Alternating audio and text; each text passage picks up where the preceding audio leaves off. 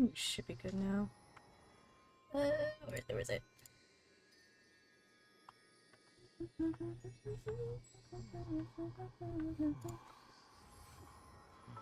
Awesome.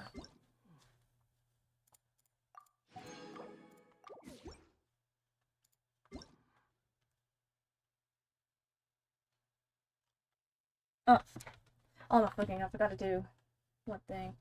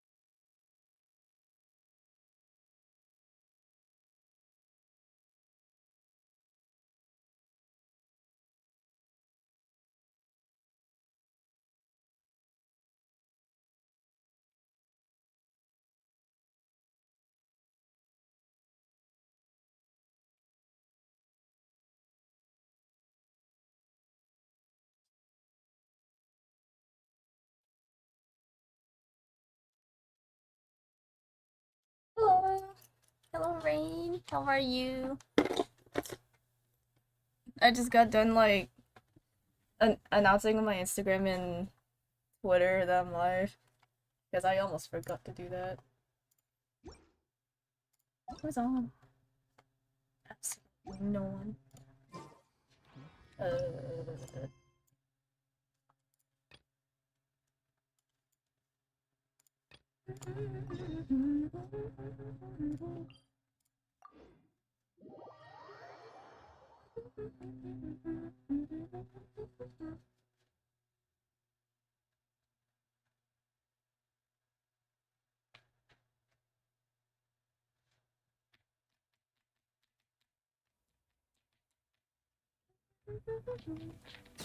Shit. Ooh. Awesome.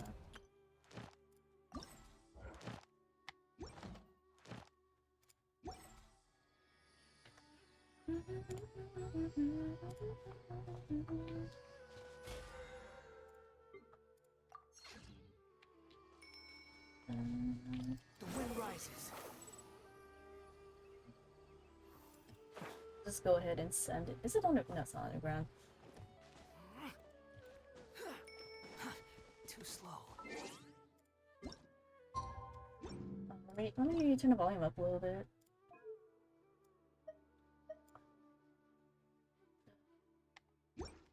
Good.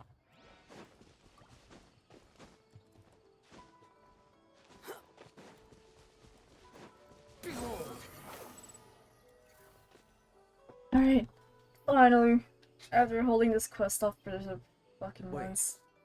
This place, it's familiar. Let me turn it on my Spotify. Hold on.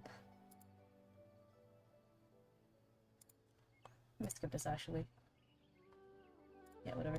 What about normal Hello, to Paimon. Average. Was it like this hundreds of years ago too? How are you? Yes. The I have forest has to barely changed from how I set up a remember few it. things after going There is live. very little human activity here after all. Let's search the area and see what we can find. Is this a field? It must belong to whoever owns that house over there. But it looks like it's been abandoned for a long time. I'm good, I'm You can good. be forgiven for thinking nothing was ever grown here. I literally woke up like, Wait, what, maybe nothing ever was grown a couple here. hours ago actually, because I had to catch up with my sleep debt. It was very eepy. It's an extinguished bonfire. Forest rangers, perhaps? Looks like it's been ages since it was last lit. And clearly they put it out carefully to prevent a forest fire, too. That's responsible. Nothing else stands out in this area. All that's left is that building. Come on. Wait, we're just gonna go barging in? What if someone's home? Unlikely. There are no signs of life in this area. We should be able to enter without incident. If you say so. Well, you lead the way then, Dane.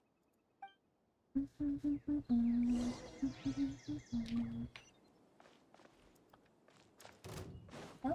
Oh, what? Oh.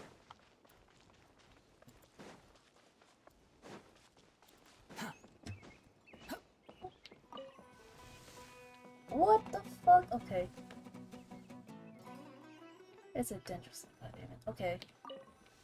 Huh. Oopsie, I got There distracted. really isn't anyone home. This bed looks pretty ordinary. Huh. There's nothing underneath it either. What sort of person would We were want to just live here? doing the So dark and damp. one of the Can't be all main that story quests for comfortable. Genshin because I've been holding this off for like literal months just to catch up with other story quests so I don't get interrupted in the middle of it. There's a box over here. Why don't we open it? And by we, Paimon means you. Paimon's just scared that whatever's inside might bite her fingertips off. Huh? This is a Shadow mirror. mirror. It's broken too. Was this a makeup box? Hmm. It's That's broken. kinda disappointing. Paimon was hoping we'd uncover some super big secret. Especially after Dane talked this place up.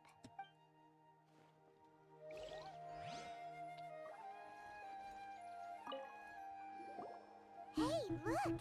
It's a bowl! Guess whoever used to live here liked to cook, huh? Can't you smell it? There's a heavy scent of medicinal herbs in here. Ooh. Oh, so it's a medicine bowl? Seems you're right. You've got a good nose on you, Dane.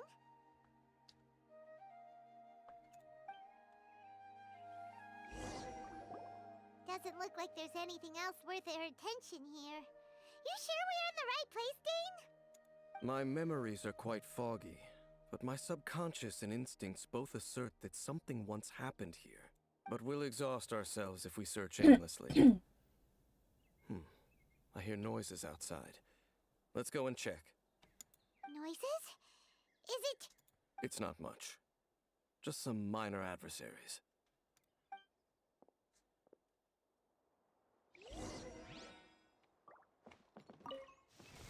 Situation. Oh. monsters? Wow, Dane's ears are sharp, just like his nose. He's in surprisingly good shape for a 5-year-old. Why would you say that, Paimon? Although for someone who's as full of surprises as Dane, it's hardly a big deal. Anyway, let's beat up these monsters! Oh, I thought I was. Can't see? Like, that's gonna do shit.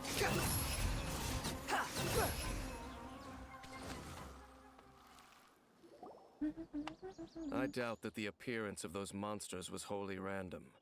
There must be something nearby that attracted them.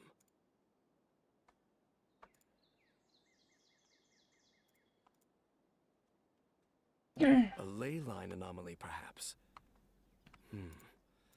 But it seems to be more than that. Okay. I'll go slightly further out to investigate any issues with the nearby ley lines. I might be a while. You should wait for me here. What? You're going alone? You better not be trying to keep some secret from us. Your suspicions are as banal as they are unwarranted. I merely think that this house should remain the focus of our investigation, and as such, someone ought to stay here and keep an eye on it. Not to mention that if even forest rangers are capable of investigating ley lines, I will be more than able to handle it alone. Fair enough. Guess we'll just camp out here then. Good thing there's a bonfire over there. Let's make ourselves something to eat. All this running around has made Paimon real hungry. I can't with Paimon sometimes. Running around. You're floating. I never see you on your feet. Like the bonfire. Oh.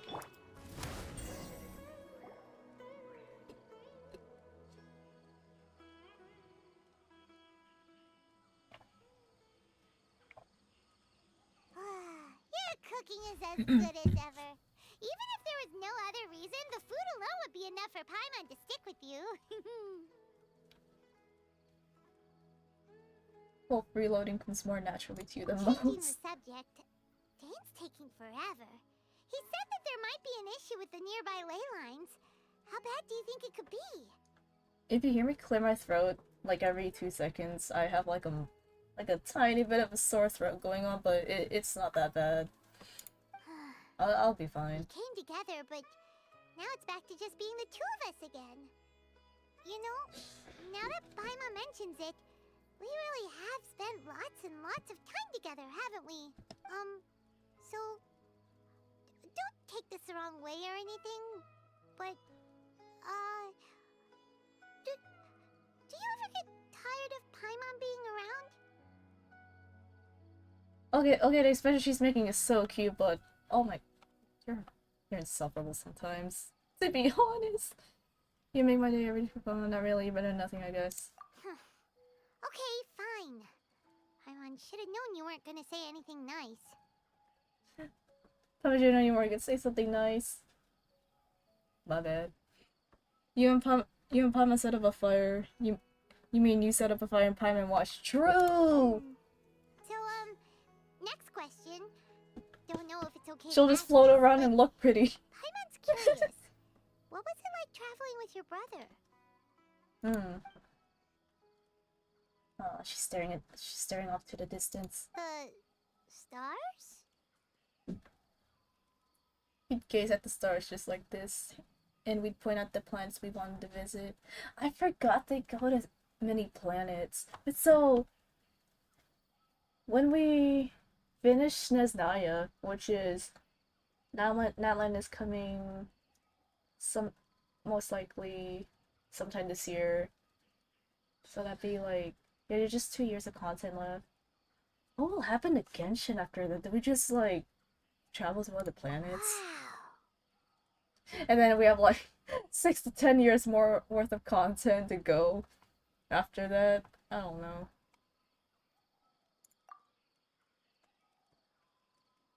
I don't think that's the case, but like, it's just a what if. I'm just rambling. This is the first time we've ever been separated. If nothing else, I just want to know what happened. Yeah. Paimon understands. Being separated without even knowing the reason why. It's just terrible. But we'll find the truth together. Sure as Paimon's your guide. Just you wait, Heavenly Principles. And you too, Teyvat. Oops. Just you wait, Heavenly Principles, and you too, Teyvat. You know what? We've talked too long about this sad stuff. Let's talk about something happy instead, cause if you're sad, Paimon will be too. Don't worry about it, Paimon. Alright. It's getting dark, so why don't you rest? Paimon will take first watch. Don't worry, no monster's gonna come and eat you up. Oh, that's a first. Paimon not going to bed before me. Oh, come on! Don't say that! Paimon just wants to look after you for once. Aw. Alright, good night, Paimon. Nighty-night. Go on, shoo! Off to sleep!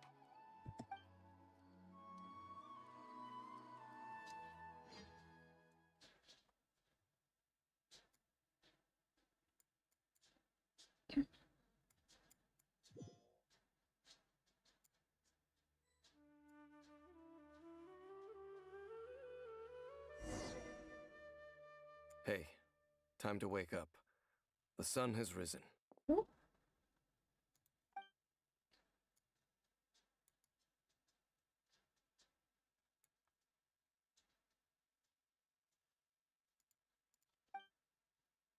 Dang. What a deep sleeper. You do know that we need to... Tear stains. You dreamed of your sibling last night, didn't you? Aw, right. no. Rest here a bit longer then. I'll head into the forest to investigate. Aw, dang.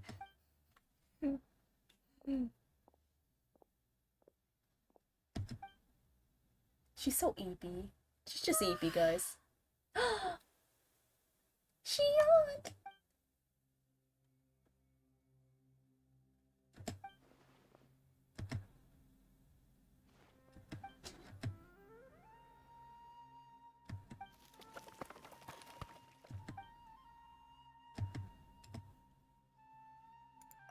Paimon, is that you?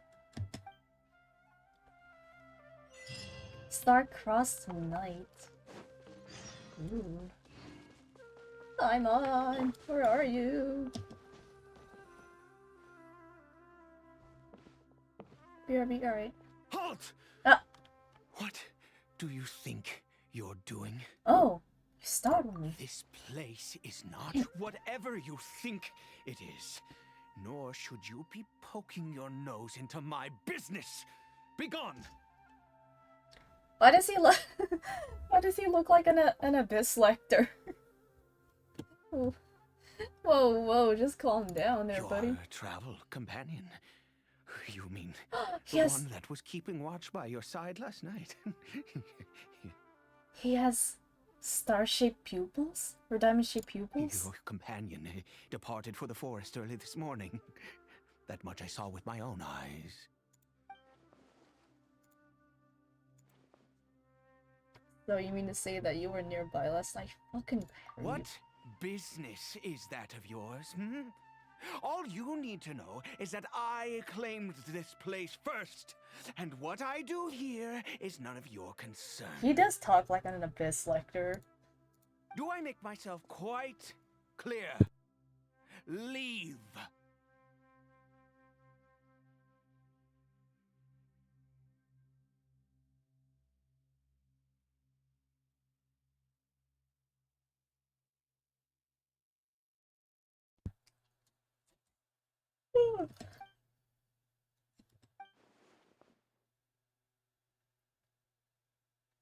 Well, what are you waiting for?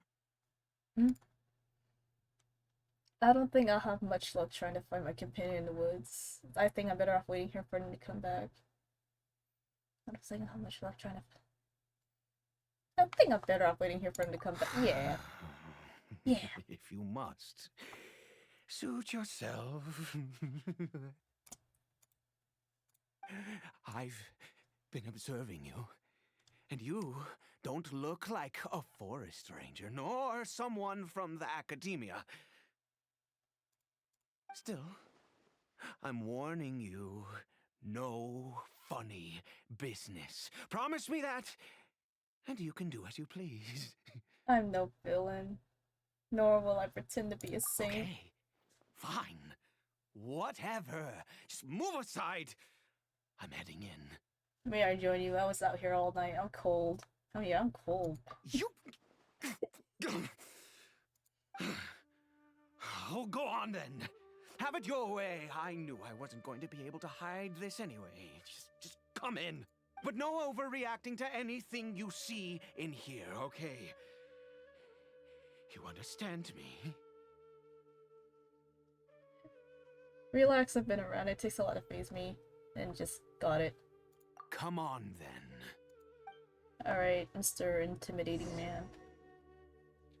I go inside. Oh! A hilly churl.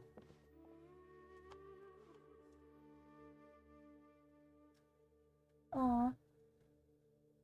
Where do you keep a hilly churl at home? Mind your own business. And don't worry. He isn't aggressive. Oh, he's not gonna How could he be? do anything He was to too me. young for anything like that. So don't you lay a finger on him.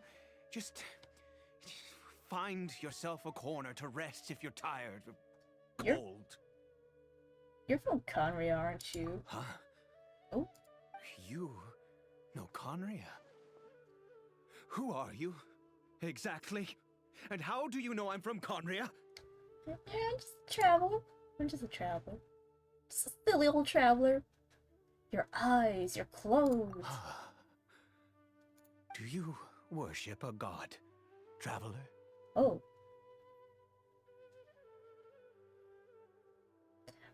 I follow no god. In fact, I count some of them as my foes. But... But... we're on good terms with all the gods, no? Or at least I'm forgetting some. Yeah, probably forgetting some. I follow no god, though I count some of them as my friends. Yeah. Sounds like you've had an Hi, eventful Kazu. life. Hello. How are you? All right, well, my name is Ida. Ida. And you are correct. I was once Conrian. I apologize for my earlier hostility, but you must understand, as far as I'm concerned, humans who do not worship the Seven are nigh extinct. As far as I'm concerned, humans do not worship them. It's very nice. And all who place faith in the gods are my enemies. Spoken like a true Conrian. That may be. That's But good. the fact is That's that good. chances to talk to people like yourself have been few and far between since the cataclysm. I'm finally I finally touched this, yeah.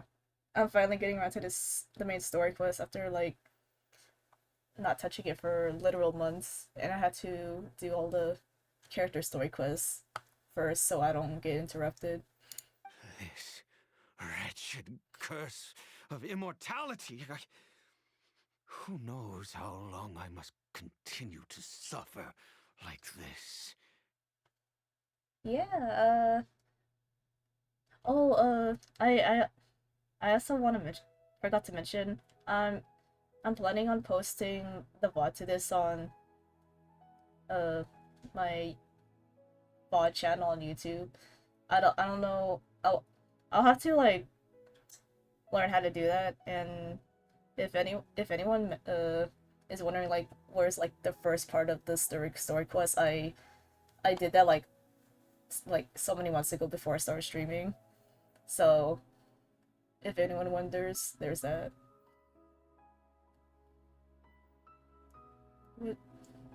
This wretched curse of immortality. Who knows how long I must continue to suffer like this? What is the curse of immortality exactly? The curse. Yeah. It was a little gift given to the people of Conria by those vile gods. Dang. We lost What did they do to hope. you? Oh. Our loved ones. Oh, right! I forgot! Everything. The cataclysm! The agony of the cataclysm itself was already too much to bear, but then came the curse, robbing us any chance of release. I keep forgetting about that. All we can do is watch helplessly as our souls erode and our bodies decay. So Ida is just like Dane, someone who bears the curse of immortality. So why did some people turn into hilly trolls while you were afflicted by this curse instead? Because, although Conria began with a single bloodline, it was a home to others too. Any who forsook their gods and came to Conria were welcomed as our fellow citizens. When the cataclysm came, we pure-blood Conrians were declared the greater sinners. Upon us the gods placed the curse of immortality. But those whose ancestry belonged to the domains of other gods were punished with the curse of the wilderness as they fled, turning them into monsters.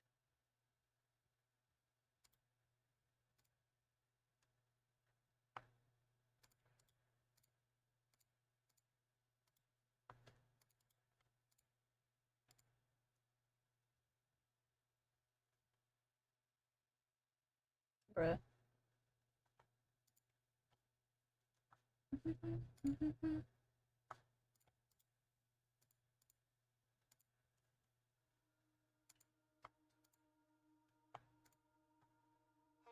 Oh god, dude.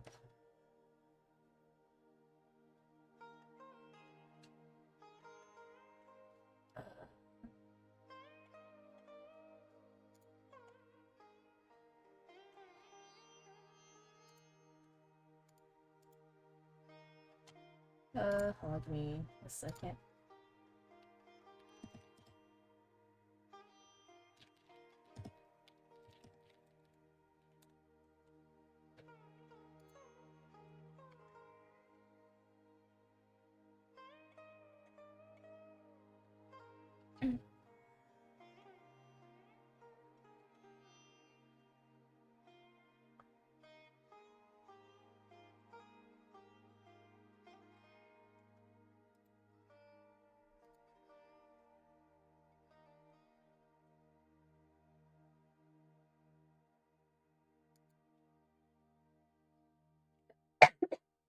Ugh, yikes.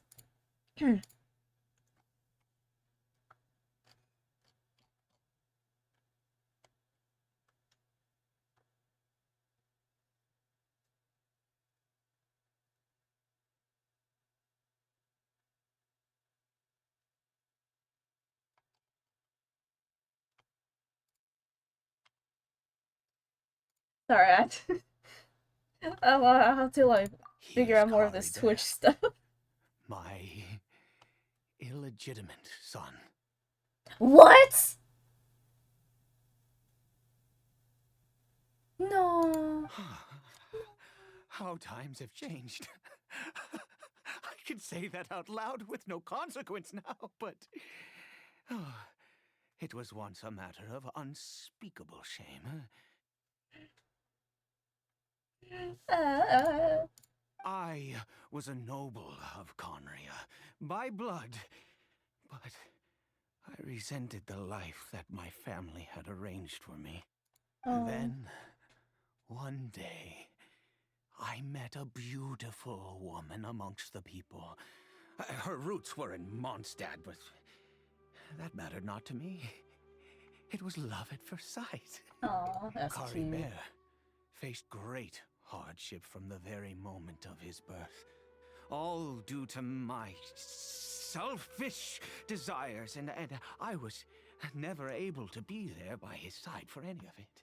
After all that, he turned into a yulichuli right before my very eyes. How does one exactly turn into a hilly troll? Unless I forgot something. I always owed him much, and now at least I can finally be close to him. Aw, She was. she did it. We were separated. Oh, I do not wish to dwell on it. I'm sorry. I know this must cause you great pain. It could be worse. When your lore goes so hard, it I suffer the does! pain of loss because I once had everything I could wish for. Any new scraps that we get regarding Conrio is just like, it's so wild, like what happens like before, like during and after the cataclysm and everything. No. And Now that I we have slowly lost get almost to everything, the little that remains I see with new clarity. know like a few more people that were somewhat related to the region. If nothing else, at least I still have Caribert. Aww.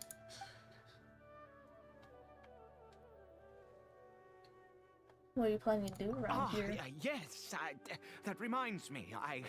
I only returned here to check on Caribert, but I do have other things I wish to do. You may come with me, if you're so inclined.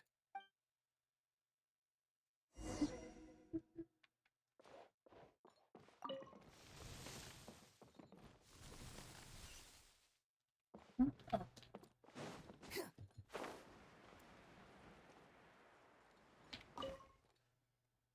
Over here.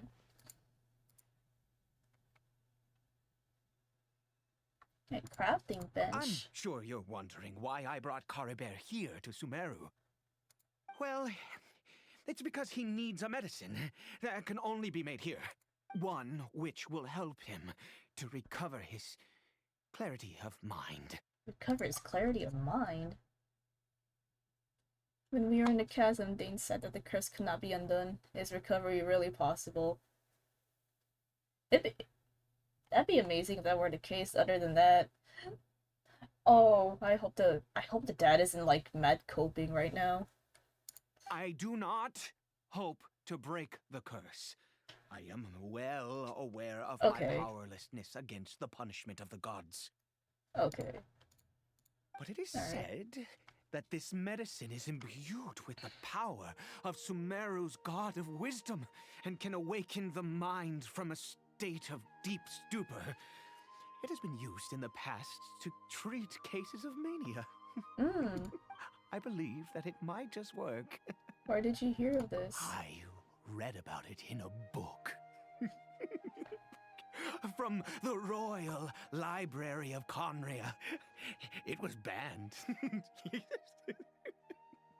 I mean, since this medicine requires the power of the Seven to work. One, why are you laughing so suspiciously? And two, okay.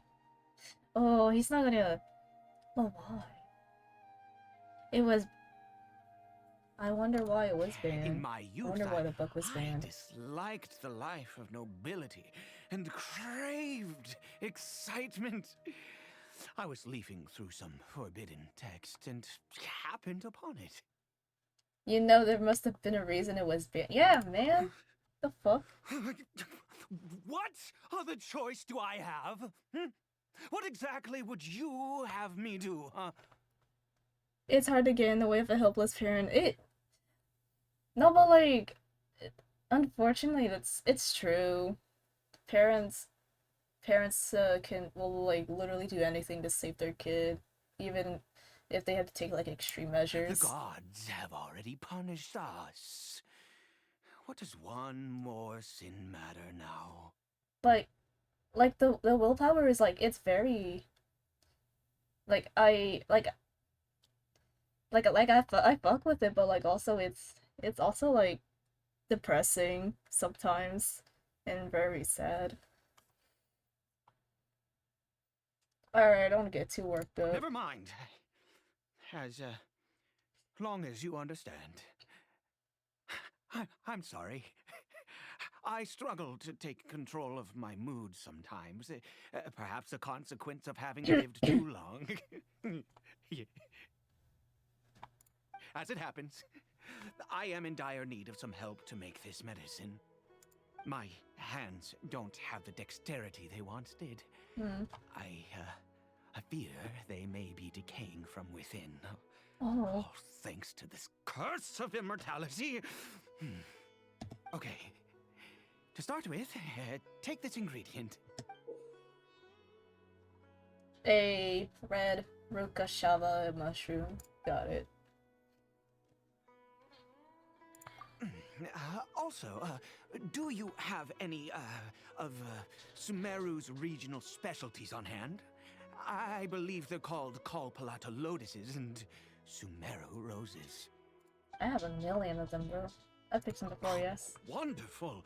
Oh, in that case, we have everything we need. This is the method for making the medicine. You just need to follow the steps.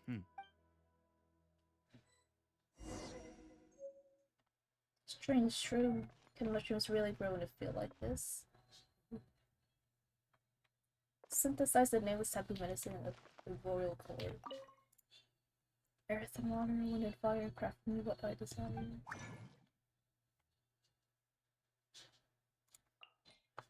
For immersion purposes,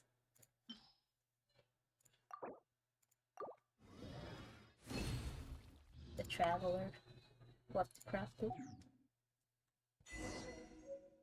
Let's take this out to dear death.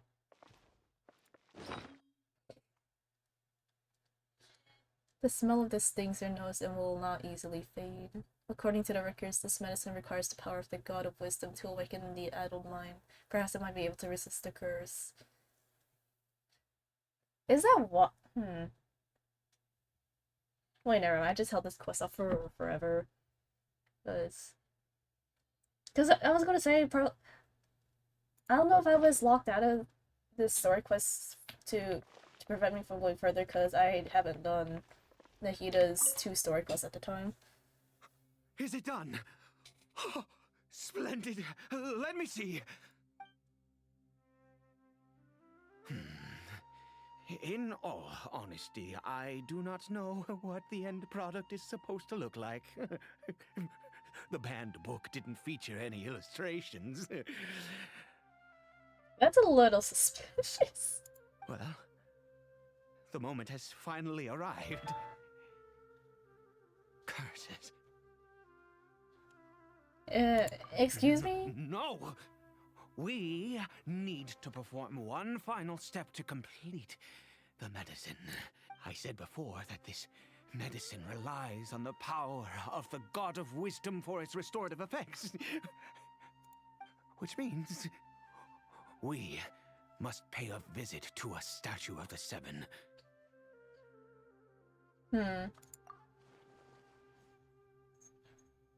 Since he needs power, God of Wisdom's power, should I get Nahida to help? Forget it, Aida hates the gods. It could complicate things. I'll just do it his way. Let's go. Bring the medicine with you. But Nahida's likely gonna say no anyway, so... Wait, what? You're currently a special story mode. I can't zoom out of my... I can't zoom out of my map. Bruh.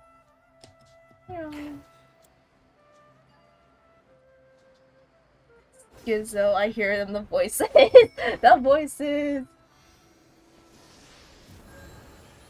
Look at this statue. How can I bow before this thing? God of wisdom! Look at me! I will utter no prayer, nor will I sing your praises. You and your kind destroyed my home, wrought unfathomable suffering on my compatriots, yet here I stand before you. You cannot mock me more than fate itself already has. God of wisdom, I seek not to disavow myself of the sinful blood that flows through my veins. I wish only to beseech you to have pity upon a young and unfortunate soul. My son, Caribert. He was turned into a monster before he had the chance to witness anything beautiful in this world. This is no fate for a child. Aww. If everything the gods have done was in order to have the impious people of Conria bow their heads, then I bow to you now. I have given up all I ever stood for. The VA is kind of good. I feel the passion. Yeah, for a while, like, the voice delivery is, like, so good. All I ask is for a tiny miracle. For Caribert to see this world once more. Please, God. I beg of you. I love when voice actors put in their blood, sweat, and tears for the video game, which is almost always the case.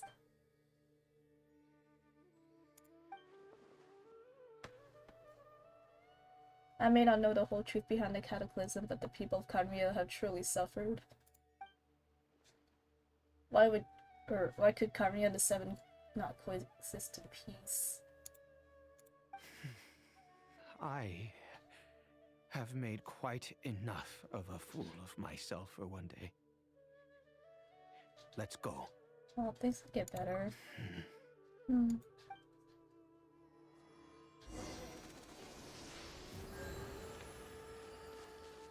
I'm gonna just throw this medicine to the hilly turtle. Yeah, I still can't go to my map.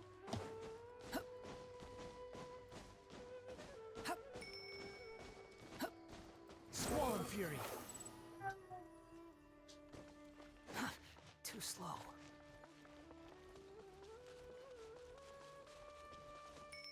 Oh! Oh! Wait, I just realized my minimap. I can't go to the chasm. Interesting. Caribert?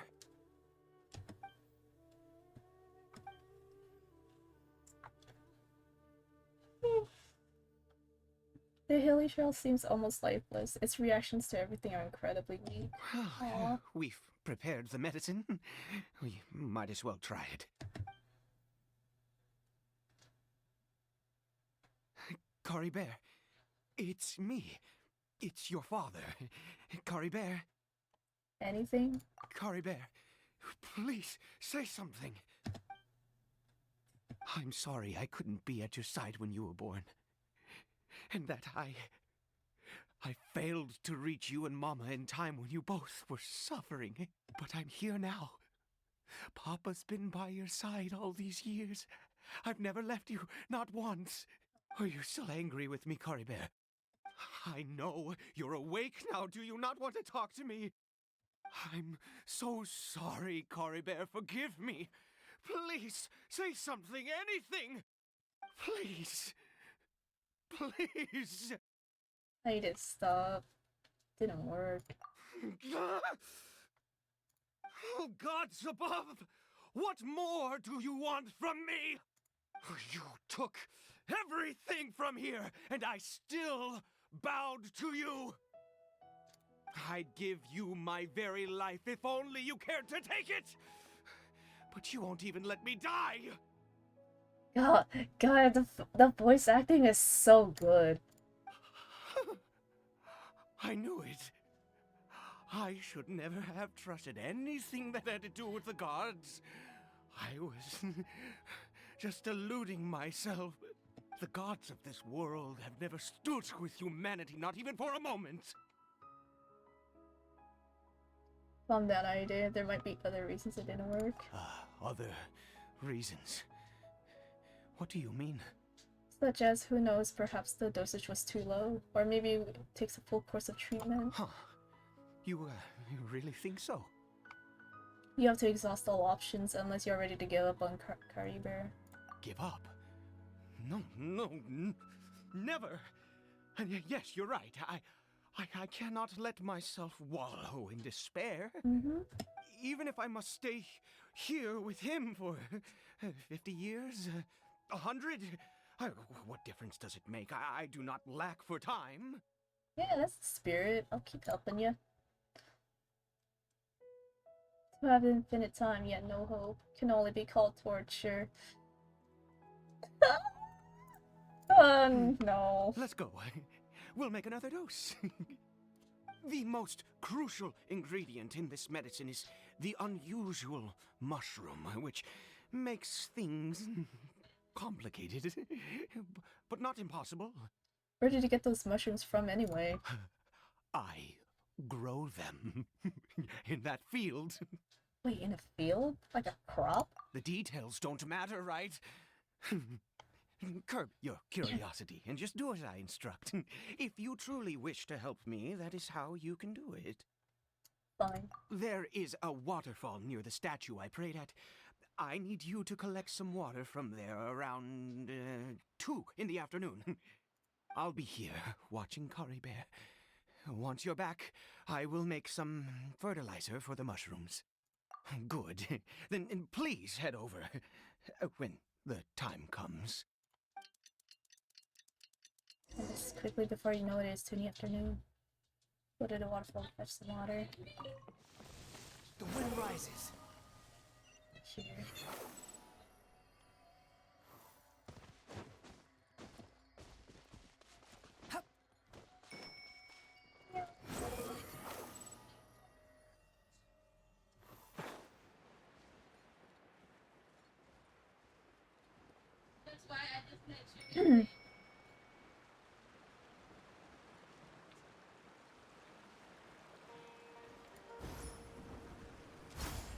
Draw water.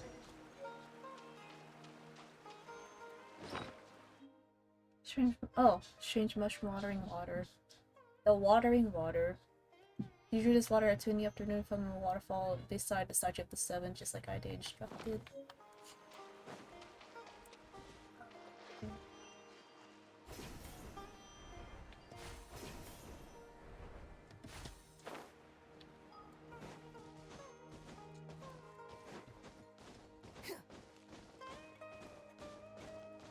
Swollen Fury.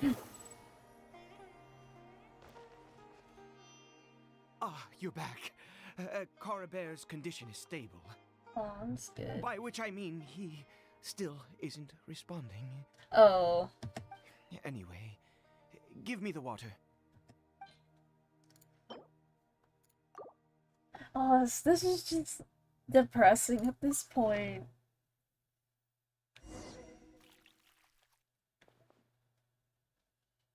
I need you to stand guard here for a while.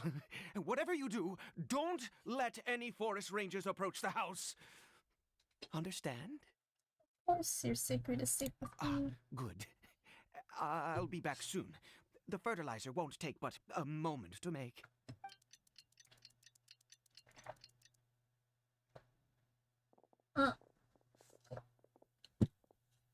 Monsters and so many of them. It looks like they're coming for this field.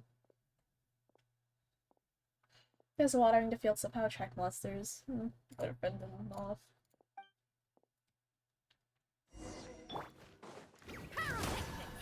I'll settle this. One with the force. Yeah. Right. I'll uproot you. Behold.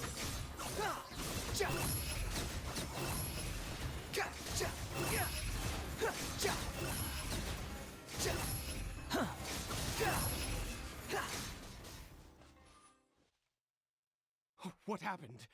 Was it monsters? Oh, thank goodness you were here. I couldn't have taken them on all by myself. I'd have to hide and wait until they were gone. Oh, yes, I've got the fertilizer. The effects can take some time to kick in, so let's get on with it.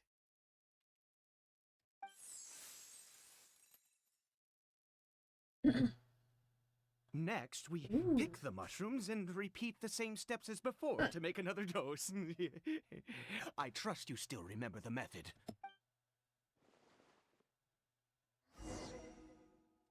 Strange mushroom. Shroom.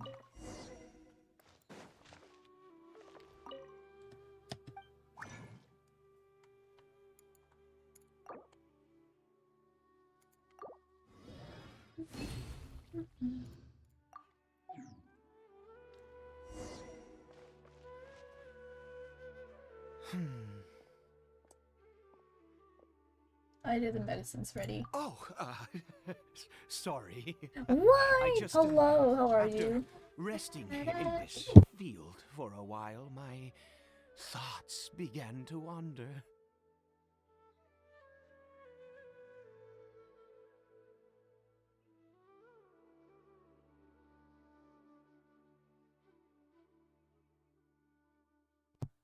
Sorry, my mom was talking to me. I have been so very wary for many years. If only I could fall asleep here in this field and never wake up again. But though the crystallize you even this, you still have caribert. I do indeed. That's why it was just a fleeting thought. How are you, Thank Lloyd? you for your help once again. And now, for the final step.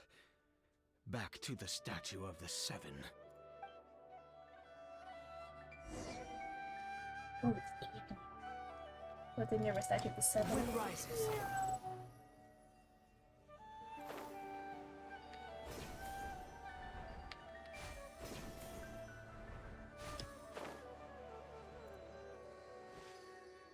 We're here.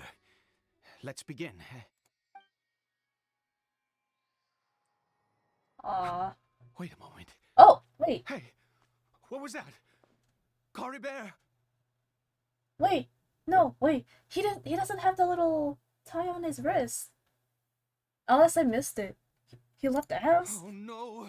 He must have left while we were too busy preparing the medicine to notice. Come on! We have to catch up with him! What the fuck? Fortune locking pedigree. Elemental at fate's end. Follow the hilly trail. Where are you?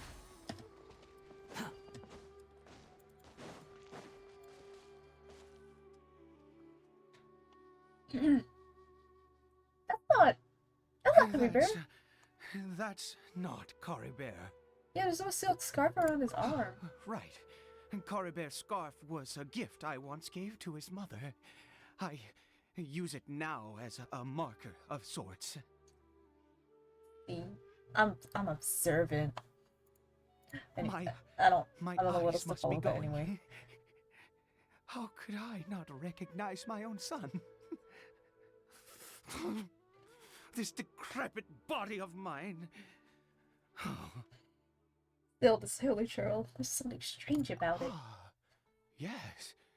It doesn't seem interested in us in the least. It seems intent on walking in that direction. Let's go have a look. Yes. Oh, I skipped the more we dialogue, know my about bad. Charles, the better.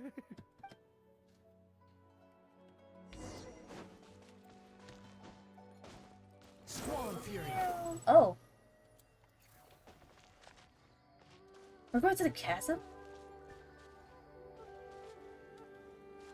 Hey, man. Hey, man. Did it go in here? Well, let's head in. What is this? Oh, I think this is where we entered for Sumeru.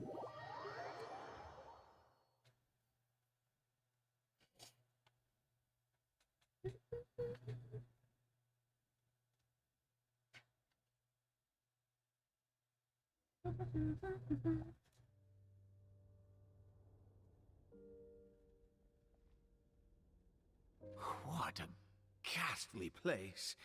Has it always existed? I swear I've never noticed it before. What does Hilly Trails do? It looks like they're Oh. worshipping. Sometimes walking, sometimes kneeling in worship, and it appears to be in earnest. I've never seen anything like this in all my life. What in the world does this place conceal? Oh, there's only one way to find out. The air here in its creepy scene is eerily familiar.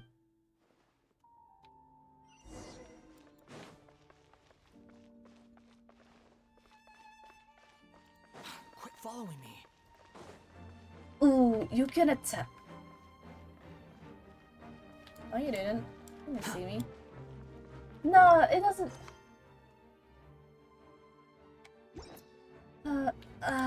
No.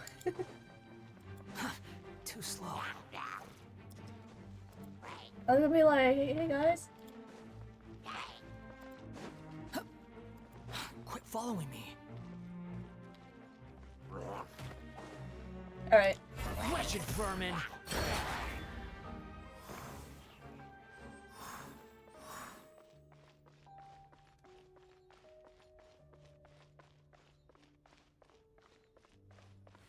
Anyways. Oh. What? Oh. Oh.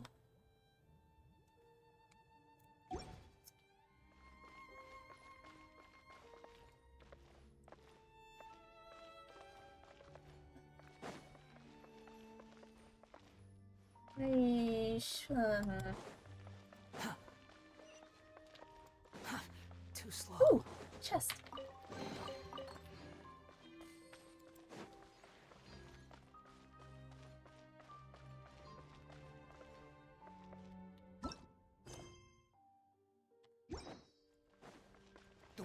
rises. Ooh.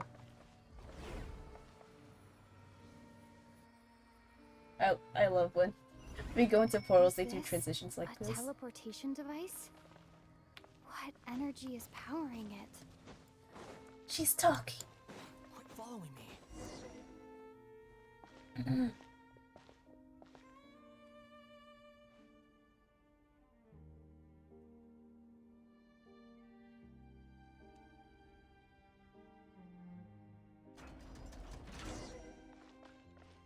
Squall of Fury.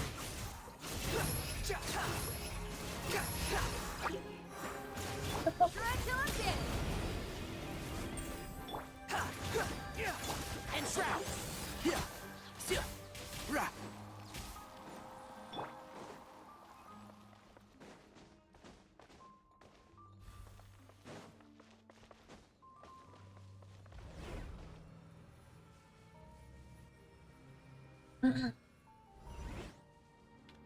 Behold.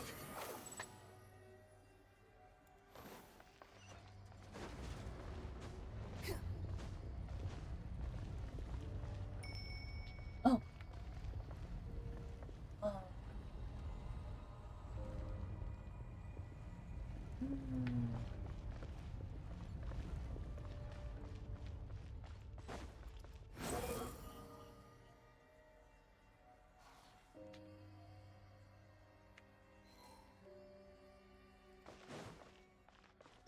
I hear everything.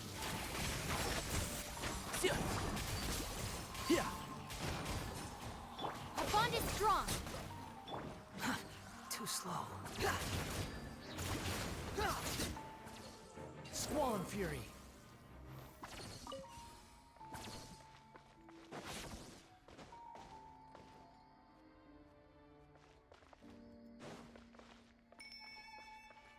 Hey guys. The wind rises.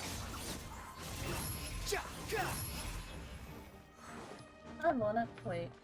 I wanna explore. Quit Never following mind. Squall and Fury.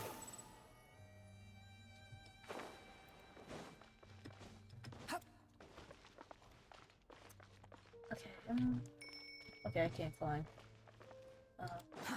Too slow. Wait, what? Behold.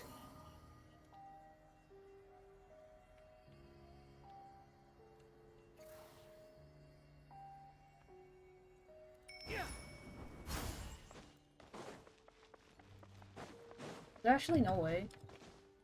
But do I just take the next portal? Oh, I do. I'm fucking dumb. I'm fucking dumb.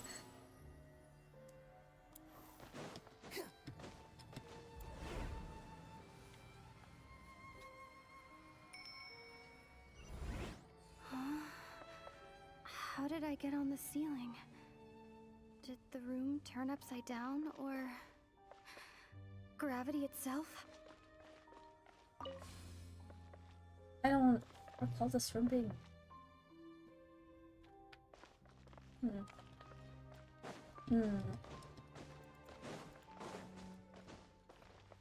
Squall and Fury.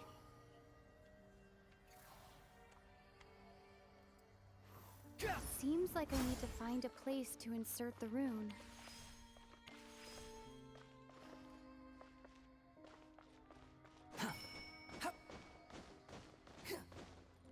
Quit following me.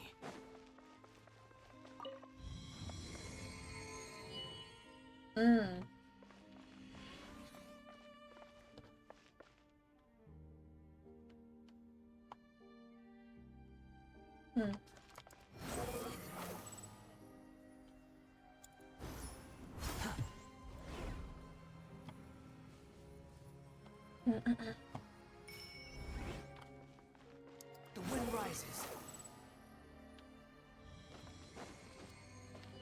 Chest.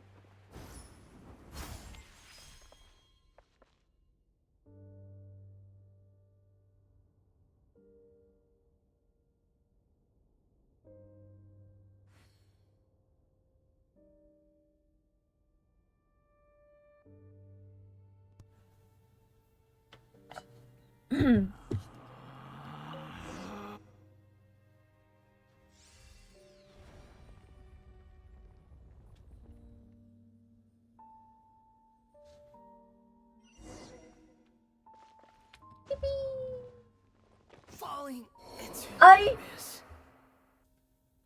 What? I don't think I fell that high. Nah. The what the fuck? Bruh. You are indeed falling into the abyss, little fucking wanderer.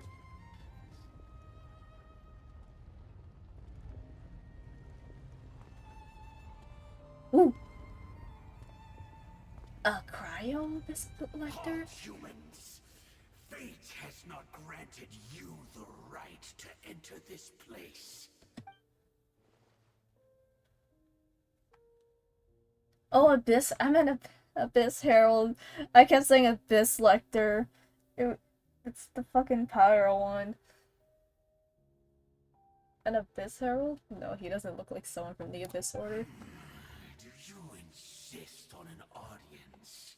Very well. Then I grant you the trial of destiny. Oh, no. No, no, no, no, no. Oh, no. No. Fortune Lecter. Feel the beat! Out of my way! You're gonna have a pyro, seriously? I'll uproot you!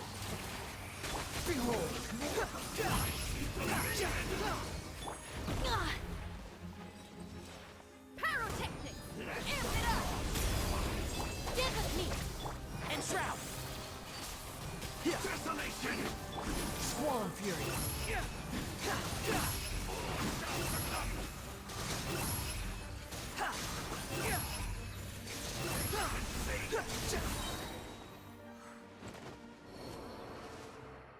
Who was that? He was... Terrifying.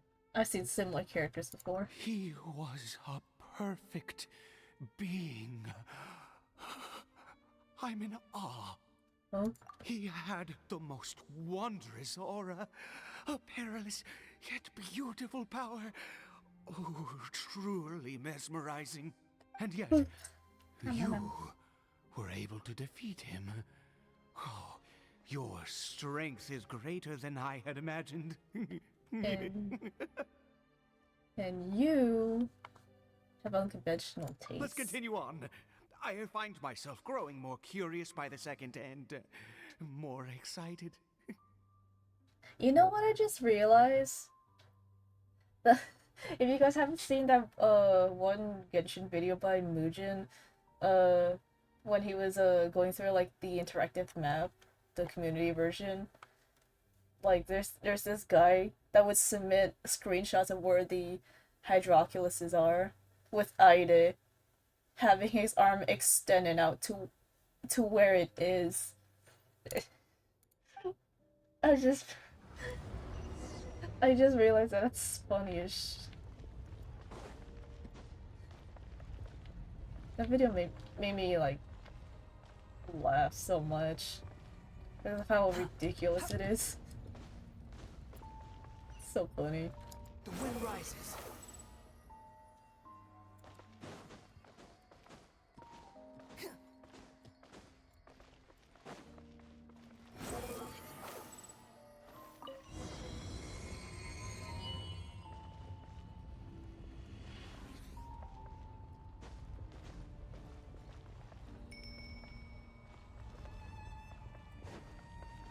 Look, following me. I think we've made it to the end. What is that thing? Wrapped in chains, hanging in midair, emanating a sinister aura. There's no mistaking it. It's just like the defiled statue. Oh! Oh! Like the up fucking the upside down statue. And there's a hilly troll over there too. Yeah, that one. Thingy. So it does have to have something to do with the Abyss Order, and these worshipping heliotropes reminded me a little too much of the Grand Thief. Oh, oh, oh, wait, oh no. No! Oh, dear creature, why do you bow down? For fear of the unknown? No. For power that you covet? Whose voice is that? It must be coming from right inside my head. Can Ida hear it? Oh, dear creature, why do you bow down? For I am no god. I am but a sinner. Dinner. You are like a flower, born in sin, yet pure, spotless. I know your fate well.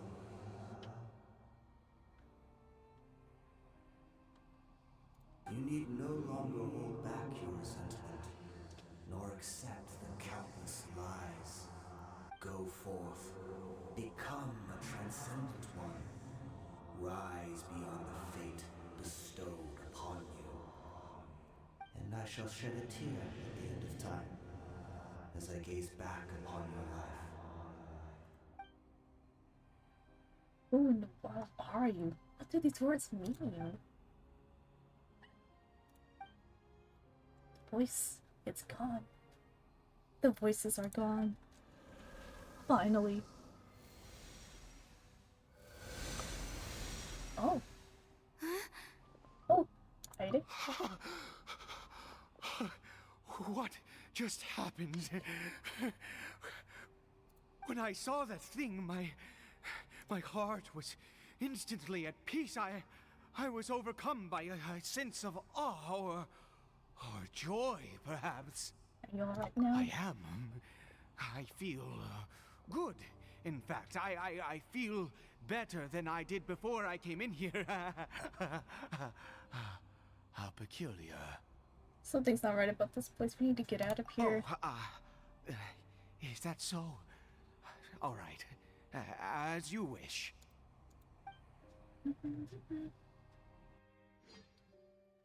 We'll leave the ominous cave and return to Ida's house.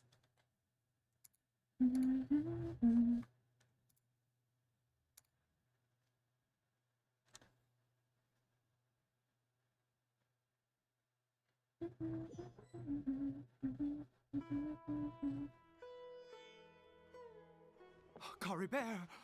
Oh, thank goodness! He's still okay. Don't we still need to go back to the Statue of the Seven? I have a strange feeling that what just happened was meant to be. For this to happen, right at the moment when I was dreading worshipping at a statue of the Seven, it's as if fate was calling to me. You say that I bowed before that thing, so perhaps it might be just as effective. That sounds like a ridiculous idea, but if you insist... I have to try. No matter what, you said it yourself. I have to exhaust all options. No, it doesn't medicine is administered to the Hilichurl. Caribert? Ooh. Ooh. He's awake! Papa? Caribert! Oh, my goodness, it worked! It's a miracle! Oh, Caribert, my dear son! I can't believe it! You see? It worked! Caribert can speak again! Where's Mama? Mama is... Caribert, look at me. Do you know who I am? Of course. Your Papa. Aww. Yes! Salvation! Sweet salvation! Yes, yes! This is what this feeling is. How do you feel, Caribert? Are you fully awake now? Yes. It feels like I just woke up from a long, long sleep. I dreamed that I was hiding in a little room. I didn't dare go out the whole time, and I didn't want to either. Wait. My body! What happened to me? Is this me? Papa? What's happened to me? Don't panic, son. It's just... While you were sleeping, we went into a fairy tale world. Ah. There's no more Conria here. No more home. But, do you know what that means? No more red sky. No more end of the world. In this world, you have to be a little monster, but you get to stay with Papa forever. Am I dead? Ah. No, of course not. Look, Caribert, you still have Mama's scarf on your arm. That means she's watching over you, protecting you. So how could you be dead? Really? Yes, really. You've only just woken up, and this must all be very confusing for you. Just rest here for now. Things will get better. Oh, and, you have to promise me something. Never take off your mask. Understand? Whatever happens, you mustn't take it off. Okay, Papa. I won't. I promise. Aw. Not since that day have I been so glad as I am now. I can't believe this is really happening. It's unbelievable. I knew that placing my hope in the Seven was a waste of time. I even worshipped at one of their statues like a common fool. Never before have I humiliated myself like that. Once a murderer, always a murderer. I was naive to think that the gods who conspired against us would ever offer redemption. But the god we saw in that cave, now that was a truly mighty god. Nothing like one of the Seven. That wondrous power, it was truly enchanting. Surely that must have been the reason I bowed down. Now then, after one besieges a god, and the god responds by answering their prayers, should they, do something to show their devotion? Piety is hardly my area of expertise. But surely I should honor the god that has honored my wishes. I did. That was not a god. That was a sinner. A sinner? Oh, don't be absurd. You don't know a single thing about him. How dare you utter such blasphemy? You and I have both witnessed his divine power. When has the Seven worked a miracle like this before? Never! He is a god, mightier than they, and yet you would call him a sinner. Oh, preposterous! No matter. Believe what you will. You cannot shake my faith. I am going to pay my respects with or without you. Fine. Go ahead. His experience has deeply affected him. Not that he was particularly stable to begin with, but this religious fervor is something else. Guess I'd better catch up with him anyway. There are monsters everywhere. I can't stand by and let him fall into their hands. The far side of fate. Squall Fury. Damn it.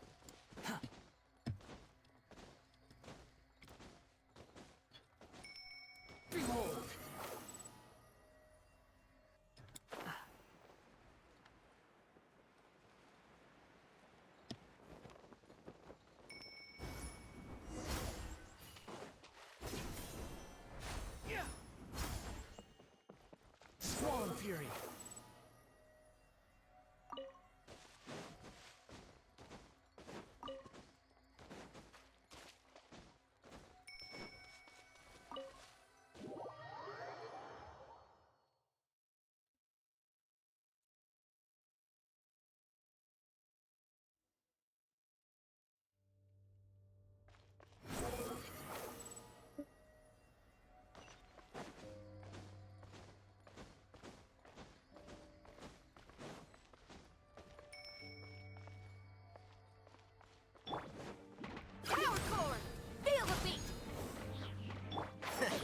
see?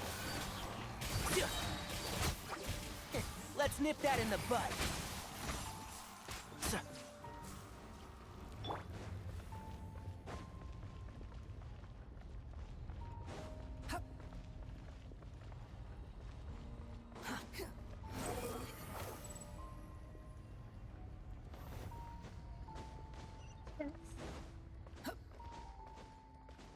The wind rises.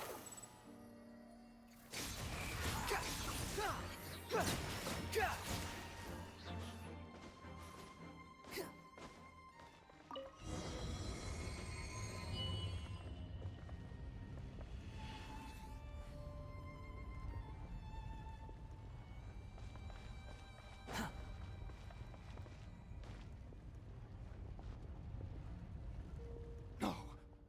Impossible. What happened? It was right The here. Yulichuli worshippers have disappeared too. Was it all an illusion? We couldn't have both seen the exact same illusion. That's true. Yes, it can't have been an illusion. I still feel that awesome and wondrous power flowing through my mind and body. It was neither illusion nor coincidence, and certainly no dream. It was a wonder. Yes, a divine wonder. Let's go, traveler. There is surely a reason for its disappearance, and I do believe that someday in the future, we shall see it again. You're turning into a zealot. Let's just get back. Could he really have been a sinner and not a god? You take Ida, who seems to be in a trance, back to the small house. And Caribert's gone. Watch.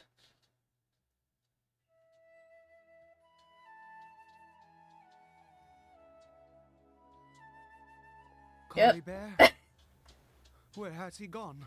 Uh-oh. Oh, no, no, no. Maybe someone else came by and found him? No, it can't have been that. There's no sign of a break-in and no sign of anyone having been here. Maybe he ran off. This does not bode well. What if he's spotted by a forest ranger or an adventurer in his current state? Then we have to find him first. Wait a minute. This isn't how we left it. Oh. Oh no. Did he? Oh. Oh, the mirror. No. He saw it. He saw himself.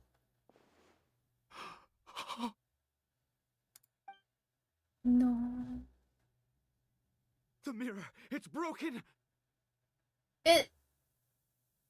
It's always been broken. He must have taken his mask off and seen what he looks like beneath it. Ah, if he'd just done as he was told. Ah, we have to find him. Aw.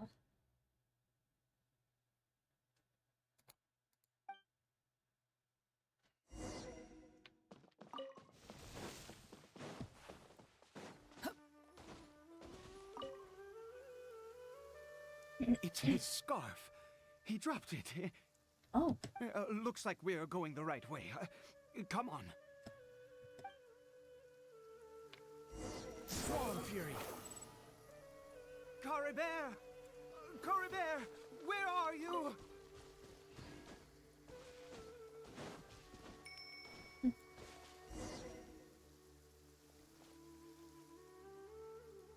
Curses! Forest rangers. Hey! Who are you? We haven't seen you around here before. What's your business here? Have you seen a yulichuli? A yulichuli should have come past this way. Have you seen it? I asked you first. Don't make this more difficult than it needs to be. I said, have you seen a yulichuli? Hey, whoa. Look, sir, there's no need to get so worked up. There are hilly churls everywhere. What's the big deal? We see plenty of them out here. Exactly. Matter of fact, we just took out a few of them back there. Those dumb boneheads. Mm. You forest ranger scum! You spawn of the seven are all the same. I'll have your heads if you so much as laid a finger on Caribert.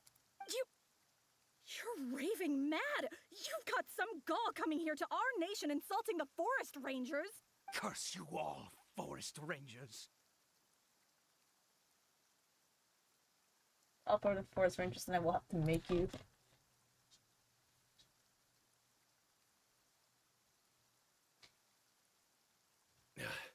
I don't get it. Why make such a huge fuss over a few hilly churls? Makes no sense. He'd only just regained his mind. How could you do this to him? Bro, jumping to conclusions. So tell me, forest rangers, did you really spare none of them? Did you really take out every last hilly churl you saw? Jeez, you're really not gonna let this go. Fine, you weirdo. If you must know, I happened to cross paths with a solitary hilly churl when I left the team to, use the toilet. I was frightened at first, but it didn't seem to have any interest in me at all. It was just bumbling along in that direction, so I left it alone. That could well have been Caribert. Yes! Wonderful! Wonderful! Let's go! We have to find him! Wait, you're leaving? Not even a thanks for the info, goodbye? No. I guess not. The wind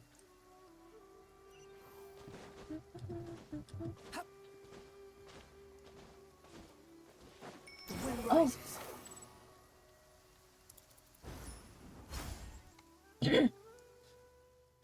Oh, Caribert! we found him. Caribert, stop! It's me! It's Papa! Whatever you saw, it was all a trick. An illusion. Bro's lying to his son. I told you, we're in a fairy tale world now. Nothing here is real. Please, Caribert, come back. It's time to go back. Caribert? He's not responding, he's relapsed. How could this happen? He regained his mind. He must be able to hear me. Surely. Come, Caribert. We have to go home now. Papa's here to take you home, all right? What was that strange power done to him? Oh, Papa, Caribert, Papa, I can't take it. please, Caribert. It's my fault. I'm so sorry. If only I'd known. It's all, oh no, it's no. all too much. Papa!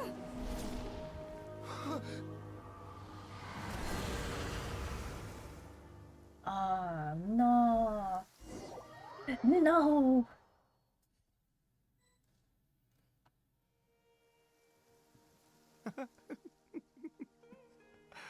I see. I understand now. Finally, it all makes sense.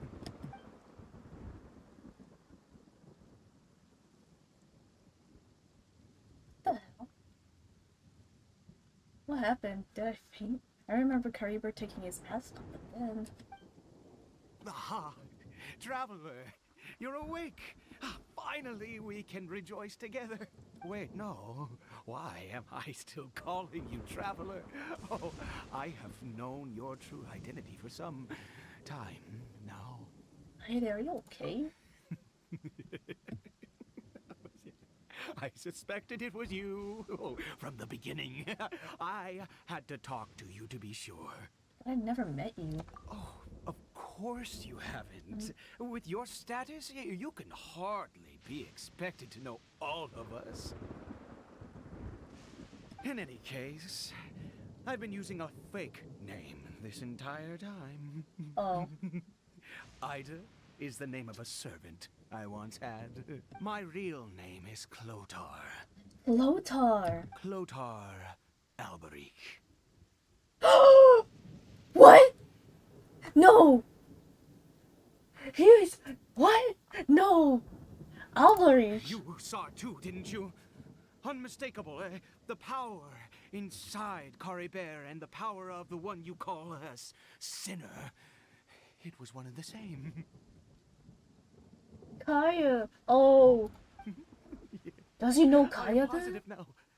It's the power of the abyss, isn't it? At long last, I have seen it with my own eyes. He must be somewhat related to Kaeya. What happened to Caribert? That is no business of yours. Oh. A sinner. Yes. Salvation for a sinner can only come from a sinner. Caribert did not deserve his fate, but now it's wonderful. He will be able to weave his own destiny anew.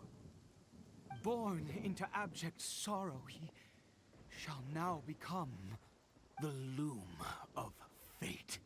Oh. The Loom of Fate. You're right about this being from the Abyss, but the Abyss is sinister and dangerous. Sinister? Dangerous? Oh, I never imagined that you, of all people, would deny the Abyss. How ridiculous! Where the heck's Days live in Paimon, by the way? We once believed that you would bring new strength and hope to Conria. To us, you were the Abyss. A wondrous mystery far beyond our imagination and comprehension. And the one who controls the Abyss can control everything. We yearned for that future. We looked to you to take us there. What? But what did you bring us instead? Oh. Oh, Prince of Conria. Oh.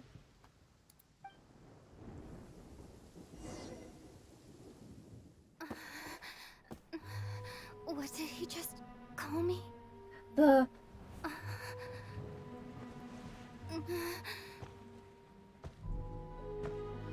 What?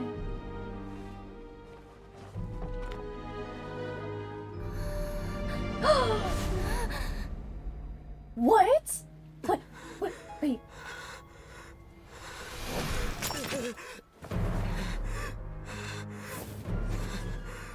What the?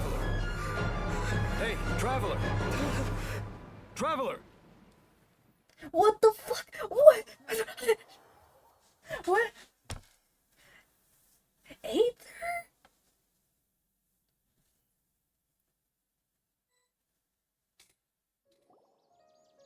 You're awake!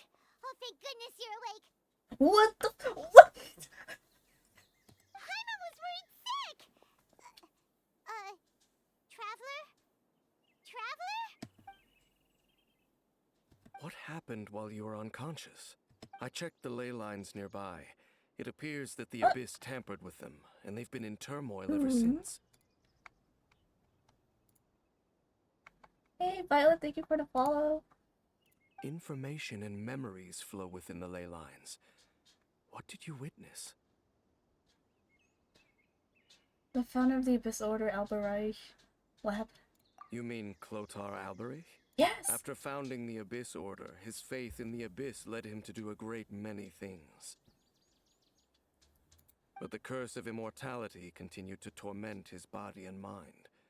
And in the end, neither his faith nor the Abyss he worshipped could save him. After 100 years, he lost his mind completely and was never seen again.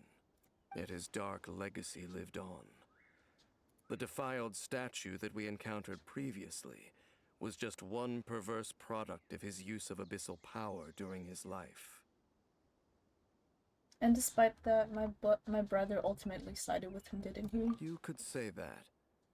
He wouldn't be the Abyss Order's prince otherwise. That... What? What the fuck? Wait, so then... Are you alright? You have a troubled look on your face. What happened? We were just EP this entire time?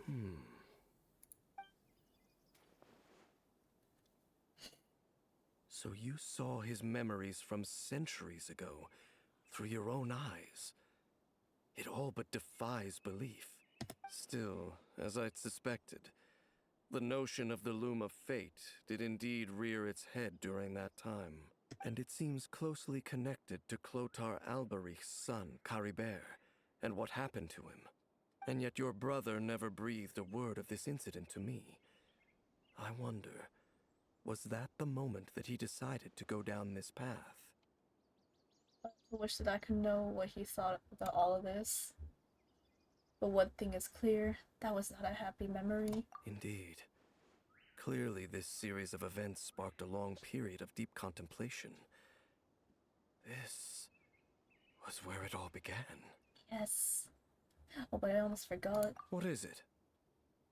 I need to know what lies buried in this field. The field? What does that have to do with anything? You mean here? Well, let's start digging and see. There's just sometime you and Daisy discover what is buried in the field. You scared the Duke out of Paimon! did you rebury them yet? You scared a Duke out of Paimon. We're done. You can open your eyes A now. male and female skeleton, buried together. Oh! Oh! Interestingly, the male skeleton appears to have been interred much later. And it's holding a silk scarf in its hand. But what does this mean?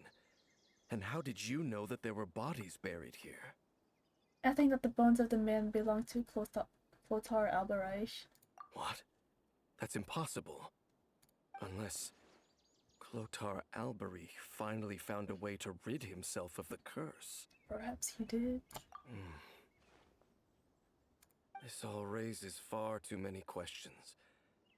We should part Oh, ways whoops. here. Huh? Why? You're just gonna leave? Why? You could come with us, you know. It's better that we split up for now. I think that he might have seen you. Oh, Who's he? you mean the voice that I heard inside my head? Yes. I have my suspicions as to his identity, but I need to confirm some other details before I can be sure. If the time is right, I will tell you when we next meet. Is the woman next to Clotar his wife? But what do you mean that he saw the traveler? How is that possible? It was just a memory. It all happened hundreds of years in the I past. fear that while these things would limit anyone else, they are no obstacle to him. What? Why? What is he? A sinner. All right, let's leave it there. Get some rest. Goodbye. Aw. Well, goodbye, Dane Swift. There goes Dane. And just like that, it's back to being the two of us again, huh? Oh, Paimon, one more thing. What is it? I missed you. I missed you. Huh? A hug. Dang. That was interesting. Oh my god. Any new content regarding Conrad is just mind-blowing. Oh, camera reap. I'm fucking dumb.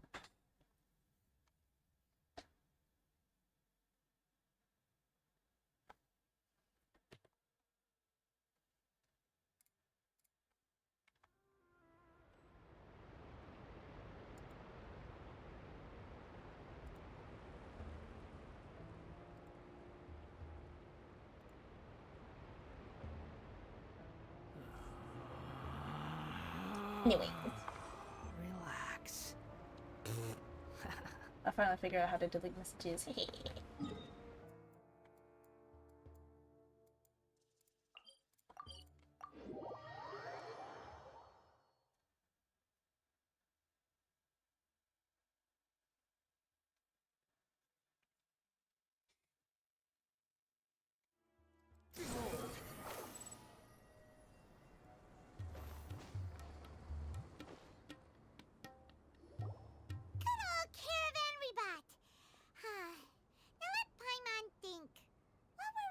the first time we came here. Oh, Paimon remembers! Nahita's consciousness had been trapped by the doctor, but we followed the clues she left behind to help her. Good memory, Paimon. So much time has already passed since then, and it seems Sumeru's changing for the better now that Nahita's in charge, right? Paimon just hopes this peace will last a long time, and then Nahita won't have any more new problems to deal with. Yes, but as long as we're around, it's hard to say what will happen. Yeah, guess you're right. We somehow always find ourselves right in the thick of it. Who knows what will happen next? Come to think of it, maybe it's all because of you. Maybe you're just a magnet for trouble. Bruh. I was just thinking that you might be the problem, Paimon. Me? Before Paimon ran into you, Paimon never ran into any trouble. At most, when she was super tired, Paimon got caught in some strange whirlpool and sucked out into sea. And even then, you fished Paimon out. Anyway, for Nahita's sake, maybe we should think about heading to our next destination for now. Next stop, Fontaine. Look who it is. Running into you in a place like this? I can see you two still love wandering around. Oh, it's Dia! Since when are we just wandering around? We're usually taking care of some serious business. Even though it may have nothing to do with our journey. But never mind that. What brings you here? I just finished a commission in the desert for a usual client of mine. Nothing too interesting. Just escorting a shipment of goods. I'm on my way to report back. That's when I saw you two all the way over there, chatting away. What were you two talking about anyway?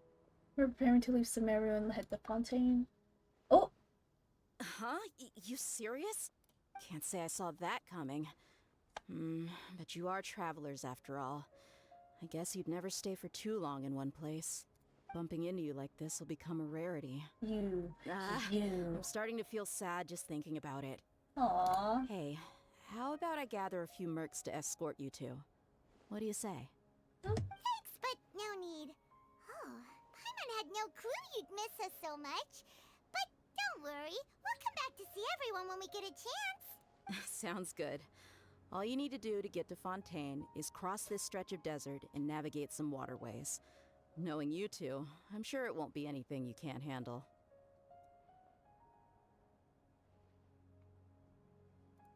So, when are you leaving?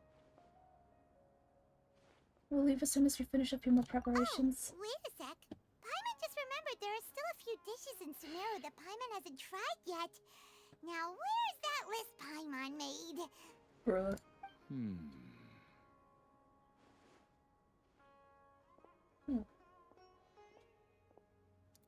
I see. Guess you won't be needing a going away party or anything. It's sad enough to see you go like this. Though, now that I think about it, Sumeru wouldn't be what it is today without you. Seems true heroes always prefer leaving quietly. By the way, should we go say bye to Nahita? In her case, she'll know from our dreams anyway. Oh, good point. Then there's no need to bother her in the real world. Then, I guess this is goodbye for now, Traveler and Paimon.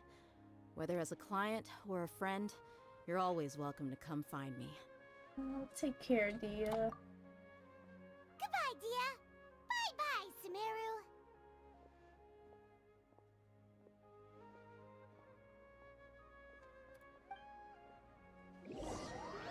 After settling matters in Sumeru, you approach the border of Fontaine.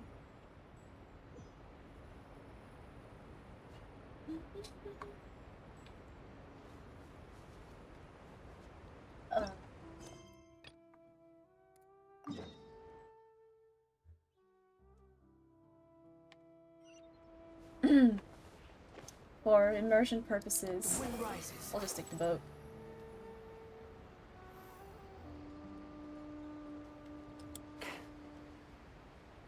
Yes.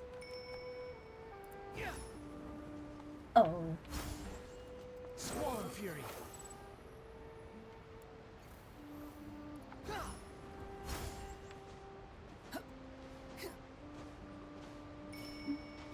wonder if this area is...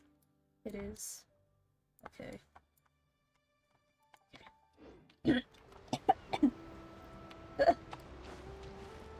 Oh, to have a dry throat or a sore throat.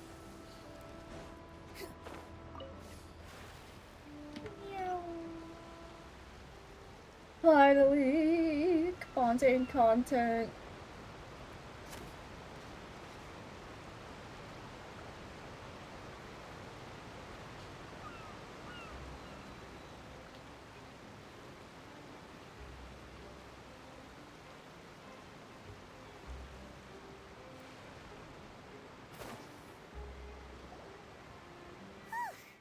After crossing all that sand and water, we finally made it! Oh, this must be Fontaine's port! Ooh. Ooh, speak. Finally. Story quest. Finally. Oh, let me update my stream name, by the way. Finally. Fontaine. There we go. Wow! Everything looks so advanced in Fontaine! Paimon's heard that the industry here is extremely developed, and there are all kinds of unusual machines! Ooh. It's even more impressive than I imagined. Just seeing the sights as a tourist is nice, but maybe it would be better if we found something to do! What do you think? Let's start by meeting the Hydro Archon. Good idea! Nahida gave us loads of useful information. Seeking out the Seven is probably still our best source for information at this point. Our journey is to find my sibling and also to find the truth. Yeah! The more we can learn, the better. So, The land of what do you justice. think the Hydro Archon's like? Will we get along? Nahida said that she has a very unique personality. Whatever that means. To learn about a nation's god, start with the nation's people. There seems to be some locals talking over there. Let's go see if we can join the party.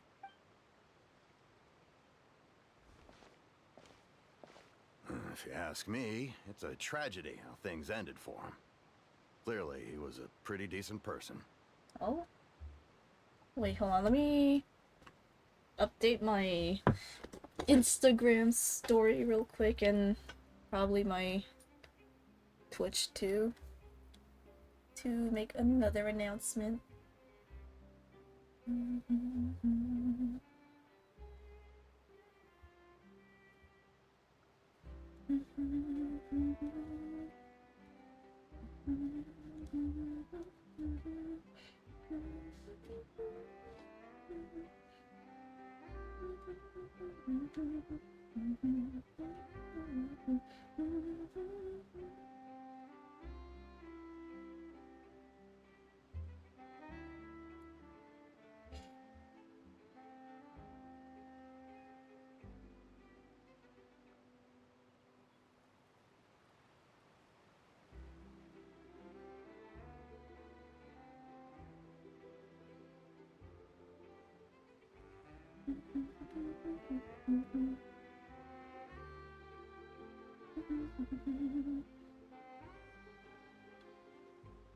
If anyone wants to follow me on Instagram, it's the same username as my Twitch handle.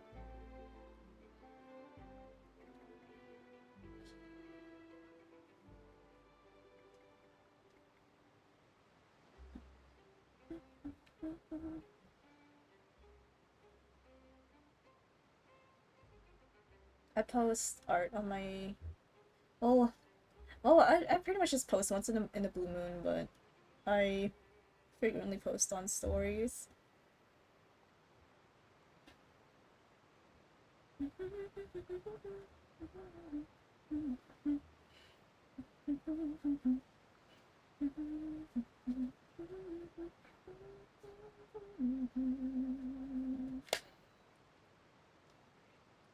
And I think I wanna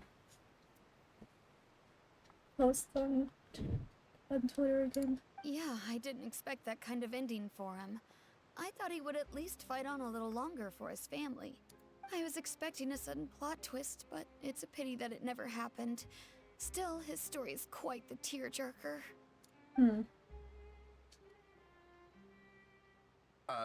Excuse me. Can I help you too? I couldn't help but notice you standing here listening. Hi.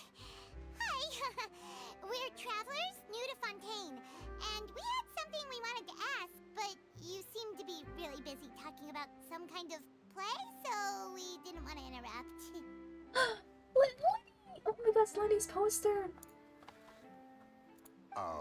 Play? Oh, no. We're talking about something that really happened. In fact, it's a case that was just heard a few days ago. Really? Like, a real trial? But the way you were talking about it and the words you used just now made it sound like some kind of story. Well, good tales are often based on true stories, aren't they? And what you see in reality may also be someone deliberately putting on an act while harboring ulterior motives.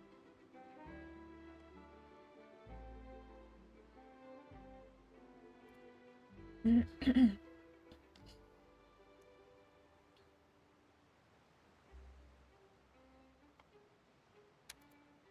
I was checking on something. Ah, shit. No window. Whether something is true or not simply isn't that important. The main thing is whether the story being acted out on the stage is splendid enough. Oh, but it looks like you're not from around here. You probably don't know that the Fontaine Court of Justice is called the Opera Epiclese, or more commonly known as just the Opera House. Opera Epiclese. So they see trials as a sort of opera. But, shouldn't court cases be treated a little more seriously than that? Not to question Fontaine's way of doing things. It's just that putting someone on trial is usually a very serious thing. No worries. Other visitors to Fontaine have wondered the same thing. You could say that we just don't want to waste the moving stories behind those cases. And as for your worries about whether the cases are treated with due reverence, we have the absolutely just and honorable Chief Justice Neuvillette.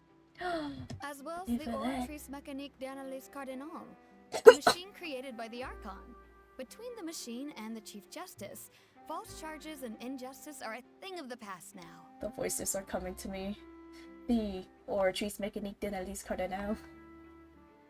So this is the nation of justice. Oratrice? Is it some kind of machine too? Oh, Paimon's curious. We should check it out if we get the chance. Wait, Paimon almost forgot to ask you our question. Do you know what we should do if we want to meet the Hydro Archon? Oh, that's easy. Just go to the Opera House. Lady Farina practically lives there. You could definitely say it's her biggest passion. Lady Fiorina. I think what they mean is that they wish to speak with the Archon personally. In that case, I'm afraid it's going to be a tad more difficult. You'll have to make an appointment well in advance, and it'll depend on whether or not she has any time slots available. Time slots? Huh. Is the Hydro Archon super busy taking care of official stuff? Wait, didn't you say that she's always at the Opera House? No. Lady Farina seldom takes an interest with the nation's affairs. The reason it's difficult to make an appointment is simply because she's incredibly popular. Dang. That's right. After all, she is the Archon. Though she may tend to Yeah, get a there's little some light in my dramatic room. from time to time, people can't get enough of her. Huh. First time Paimon's ever heard of an Archon being described that way before. Wait! Paimon gets it now! The Hydro Archon is kinda like a big celebrity here, right? Yeah, I suppose you could say that. Perhaps you could even say our mascot. Hang on. This is still Fontaine's Archon you're talking about. You should show some more respect. Yes, you're right. I guess I should at least try to be a little more respectful in front of visitors. Otherwise, I might get arrested and find myself face to face with Monsieur Neuvillette. Monsieur Neuvillette.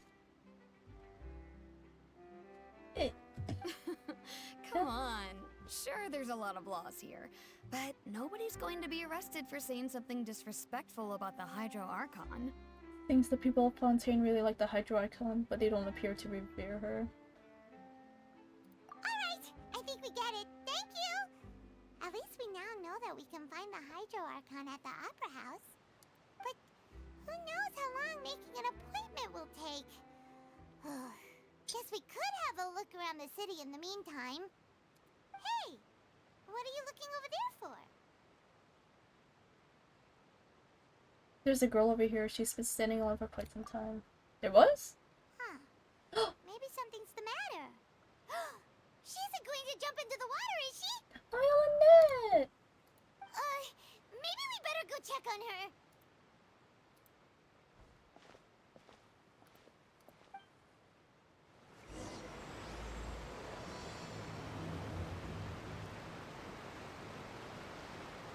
Talk to you on the water.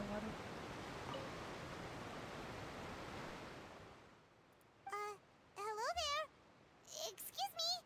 Are you alright? Huh? Ah, I'm fine. Thanks. Oh, okay then. We just noticed that you seem to be worried about something. About many things, actually. But there's nothing I can do but just keep my troubles to myself. I was just reminiscing about a place my brother and I would play when we were kids. It was just atop that hill over there. See? You're pointing at the sea. Wait, are you saying that you and your brother lived in the water? Maybe they're mermaids. Or a fantastical race from Fontaine. No, people call the waters around Fontaine a sea. It's actually just an inland lake that's filled with fresh water.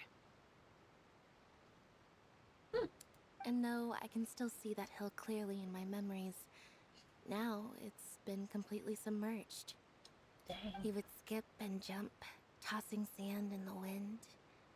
The sun shone brightly, and the air was filled with the scent of the sea.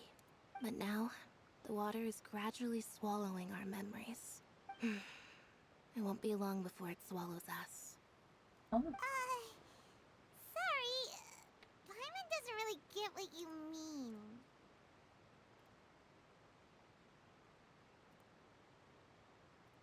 Ah, I don't believe we've had the pleasure of meeting. Are you Lynette's new friends? Oh, and you are? Thanks for looking after my sister. She often comes here to reminisce about our childhood, that's all. There's no need for any concern. Ah, allow me to introduce myself. I'm Linny, and this is my sister Lynette. If I had to guess, I'd say you must be travelers from abroad. Nice Oh, to meet you. goodness. Paimon is Paimon, and this is the Traveler.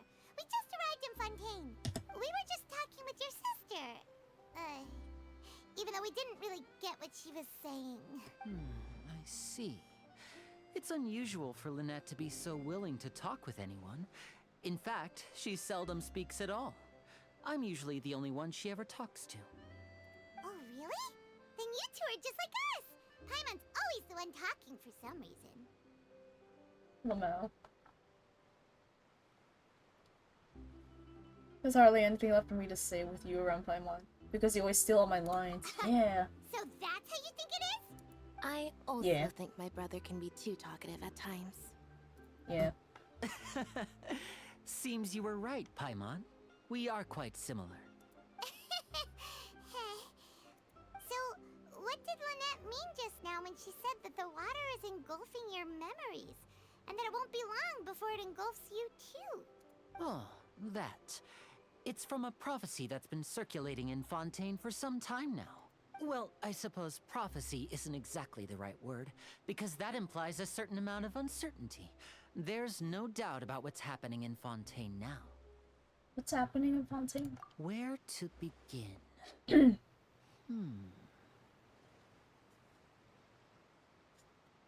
Let's put that question on hold for a moment. We still haven't formally greeted each other yet, have we? Did all the introductions earlier not count? Hello, traveler. What? Hello, Lenny.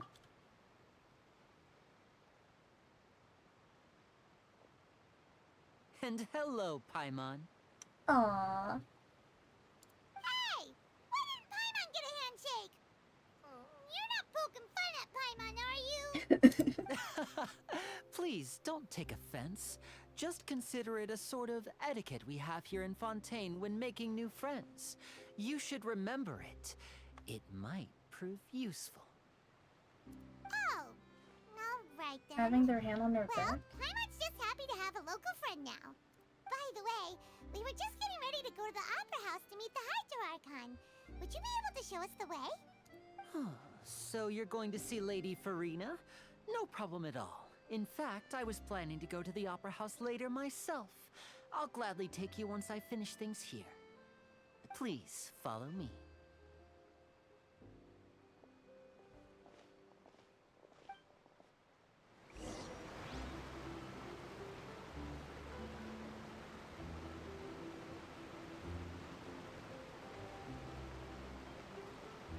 That's a cat.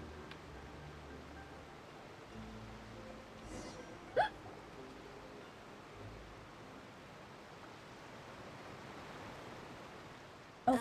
You said you were going to see Lady Farina? Well, it seems Lady Farina has come to see you. Oh! Wait, what? Flora! Oh my gosh! She is hot!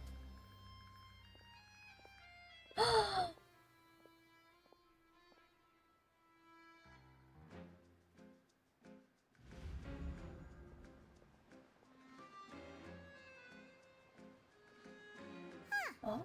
So, she's the Hydro-Archon? But how did she know we were looking for her? My dear people, rich and poor, those with cup in hand and those with nothing at all, raise your glasses in celebration! If you don't have one, then just raise your hand in lieu.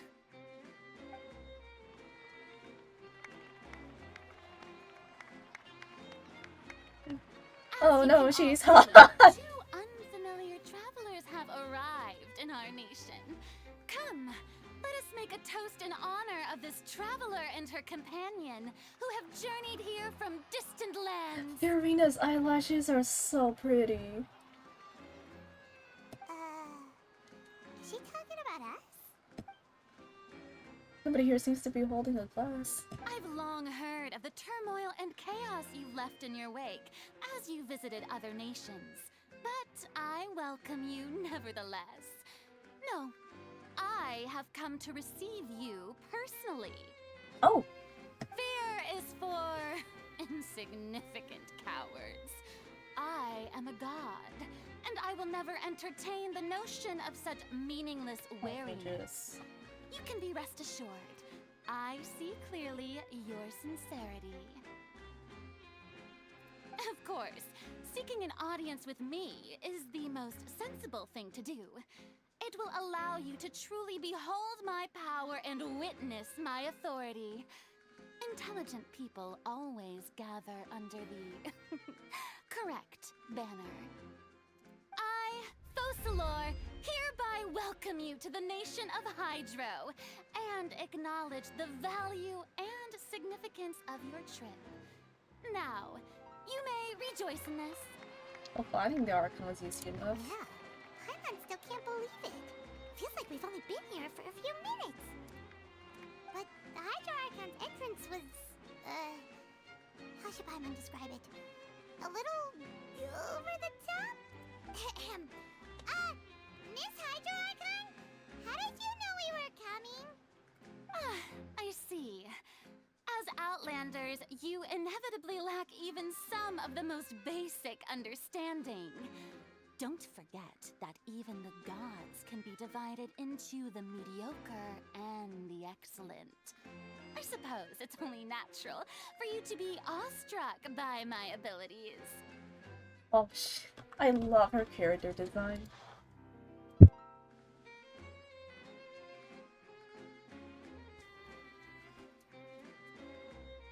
You had best stop and consider.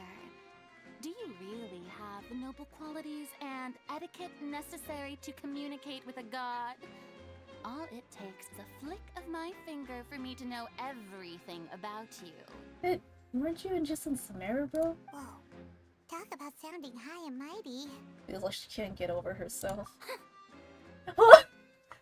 Oh, she hurts! Oh? What's with these looks? Perhaps the welcoming ceremony still isn't enough? What else should I say then? Is she waiting for us to start talking? Wow, I didn't expect to see Lady Farina here. What a surprise! Wait, does this mean they're the legendary blonde traveler? How did I not notice before? Hey, what's all the commotion? Oh, is that Lady Farina? Is there some kind of drama going on? Of course. That's the blonde traveler. The one all those stories are about. Lady Farina came here to personally see her. Oh, I bet this is going to be the duel of the century. Ooh, I've got to see this. I knew Lady Farina would never disappoint. Yes, but don't get too excited now. My dear believers and spectators alike tend to get quite rowdy, and despite the noise, I've come to tolerate all their ruckus. You may consider this my reward to all of you. I have determined that there will be an epic duel between myself and this traveler from another land, just as you were hoping to see. Now she wants to fight? Aren't we getting a little ahead of ourselves? What? What? Wait, wait. Fighting gods, I've got a resume. She's serious?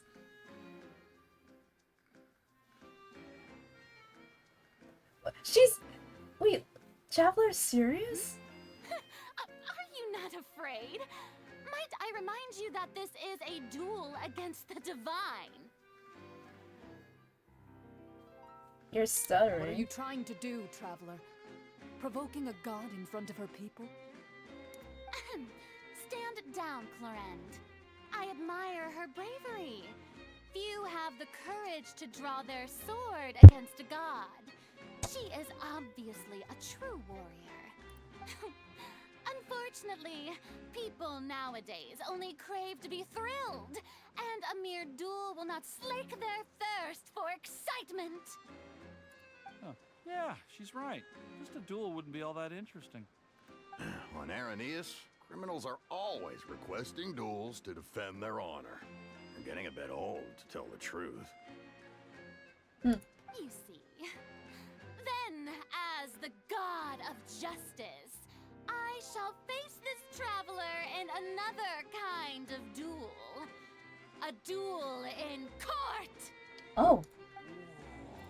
All right! Now that'll be worth seeing! Right. This is Fontaine, after all. Such a grand opera house, it would be a pity not to use it. Why do you care so much about the crowd's reactions? Seems you've spent a little too much time in the opera house.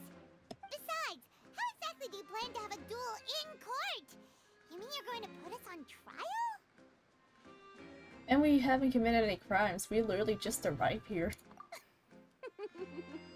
Oh, we have reason to put you on trial. It's obvious, isn't it? Obvious? The fuck you mean? According to Fontaine law, no one is permitted to release any flying objects within Fontaine city limits during the first 3 days of each month. What? Clearly guilty of violating this law, no? That's so specific. And it's a new month? Oh, so that's what they've done wrong. That's our Lady Farina. No one knows the laws of Fontaine like she does. No, wait. When was 4.0 released? I actually... Well, now I wanna... Did 4.0 release? Okay, never mind. If 4.0 actually released in like the first 3 days of August, that'd actually be insane. You call that obvious? What kind of law is that? Wait, flying object? You mean Paimon? If... yeah.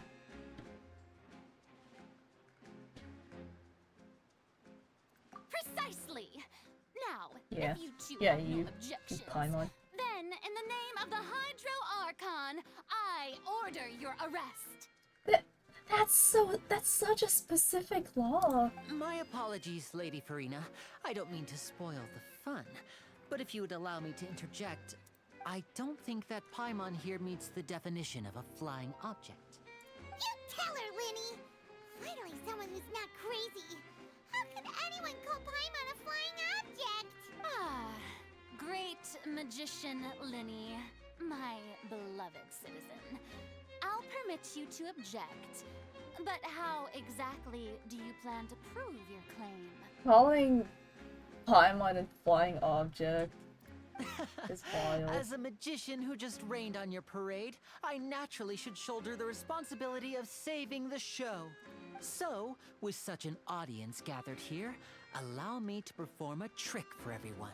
Ooh. Ooh. Oh.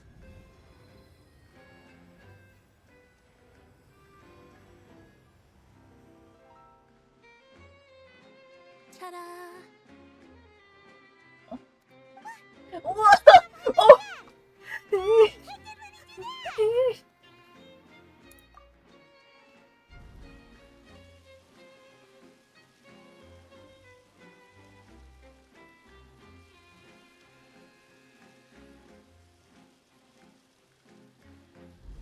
There. As you can all clearly see, Paimon should be classified as, well, something like a balloon. This rope has been in the traveler's hand all along.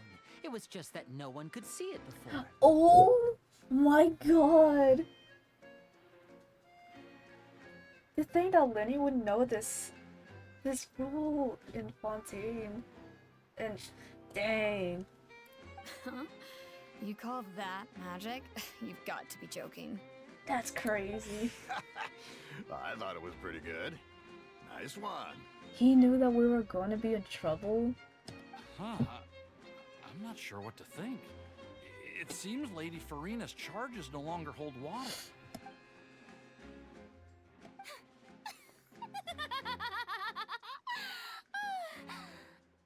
Amusing. Very amusing, Linny.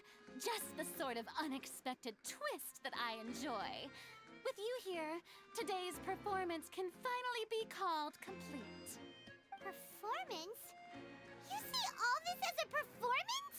In which case, consider the matter of your trial resolved.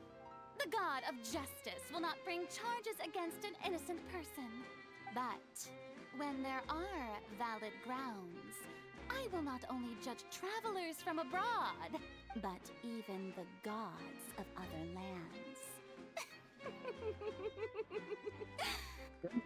I look forward to seeing your upcoming performance at the Opera House, Mr. Linny and Miss Lynette. That's enough for now. Toodaloo! Toodaloo. But, wait.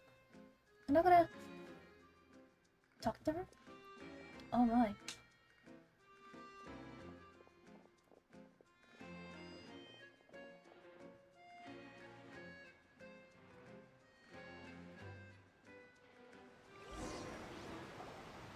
And just like that, she's gone.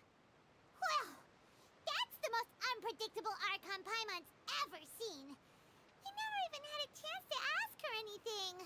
But that's a problem for future Paimon. That whole scene just now was really...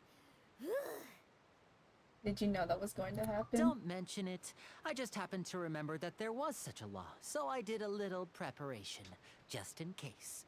I didn't think it would actually come in handy. So, now do you see what kind of god Lady Farina is? She can be a bit confusing at times, but she is still amenable to reason. Yeah, confusing is a good way to put it. Anyway, Paimon had no idea you were a magician, Linny. It sounded like you'll be performing at the Opera House, right? I just know a few simple tricks I use to make a living.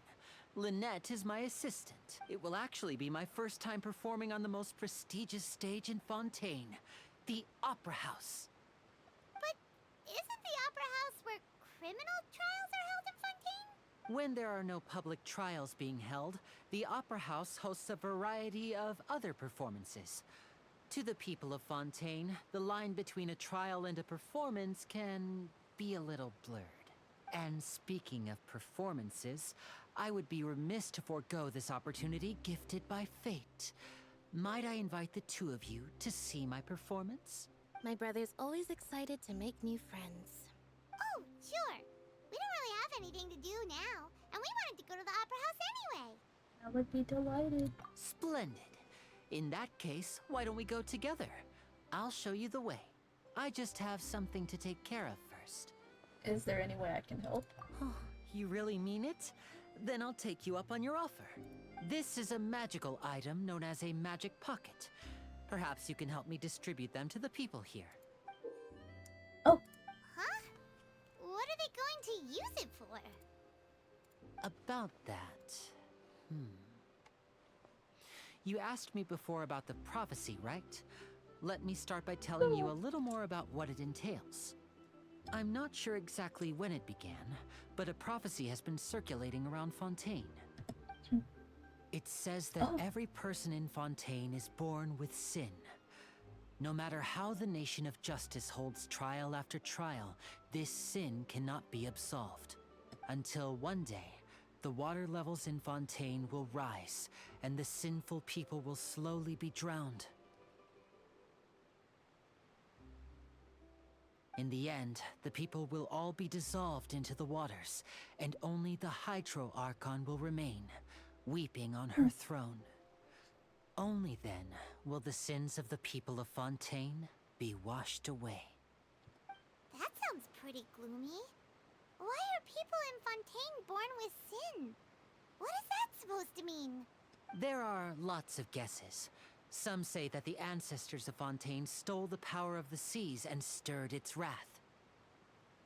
Others say that the people of Fontaine never heeded the first Hydro Archon's warnings and offended Celestia. But here in Fontaine, evidence is what matters. There hasn't been concrete evidence for any of these claims, so they can only be regarded as conjecture. If even the people in Fontaine don't know what sin they committed, wouldn't it be better just to ignore the prophecy completely? Why bother feeling guilty all the time? That's exactly what the people did at first. But in the last few years, the water levels in Fontaine have actually started rising. But now the water's engulfing our memories. It won't be long before it engulfs us. Many places have already been completely submerged, and now lie beneath the sea. Many people carry on with their lives as before and shrug it off as a natural phenomenon. But my family and I think that the people of Fontaine shouldn't ignore the possibility, which would end up sentencing them to death.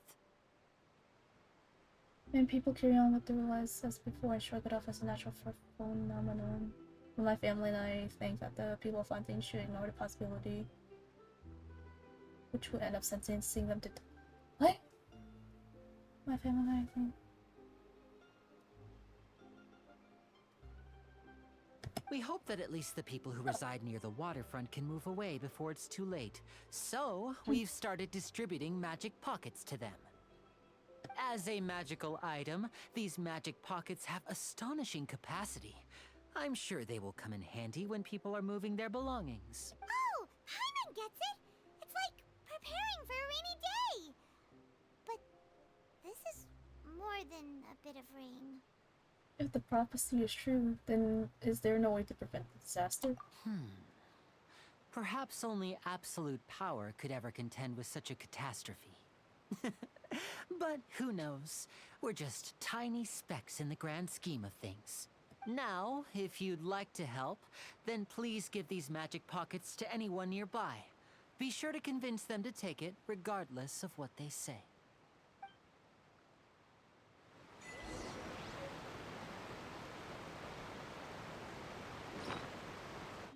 A Lenny style magic item that can not only be extremely useful for magic shows, but also has powerful storage capabilities to help the people of Fontaine cope with the prophecy crisis.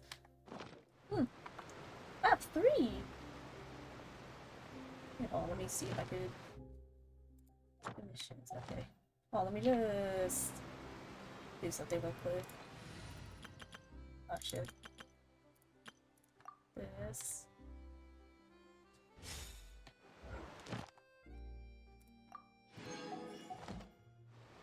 This is literally just my friendship farming team. Because I love to collect name cards. fontaine. This. Let the wind lead. Wait, is my... Okay, I want to make sure no one has anything to say.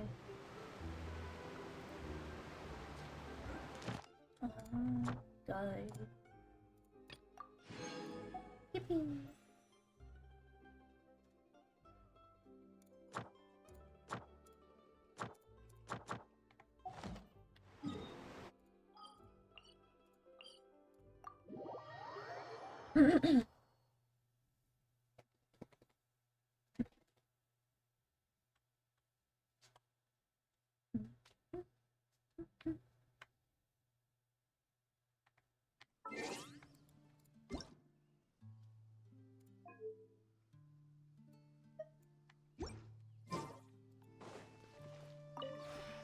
This realm is...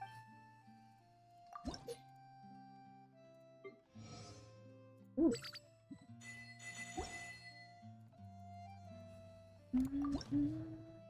Today is Saturday.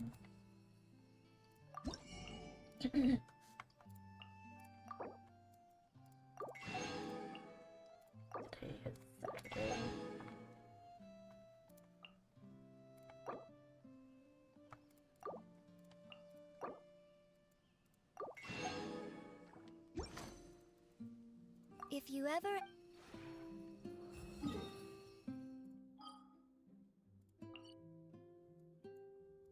Yay, get my commissions. Let me get my rewards real quick. Ugh.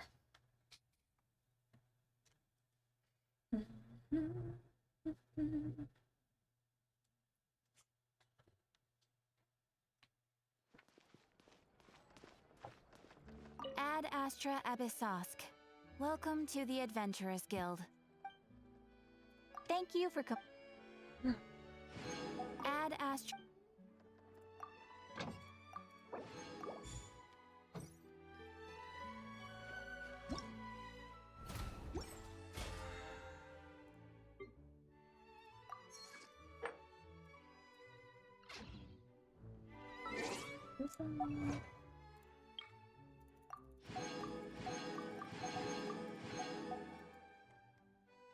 Oops. Who's on right now? No. Oh.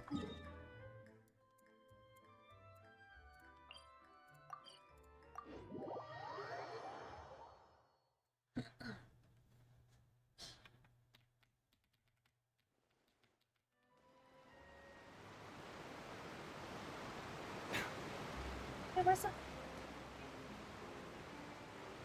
Oh, whatever.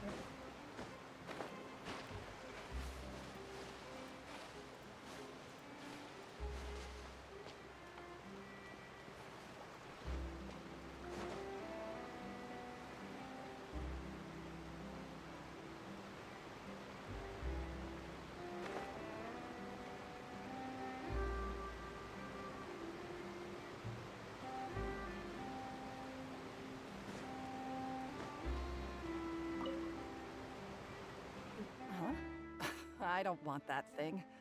Way I see it, if the prophecy's true, it's still gonna be a long time before the water can cover everything. Life is all about living in the moment. What use is there in worrying about the future all the time? We'll cross that bridge when we get to it. You should still take it. You never know when it'll come in handy. Oh, all right, fine. Thanks. It's just that if I start moving, that means I've already given up on the life I have now. I'd really rather not.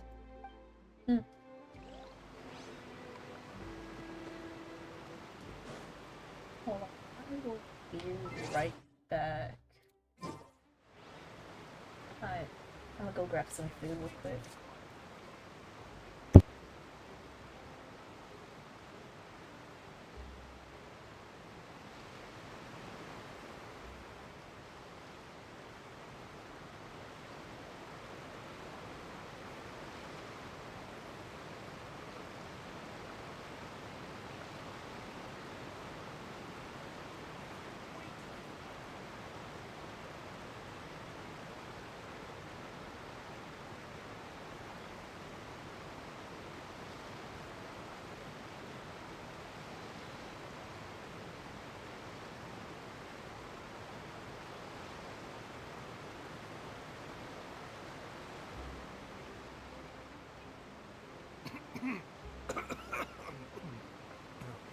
Oh, it's just some chronic problem I have flaring up again. Nothing to worry about.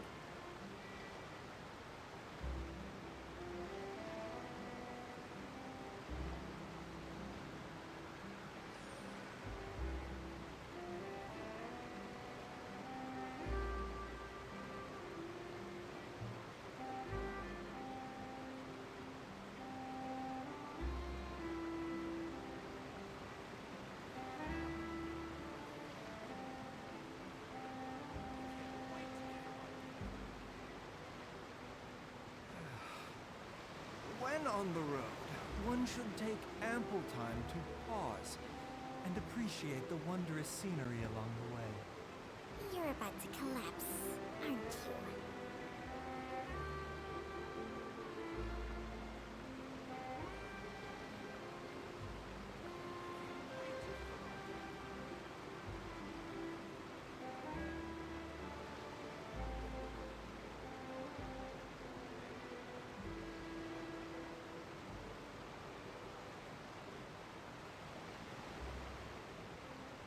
Life, death, and the world around us all follow a set of laws.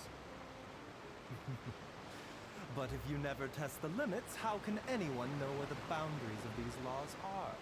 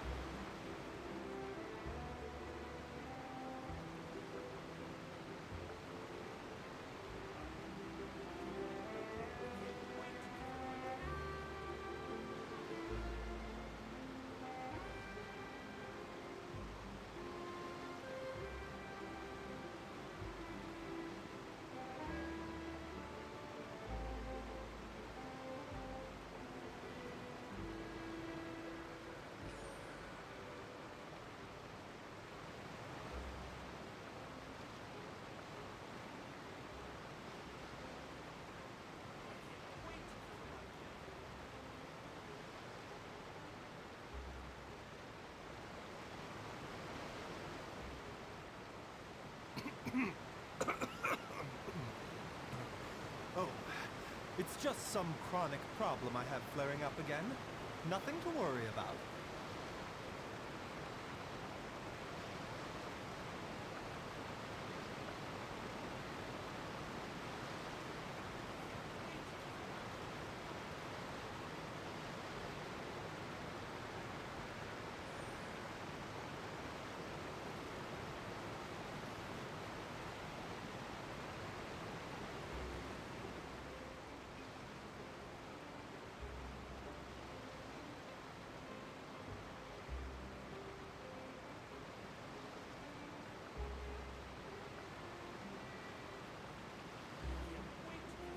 Life, death, and the world around us all follow a set of laws.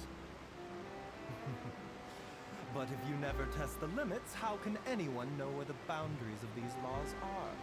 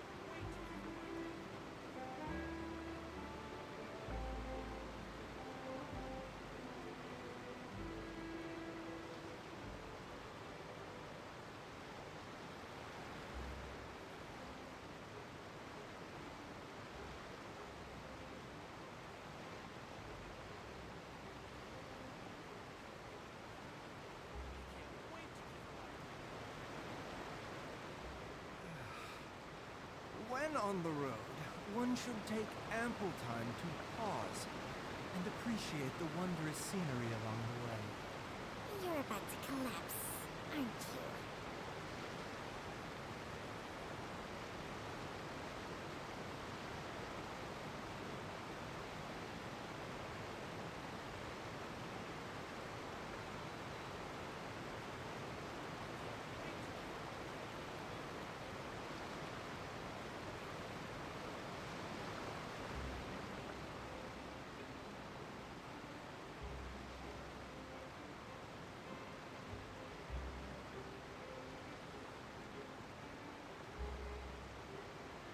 Life, death, and the world around us all follow a set of laws.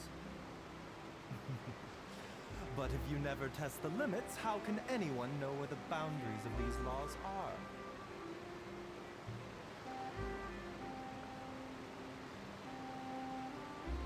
I'm back.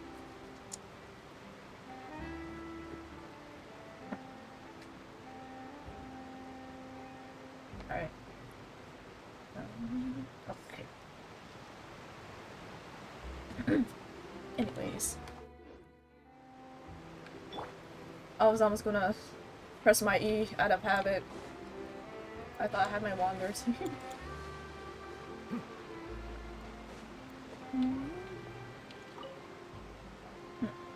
So you're the blonde traveler that everyone's been talking about. My apologies for not recognizing you earlier. Oh, a magic pocket?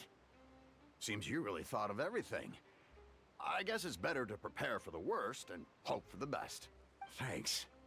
Please, also thank the magician on my behalf when you get the chance.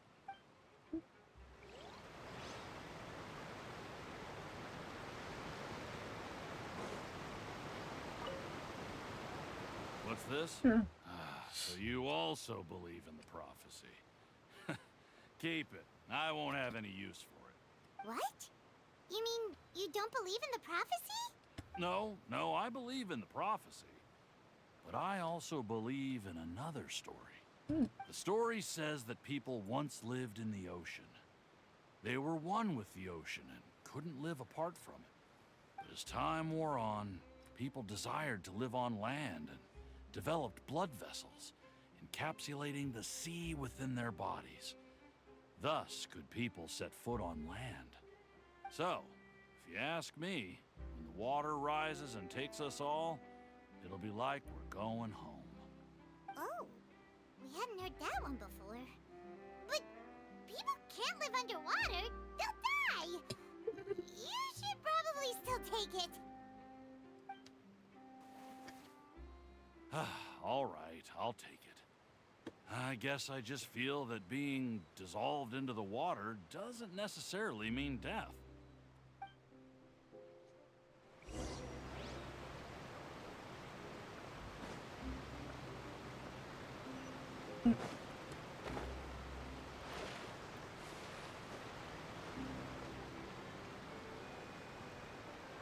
Oh, you already handed out all of the magic pockets? That was fast. So, what did people have to say? I bet you heard some, interesting opinions. Yes, but that will change once disaster strikes. I know they'll change their minds, so it's only right to help them prepare. Is there anything else you need to do before we leave? Yes, one last thing. I have the magic pockets made by a workshop in the court of Fontaine. Since we're out and about, I was thinking about bringing him some more materials. So, you want to collect materials? Just tell us what the materials look like and we'll help. Many hands make light work. Oh, that would be much appreciated. We'll need some Romaritime flowers. I remember seeing them near the waterfront on the east side of the harbor.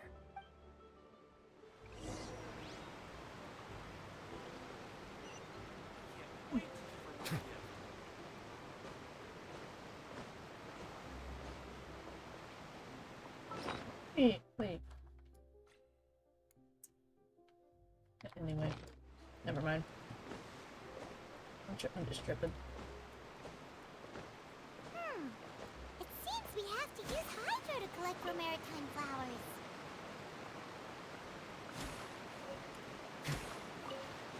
Library, maritime flowers. Oh, whoops. I don't want to collect them all.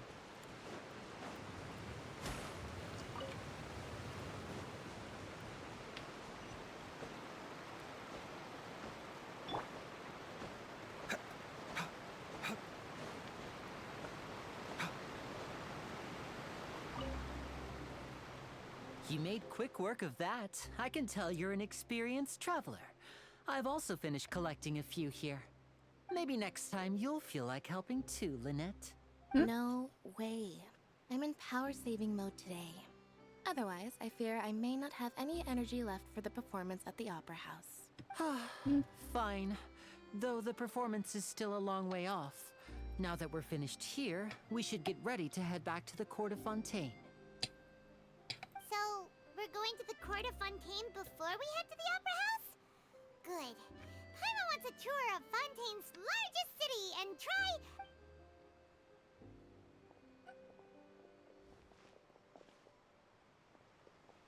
Wait, shh. Have you noticed that person over there? The young girl. Huh? What's wrong with her? Paimon didn't notice anything. She's obviously a thief. Magicians and thieves practice similar methods. We divert attention, and a distracted audience is one that won't discover what you're really doing. Watch her movements carefully. Pickpocket. Pickpocket.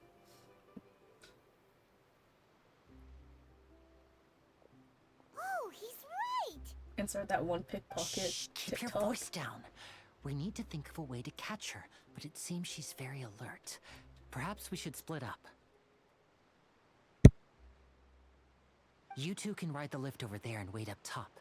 I bet that'll be her escape route if she tries to run.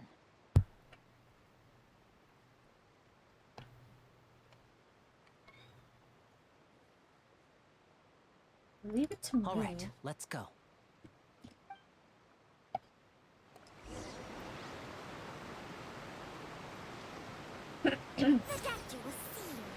Oops.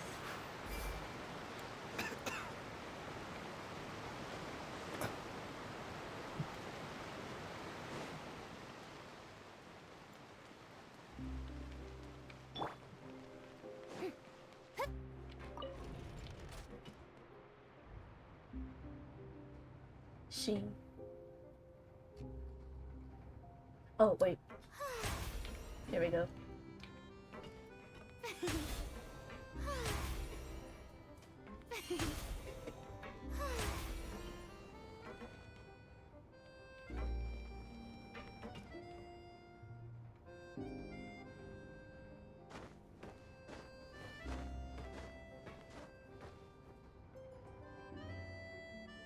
I forget how long elevator rides are here. Especially when they're coming down to the floor that you're at. Oh, let me just...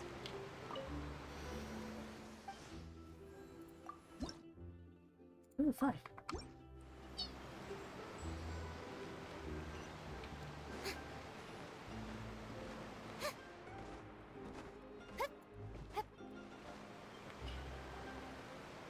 This is the spot where Linny wanted us to wait. Oh, look! Isn't that her? And then make the arrest. Oh no! Did she notice us? She started running the other direction! What should we do? Should we chase her? Our job is to block this path. The rest is up to Lenny. You're right. She might also be trying to lure us away. You wait, but there's no sign of the thief. Nothing's happened for a while now. Paimon wonders if Linny caught the thief. Seems there's a reason for us to stay here. Let's go find Lenny. Yeah, let's go. Let's go.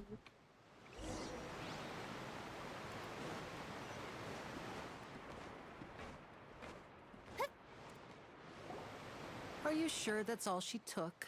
You should check to make sure you're not missing anything else. No, that was all. Oh, I can't thank you enough. I didn't notice a thing earlier.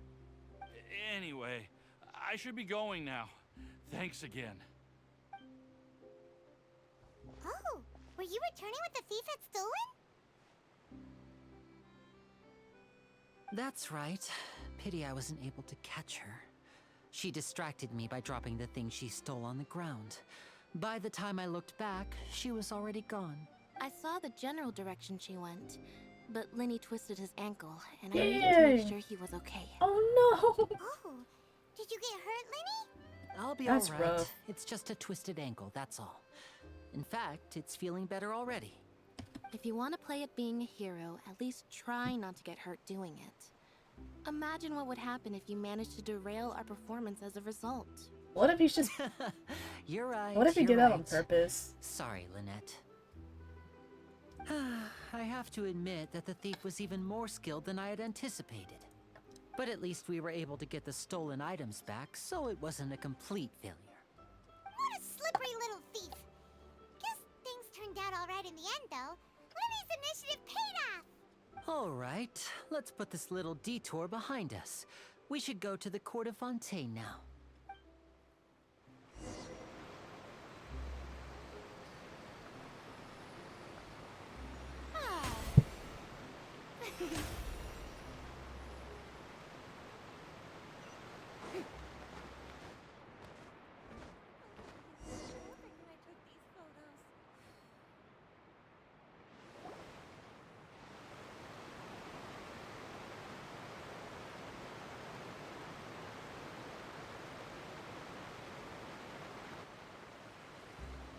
So, we ride this thing to go into the city?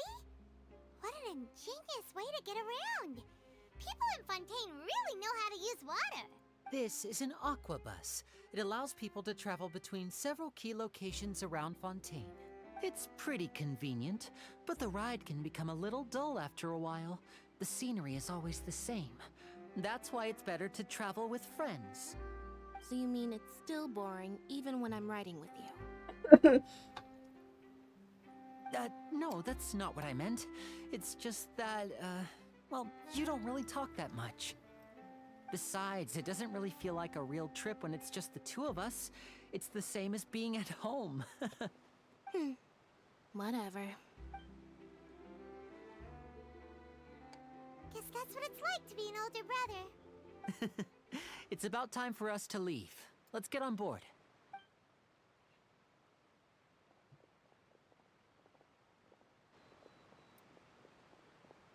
Oh.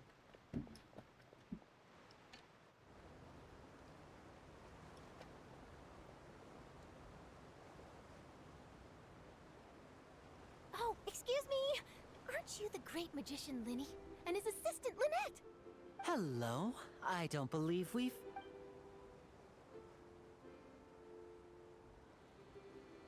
I'm Charlotte, a reporter for the Steambird.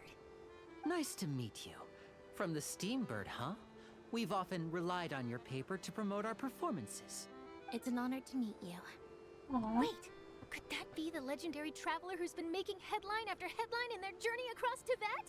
Amazing! You recognized everybody almost immediately! I wouldn't be much of a reporter if I didn't know who's who, would I? Wow, today must be my day. Who knew I would end up on the same boat as so many VIPs? Could my vision finally be showing me some favor? So, Charlotte, what do you usually report on?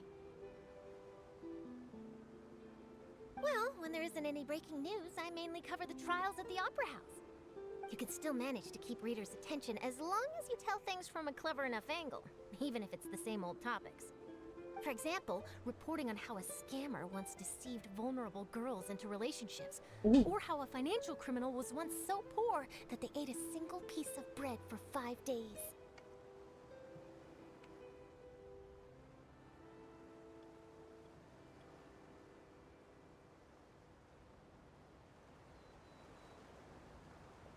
You'd not want to read those now. That's fine and all, but what I'm really after is exclusive, sensational news pieces that could shake the country. These smaller stories are a waste of my talents. Oh, I just remembered.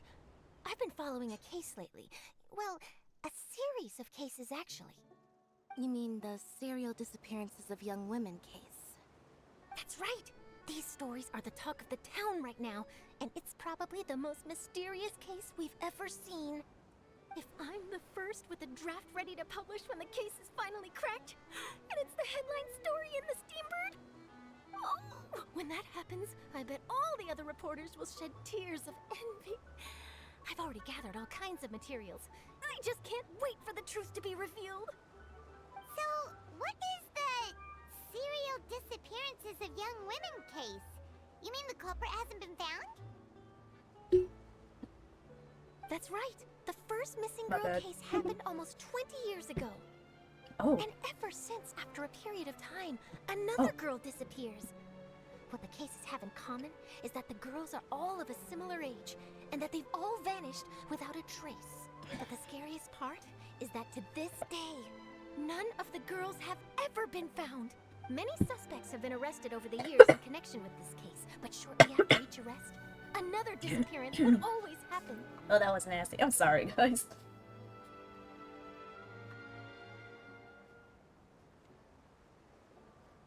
Then there must be more than one criminal at work. Yes, it's possible. But either way, I believe that every case has some precise truth behind it, waiting to be exposed. Yes, I agree. And at the very least, the family of those missing girls deserves some sort of Water explanation. went to the wrong pipe. Why? I just imagined for a second what I would do if Lynette were to suddenly disappear. I'd pay any price to get her back, and then find a way to track down the culprit. Please don't imagine that, Lenny. Oh.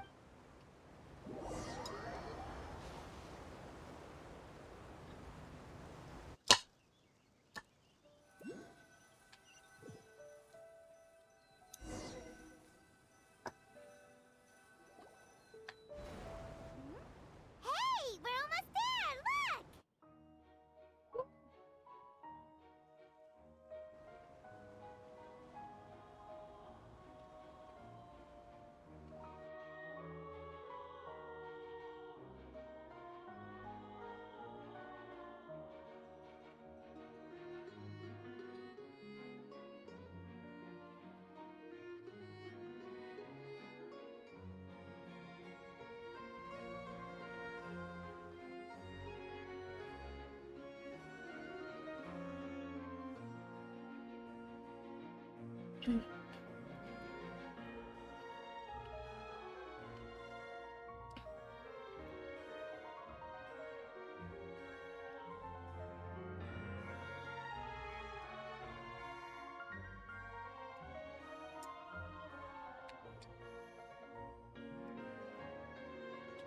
Well, I really enjoyed chatting with you.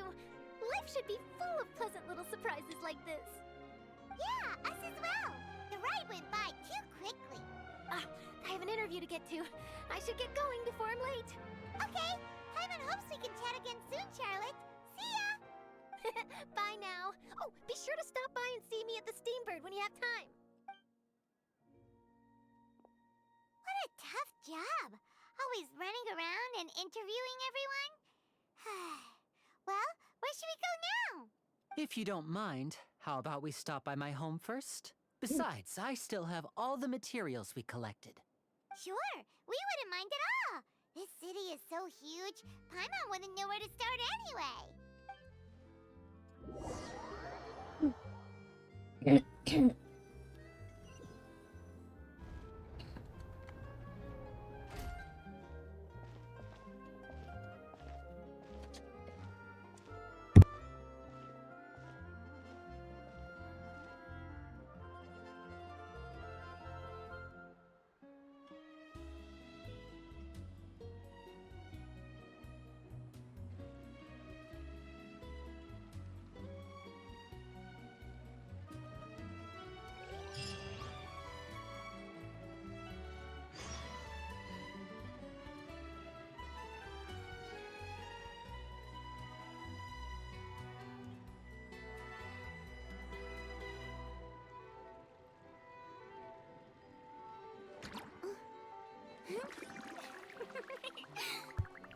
Sorry. Do something real quick. Money.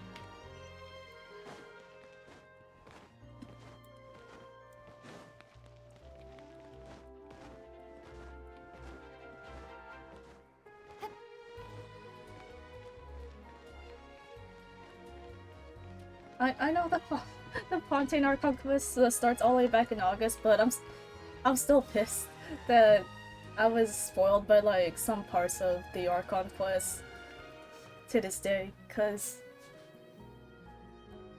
I had school. I didn't have time to commit my time to getting around to it. No, that I'm still in semester break. This is our current abode. Ah, I have plenty of time. you're home. Where did everyone else go? I have some new friends that I would like to introduce. Oh. Oh, they all just went out a moment ago. I see. Everyone is getting busier now that Father will be returning soon. I suppose that can't be helped. Quote unquote father. Allow me to introduce you to my little brother, Fremine. He is a phenomenal diver. Hello. Nice to meet you. Paimon is Paimon, and this is the Traveler. Oh, you sound very proud to have a diver as a brother, Linny. What a talented family. Linny, could you come here for a moment? Hmm? What is it, Fremine? Do you have something to tell me? It's alright, you can go ahead. I love Remine's outfit.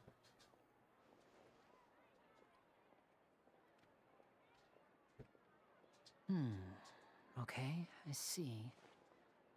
Is everything all right? Oh, it's nothing. We were just discussing a little housework. Sorry for the interruption. Oh, before I forget, the Traveler and I collected more materials to make magic pockets. Were you able to get any, Fremine?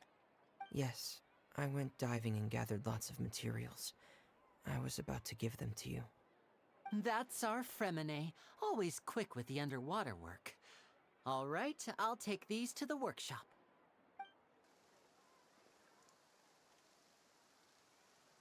Oh.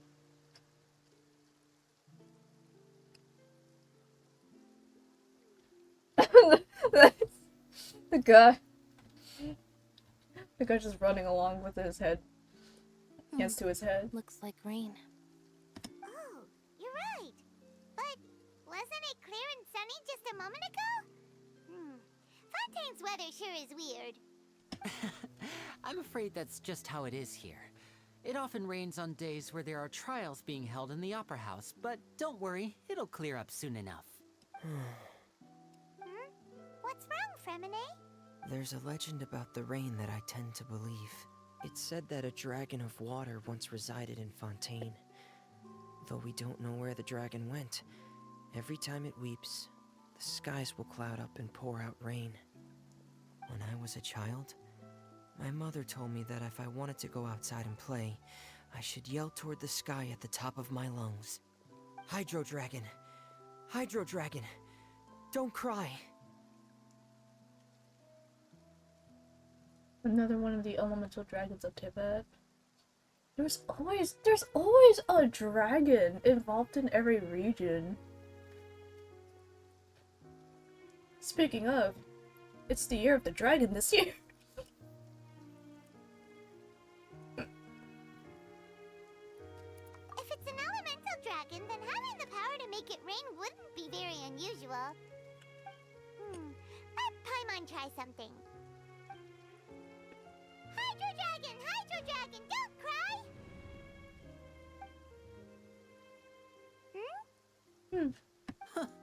Doesn't seem to be of any use. It is just a legend after all. You know, you might be a more popular magician if you understood the concept of romanticism. Or could at least play along.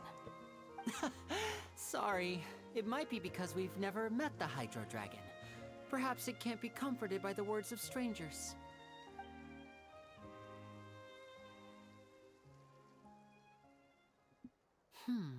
It rained for longer than I suspected. Oh, it's already getting late. Was there something you needed to do, Linny? Yeah, some preparations for the show at the Opera House. I need to find a way to catch the last aqua bus of the day. On the day of the performance, just ride the aqua bus to the island of Aeneas. I'll have Lynette meet you at the fountain in front of the Opera House. Good, you go ahead, Mimi. Oh, are you leaving now? What is it, Fremine? I'm in a hurry. Oh, I get it. You feel nervous delivering the materials for the magic pockets, is that it? Perhaps we could trouble the Traveler to help us take these materials to the Beaumont workshop and deliver them to the owner there? I'm afraid that Fremine can be quite introverted, and the boss there tends to be pretty talkative. Fremine has always been a little afraid of her. Aww. No trouble at all. Don't worry, we're on the case. Remedy, the repetition. Sorry for the inconvenience. The I'm quite representation of every useless when it introvert. comes to such tasks. I'll think of a way to make it up to you. Oh, no need. This will be a walk in the park for us. Ooh. Ooh.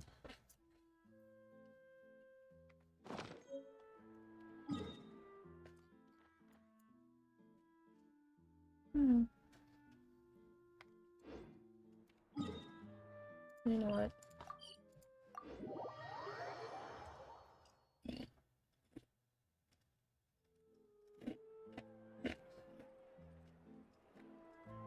Tea parties are a must for the well-mannered. If you'd like to learn the proper etiquette, I'd be happy to teach you.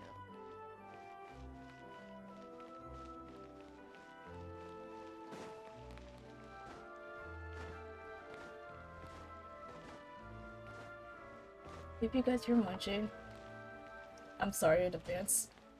I love I just love chips. Hello? Is there anyone here? Oh, hello there. New customers? Looking to buy, or do you need something made? Or perhaps you're just looking for a chat with me. Oh no, we're just here to deliver some materials. Here they are. They're for making... what were they called again? Ah, these must be for magic pockets. I could tell right away. I've already made several orders worth now. No need. They've already prepaid several batches worth. When they told me what they'd be using them for, I even offered them a discount. But they insisted on paying the full amount, saying that I had a business to run. It seems both their hearts and their pockets are made of gold. Whoa. So, is Linny actually loaded? I can't say for sure, but who knows? Maybe there's good money to be made being a magician in Fontaine. Hey! Is this machine what you use to make stuff here? It looks really advanced. Why use your hands when a machine can do the work? It would be a waste not to use the latest technology, and wasting is a kind of crime. But where does a big machine like that get its power from? Well, it's a little complicated. I'm not sure I can put it in layman's terms for you, but basically, everything we usually use here in the city is powered by indemnitium. It's a type of energy that's produced from trials. Huh? Indemnitium? How can trials produce energy? Well, I'm not completely sure of all the details myself, but basically, when a trial is in session, the oratrice mécanique d'analyse cardinale harvests people's belief in justice and converts it into energy to be used all around Fontaine. Oh. So that's what its other function is? Paimon heard that the oratrice was created by the Archon to make judgments, but Paimon still doesn't get it. How could something unreliable like people's beliefs be turned into a stable power source for these machines? Well, Venti and Hila both said the gods rely on belief to obtain power. Oh, yeah! So that means the Hydro Archon relies on the machine to take the energy created by belief and turn it into power for all of Fontaine, right? Even though I've never heard anyone really put it that way before, it sounds like it makes sense. Besides indemnitium, we have another type of energy called pneumosia. It isn't produced by the power of the Archon, but it is unstable by nature. Even now, it still cannot be widely used by civilians. I thought I'd find you hard at work, but here you are chatting the day away. Since you're already talking, I'm sure you wouldn't mind a few words. You again? Oh, whoops.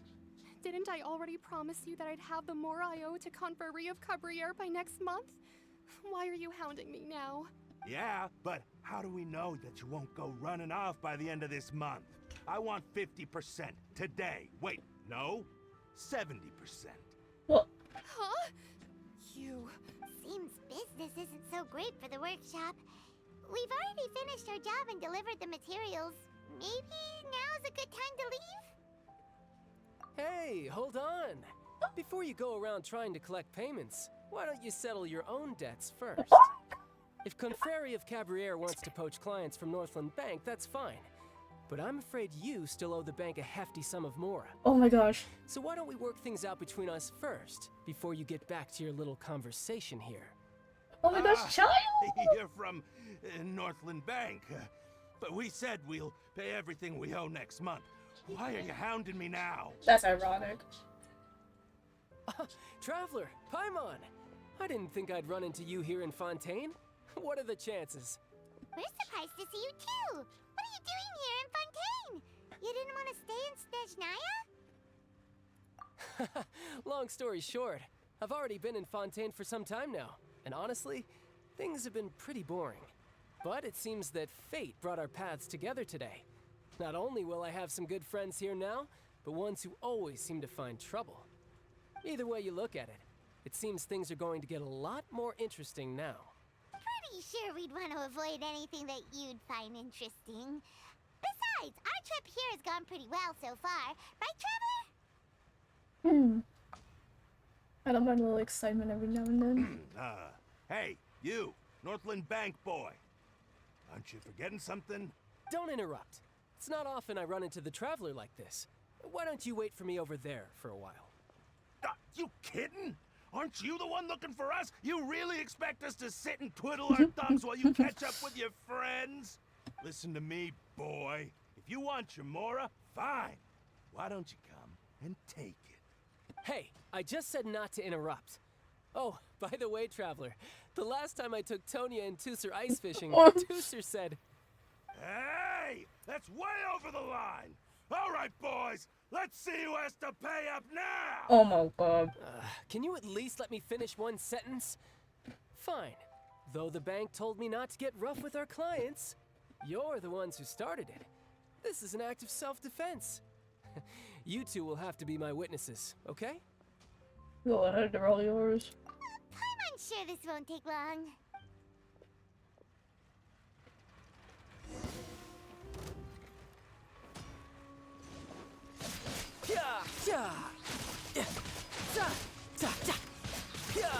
Shouldn't let your guard down. Wow. Shouldn't let your guard down. Oh, what's your deal, Brad? How are you so strong if you're just a staffer from Snezhnaya's Northland Bank? Wait, don't tell me you're... Oh, now you notice. It's a little late, don't you think? Just make sure you understand that you don't mess with Northland Bank. Got it?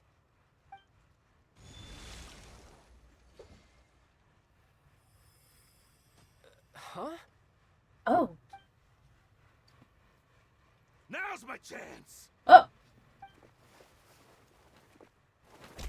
Oh! Huh. That was weird.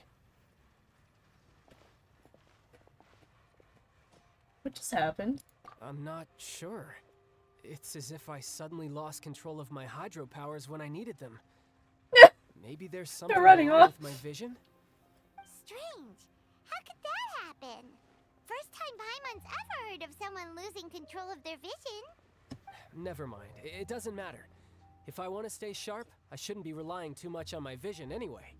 Besides, I always have my delusion in case I need it.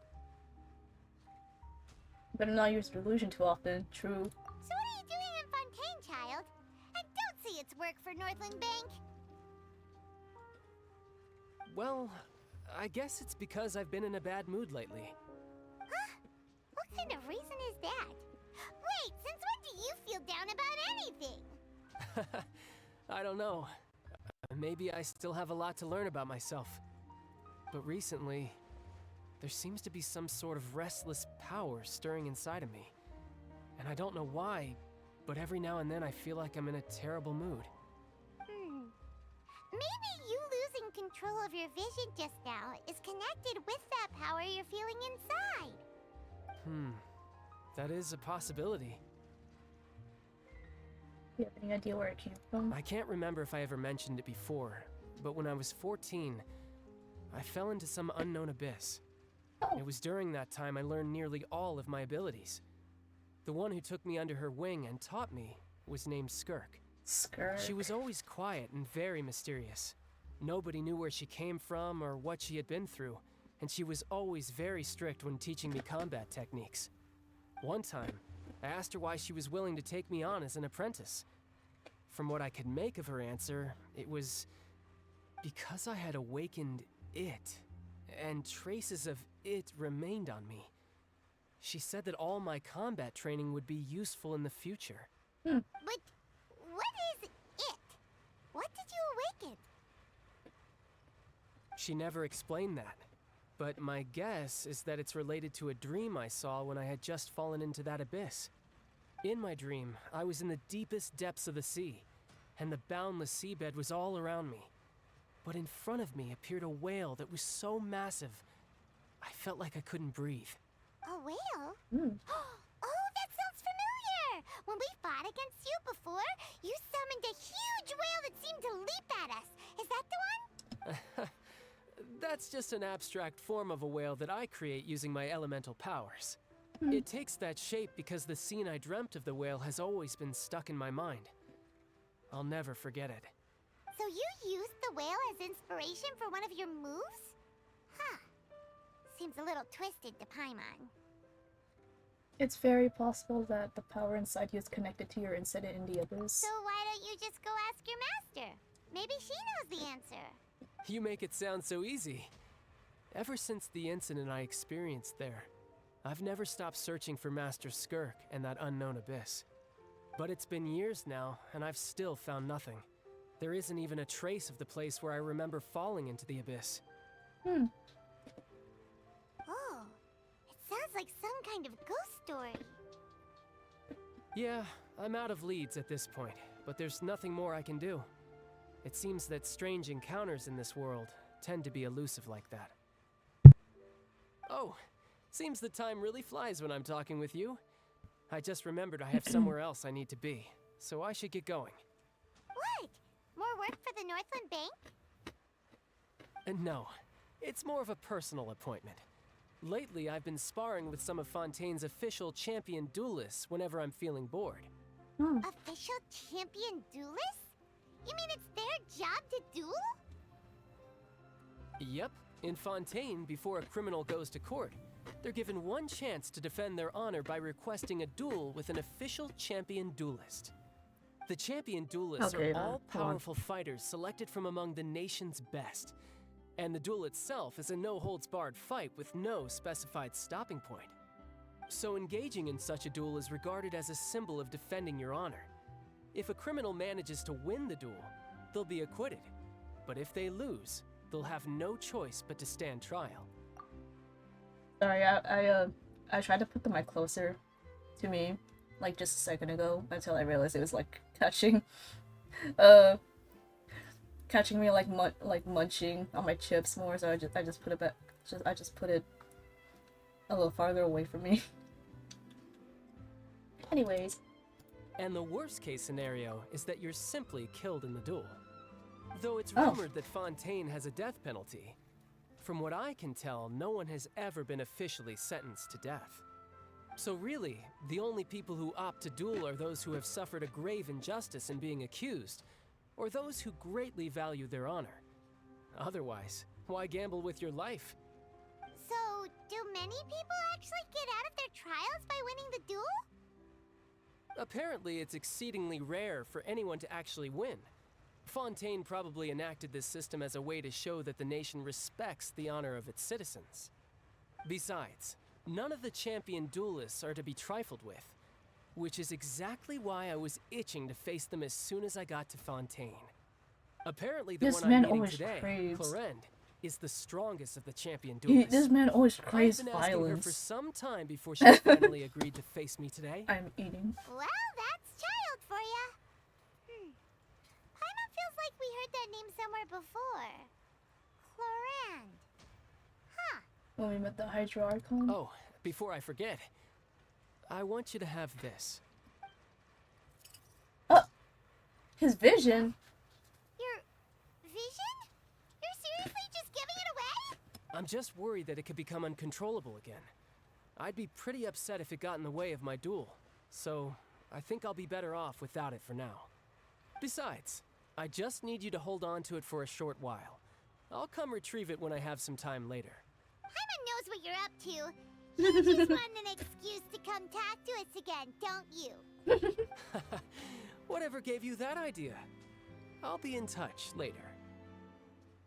God, I love child. That sneaky guy. He said he's been feeling down lately, but he seemed the same as ever to Paimon. Well, since we don't have much to do for now, we might as well walk around and see the city before Lenny's performance.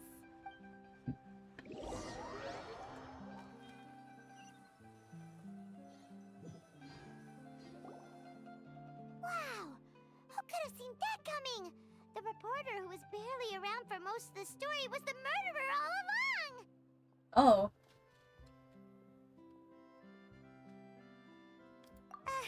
Sorry. Paimon was just surprised. That's crazy. Paimon never saw that twist coming. The murder mystery novels here are amazing!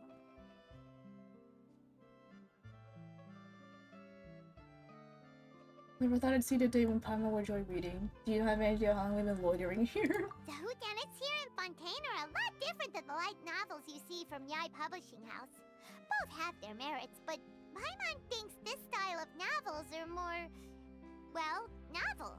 It's so exciting to reach the moment when the mystery is uncovered, especially in the one Paimon was just reading. You should buy a copy and read it too. You already spoiled who the murderer is. Oh, sorry about that. Paimon will be more careful next time. Hey, shouldn't we be heading to the Opera House to see Lenny's performance soon? It's almost time for the show to start, so we should get going. Lenny said that the Opera House is on Aranias, so let's go ride the Aqua Bus. Sure.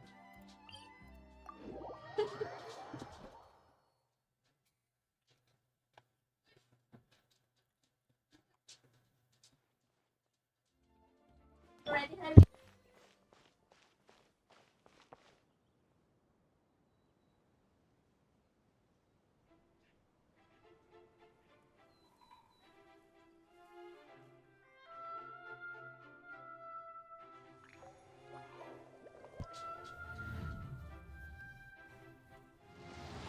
Oh. Oh. There was a slice of meat under the plate. I'll just put that aside for now. Now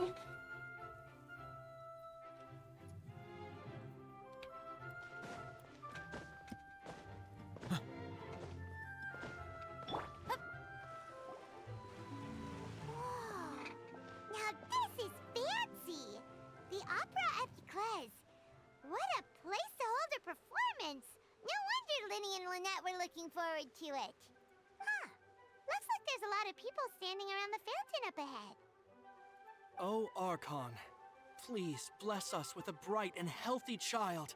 We pray. I don't know why you always feel the need to ask so much. I'll be happy as long as our child is healthy and lives a peaceful life. I guess if they're our kid, then there's no doubt they'll turn out smart. Aww. That's cute. Maybe this is one of the customs in Fontaine. There sure are a lot of couples here. Vache. Oh. What's wrong? Vache. Vache. Did you just say something, Paimon? No, Paimon didn't say anything. Are you hearing things? Strange. Whose voice was that just now? Welcome to the Fountain of Lucine.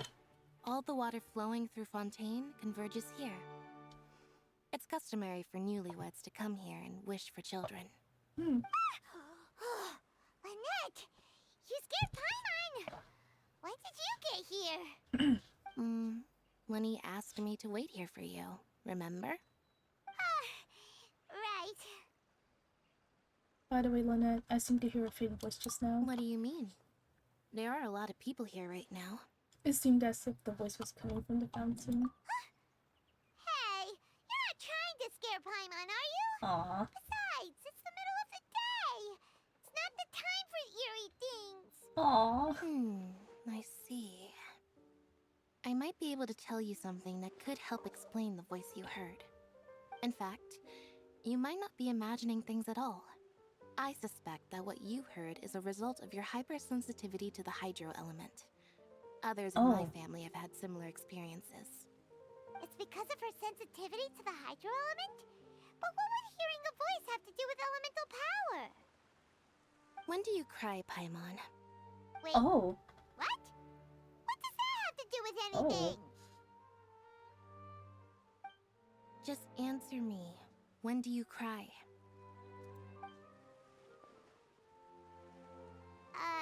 When Paimon's really sad?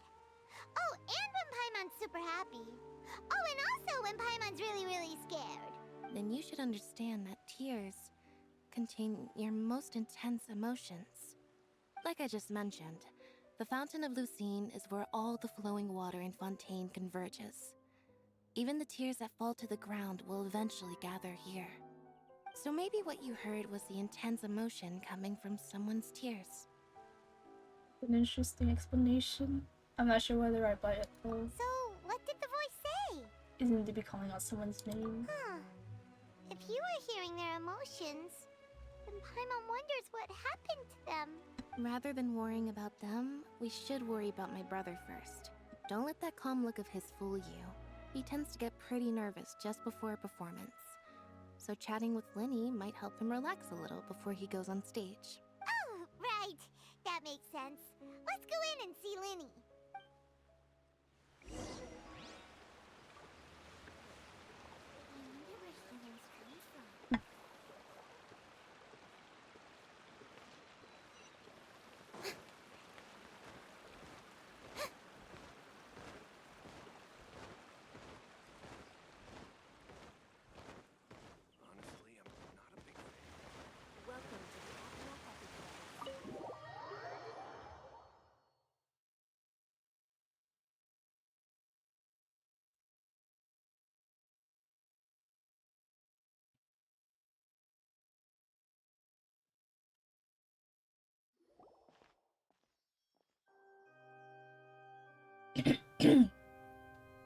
Traveler and Paimon, good to see you.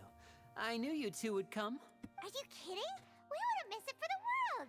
We've been looking forward to it. I can tell, judging by how early you've arrived. But you're actually right on time. The audience still hasn't started entering the venue yet, which means now is the perfect chance for us to take you to the best seats in the house. Wait just a moment, I'll fetch the tickets.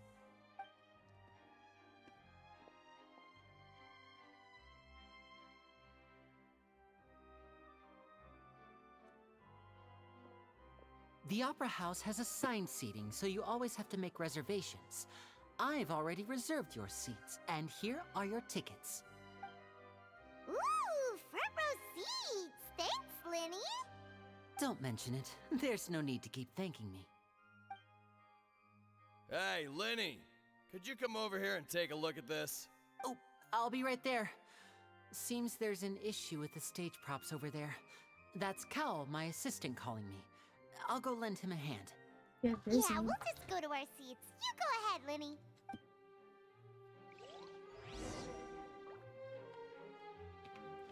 Oh, Wine, I don't know if you're still here, but you don't care about spoilers, right? Sorry, this is like long overdue, but I just want to make sure.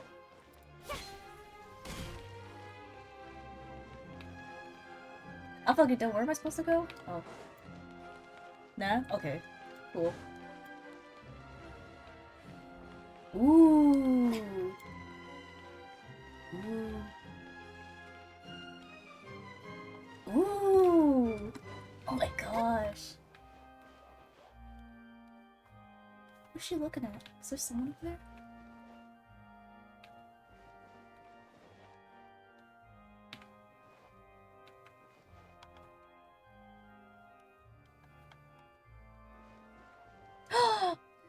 Could it be? Oh, these should be our seats. Come on, let's sit down. Their voice echoes.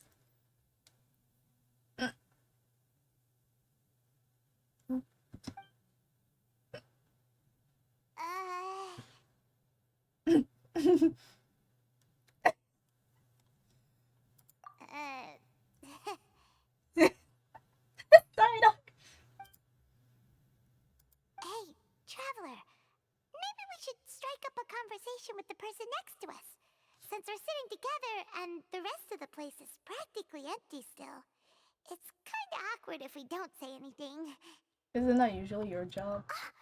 You little... Of course you put this on Paimon. Excuse me, I did not realize you felt awkward. I am terribly sorry. His voice. I would be Oh my perfectly gosh. happy to chat with you if that is what you would like. Oh my god, his voice is so nice. So you heard all of that, did ya? Boy, you sure have good ears. Paimon thought she was keeping her voice down. Wait, that's not it. Paimon's sorry. Paimon's the one who was being rude, talking under her breath like that. So let's talk, but, what should we talk about? Oh, Paimon's got it. You're also here early and sitting in the front. Are you a friend of Linny's too? A friend, you say? Well, if Mr. Linney would like to be my friend, I would be more than happy to reciprocate. Oh, so you're not friends with Linny then? Oh, this is getting more awkward by the second. Paimon nearly forgot to make her introduction. Nice to meet you. Paimon is Paimon, and this is the Traveler. We just arrived in Fontaine. It is an honor to meet you two. I have heard of your deeds across Tevat. You know what is crazy about a novelette? I didn't realize that his voice actor what is it? Yeah, Ray Chase is also the voice actor for the fuck's his name again? Almond Cookie? Yeah, Almond Cookie from Cookie Run Kingdom. So that's cool. And as required by proper etiquette, I will also introduce myself. I am... Oh, Monsieur Nervillet. What an honor it is to have you here to see my show. Ah, Mr. Linney. I should say it is in fact an honor for me to see your performance in person. Wait, Nervillet? Could he be... I saw you all chatting just now, but it seems you still don't know who Monsieur Nervillet is. Allow me to introduce you to Fontaine's Chief Justice. That seat is always reserved for him. It wouldn't be too much to say that he's the symbol of justice and honesty here in Fontaine. Whoa! Sorry for being so rude just now. Paimon had no idea you were such an important person. No offense taken. Being Chief Justice is merely what I do for work. Nearly every person has their usual reserved seat, so I'm not so special, really. And by the way, I should probably let you know, even though I would prefer not to, there's someone sitting up there in the VIP seats that has been striking a pose for quite a while now. Oh. I believe she is trying to give you a most elegant and impressive first impression. So I think you should take notice of her sooner rather than later. Otherwise, she may become flustered.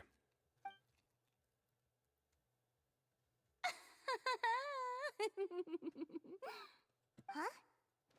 Oh, it's Farina, the Hydro Archon. Huh. She sure has a smug and satisfied look on her face. Guess she has no idea that you saw right through her act. Very good. That is for the best. No need to pay her any more attention. We may now enjoy the show. Huh? So is this what things are like between the Chief Justice and the Hydro Archon? All right, please wait just a moment longer. I've pretty much finished my preparations, and the performance will start as soon as the audience has made their way to their seats. Yay! The show's finally about to start! Paimon can hardly wait! Paimon's never seen a real live magic show before!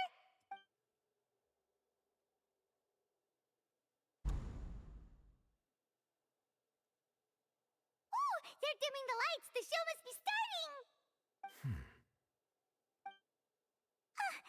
Sorry. Paimon will try to stay quiet.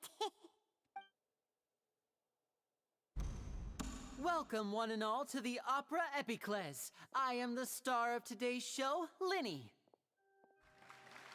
And over here is my sister, Lynette, who will be working as my wonderful assistant. Please, let's give her a warm welcome. Hello, everyone. I know she may seem to be a little sleepy right now, but that's just a sign that she's nervous. She's eepy. Whatever. Now, some of you may be thinking, two vision holders who can freely manipulate elemental powers performing magic is not true magic at all. So, I would like to take a moment to assure you that elemental powers will have nothing to do with what you will witness on the stage today.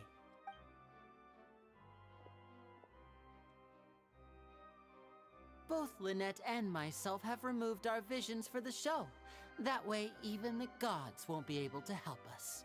Ooh, daring. Good point. That's what makes the show real magic. Now, without further ado, let the show begin. Lynette will now exit the stage to make some preparations. I know you might miss her, but don't worry. She'll be coming right back on stage momentarily. Perhaps in an unexpected way. I'm sure she'll be stealing the spotlight soon enough. Oh, and before I forget, there's one more thing I should say. You never know what can happen in the blink of an eye. A magician's greatest skill is making things disappear or appear. The possibilities are endless.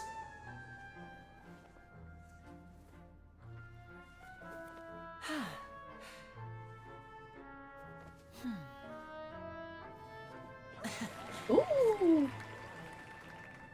Huh?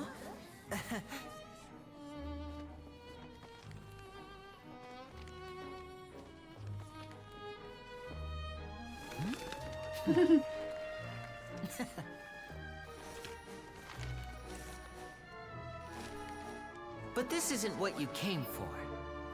These little tricks, you've seen them all before. So it's time for something truly extraordinary, don't you think? This one's a little tricky.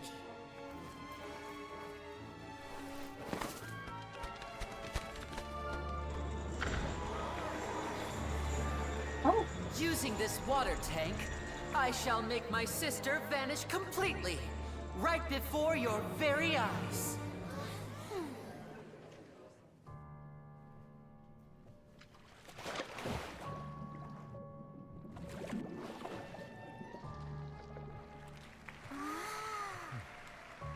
It's actually quite simple.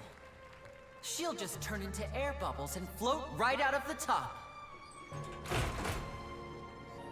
Oh. Oh no. I told them to check all the props carefully. With the lid on, even air can't escape. Oh. An amateur magician would be getting very nervous right around now.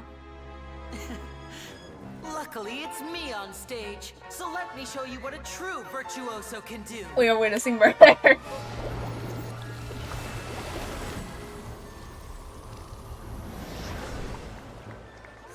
Ooh. Lynette, are you still there? Don't go too far. We don't want to use up all our magic. Hi, I'm back. Uh-huh.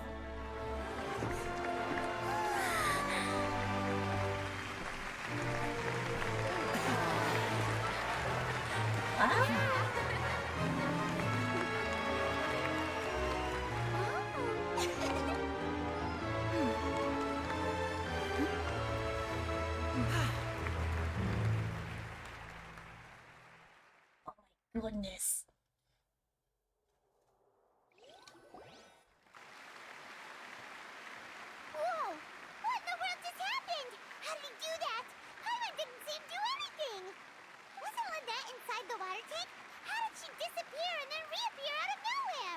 No wonder he's a famous If we magician. could see easily through his tricks, then that would mean that his skills are still lacking. To appreciate magic, you should focus on the show happening on stage, rather than getting caught up in trying to see that which has been intentionally hidden. Guess you're right. Paimon couldn't believe her eyes when Lynette reappeared. Amazing! Thank you everyone. I'm glad you enjoyed that performance. But our magical journey has only just begun. I've prepared even more astonishing surprises for everyone here. The magic of transformation and disappearance can go far beyond what you've just seen. I'm sure many of you are thinking that escaping the water tank was impressive enough. But Lynette is still my assistant after all. In which case, I have ample time to make all necessary preparations. So, for my next trick, I will require the participation of one lucky audience member. Please, if my assistants could bring out the magical boxes now. There are 2 boxes and only 2 boxes. One is here, and one is there in the aisle among the audience. I'm sure many of our clever audience members have already guessed our next magic trick. A swap! Our lucky audience member and I will each enter a magic box. After 1 minute, we will each emerge from the opposite box. Now please, everyone pay very close attention to the box you see here. Don't give me any chance to make a move. Wow! How's he gonna do this? Hey, do you think this is all magic tricks, or does Lenny have actual superpowers? The lucky audience member will be generated by this random number selector. It selects numbers entirely at random. Even I don't know who will be chosen to participate. Now then, let's begin. Let me see. Oh, row 7, seat 3. Congratulations! You now have the chance to experience magic firsthand for an entire minute. Please, come forward. My assistant will take you beside the magic box. I'm sorry, it might be a little cramped inside, but no need to feel nervous. We've carefully arranged everything for you to be as comfortable as possible. Aww. You don't need to do anything, but no matter what strange things may happen, don't come out of the box. If the magic is interrupted, who knows where you might end up? You might even find yourself in the Fortress of Meripede. Oh, okay. All right. Before I enter the magic box, there is one more thing I need to ask the audience to do. Could you all give me a countdown? Like this. 60, 59, 58. Just keep counting down. You can go a little faster or slower if you like. I won't be able to see anything in the pitch black box, so I'll be relying on your voices to know when time is up. Oh, and no tricks now. If you quickly count from 60 in just 30 seconds, then I'll be in a tough spot. Ooh! Paimon kinda wants to count faster after hearing him say that! No, that won't do. I can see it in your eyes. You still can't be trusted. Let's practice together. Come on, repeat after me. 60, 59, 58. 60, 59, 58! That's right, perfect. Keep it going. All right, I'll see you all on the other side once you've finished counting. 54, 53, 52? Why aren't you counting, Nervalette? I am counting in my head. I think things are exciting enough in here as it is. Merely a consequence of my identity and personality. Do not worry about me. Just enjoy the show. Oh, all right. You look so serious that Paimon thought you might be feeling uncomfortable or something. 40, 39, 38! Mr. Linney, are you all right in there? Is everything ready? Yes, I'm fine. I'm just double-checking the direction of the magic. It would be a disaster if we get sent to the wrong places. For example, mid-air right above the audience. Even though he's saying that, Lenny doesn't seem nervous at all. What was that noise? Did you hear it too? Not sure. Anyway, it doesn't seem like anyone's worried about it. 25, 24, 23. What's wrong, Mr. Linney? I can still hear you moving in there. I seem to have accidentally knocked over a decoration. I'm trying to fix it, but it's pitch black in here. I can't tell left from right. Bruh. Never mind the decorations. There's no time for that. The show is what's important. No, that's unacceptable. I want my show to be perfect. Don't worry, we still have 20 seconds. Hear them counting? 19, 18, 17. It seems things aren't quite going as planned. I apologize, everyone. It feels like you're all starting to count faster, but that's all right. I know it can be tiring to do such a long countdown. 10 seconds and change is still plenty of time. 10. Almost there now. Whew. Swapping two people is harder work than you might think. Even a master magician like me can't guarantee I'll get it right the first time. Hey, wait! Is this the back one? I can't tell. They both look the same inside. Huh? Nope, that's not it. I'll try again. 7. Hey, slow down! Honestly! 5, 4, 3. Whoops! That doesn't count! 0.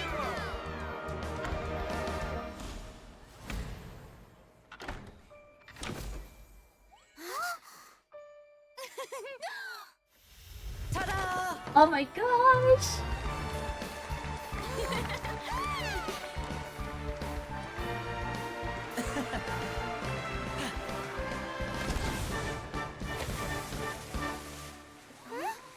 Oh.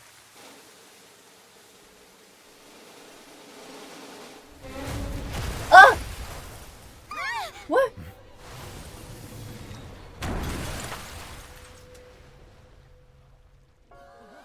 Oh. What happened? Oh no.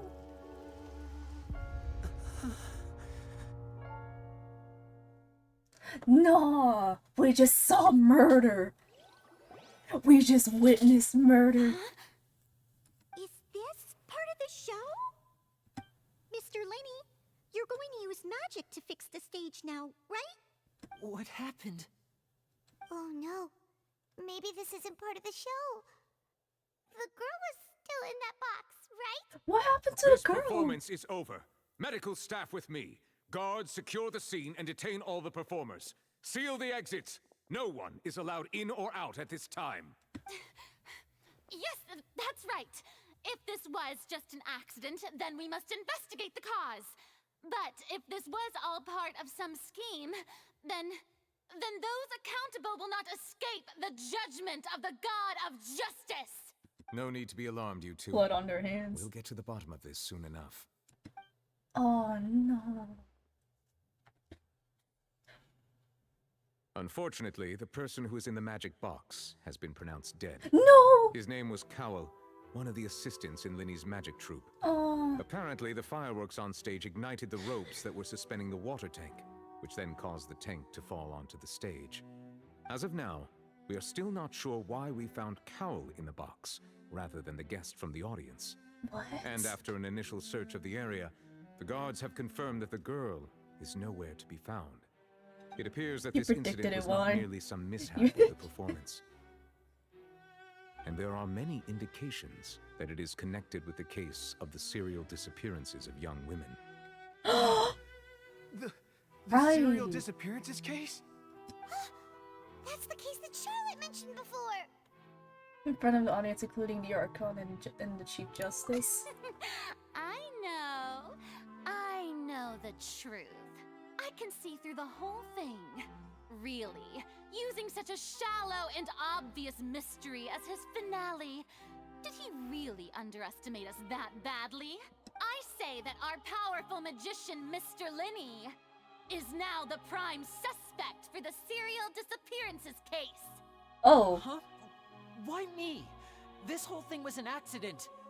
Oh, What a this huge. all Oh, the occurred point fingers during that your fast. magic show, did it not? The missing girl disappeared after being chosen, did she not?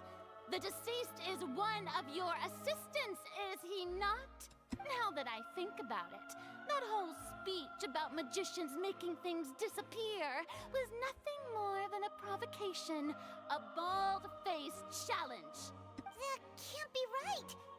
How can Lenny do this? He was in the box on the stage the entire time. We can even hear his voice.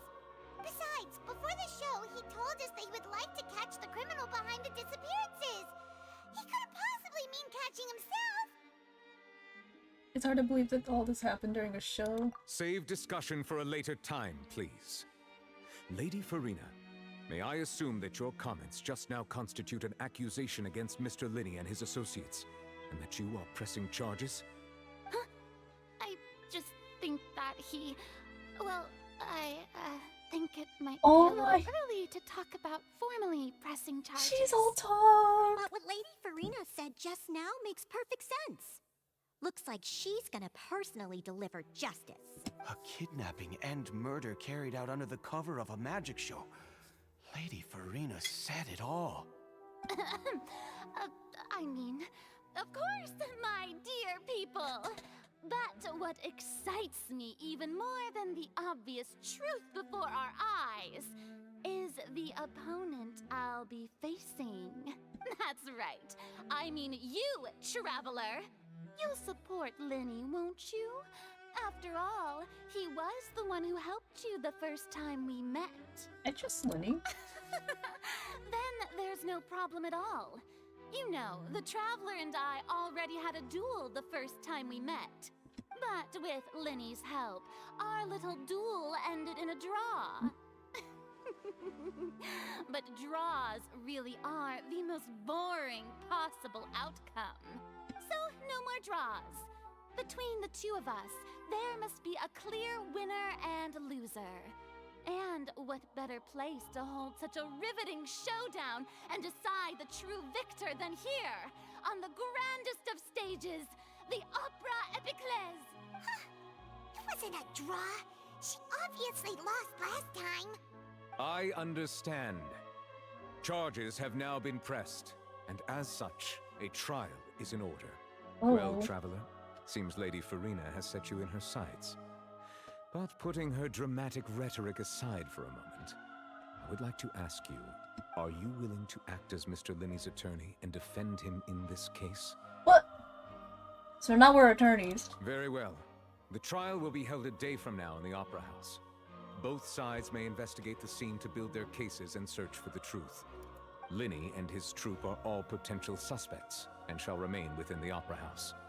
The audience may begin to leave in an orderly fashion once they have been cleared by the guards. A day isn't that long. Let's see what kind of case this big shot Outlander can build in such a short amount of time. I'm really quite looking forward to hearing it.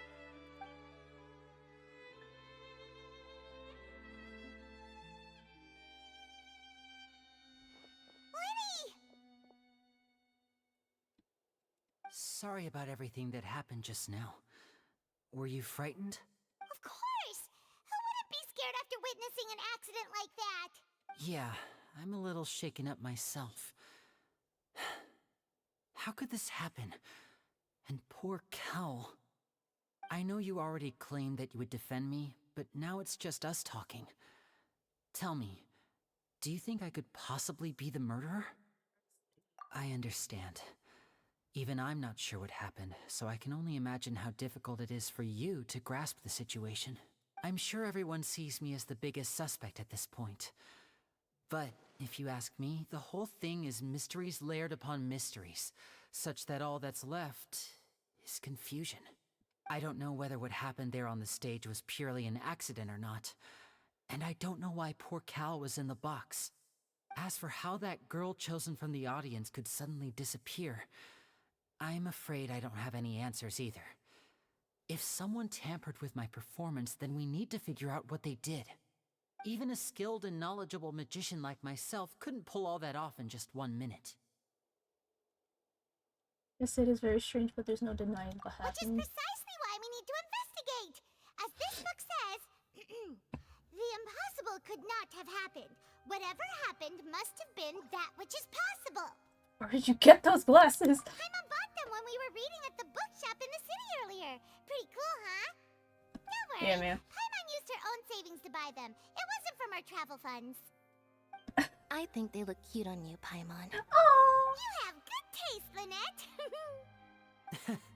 That's the right attitude. Feeling depressed isn't going to help me now. I need to get back to my normal self. But with the guards watching our every move, it's going to be especially difficult for Lynette and I to prove our own innocence. Good thing you agreed to be our attorneys. Thanks for that.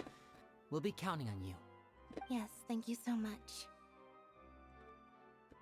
Yeah, just leave it to us. Oh, since we're going to start investigating, Paimon has a question first. Where did Lynette go during the performance? Ah, well, I'm afraid that would involve some of our essential trade secrets as magicians.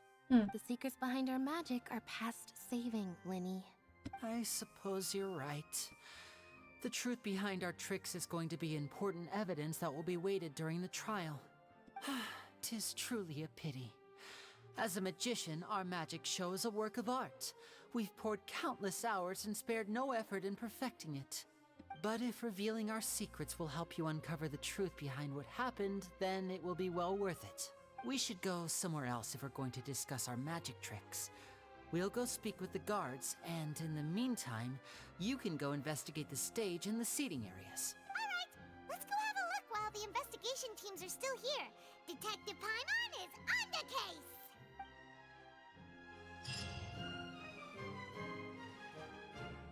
Hello, officer. How's the investigation going? We're Lynette's attorneys. I see. You must be the traveler that Lady Farina mentioned. Listen, I'll be perfectly honest with you. I'd avoid getting mixed up in this whirlpool of a mess if I were you. Huh? What do you mean? Come with me and you'll see. Huh? The deceased is one of Linny's assistants named Cal. Even though he hadn't joined the troupe long, he was hardworking and everyone generally liked him. The assistants are usually in charge of setting up and inspecting the props, as well as assisting with the show and keeping the crowd engaged. As you probably saw when you were in the audience, the water tank suddenly fell and smashed the box with Cowl inside it.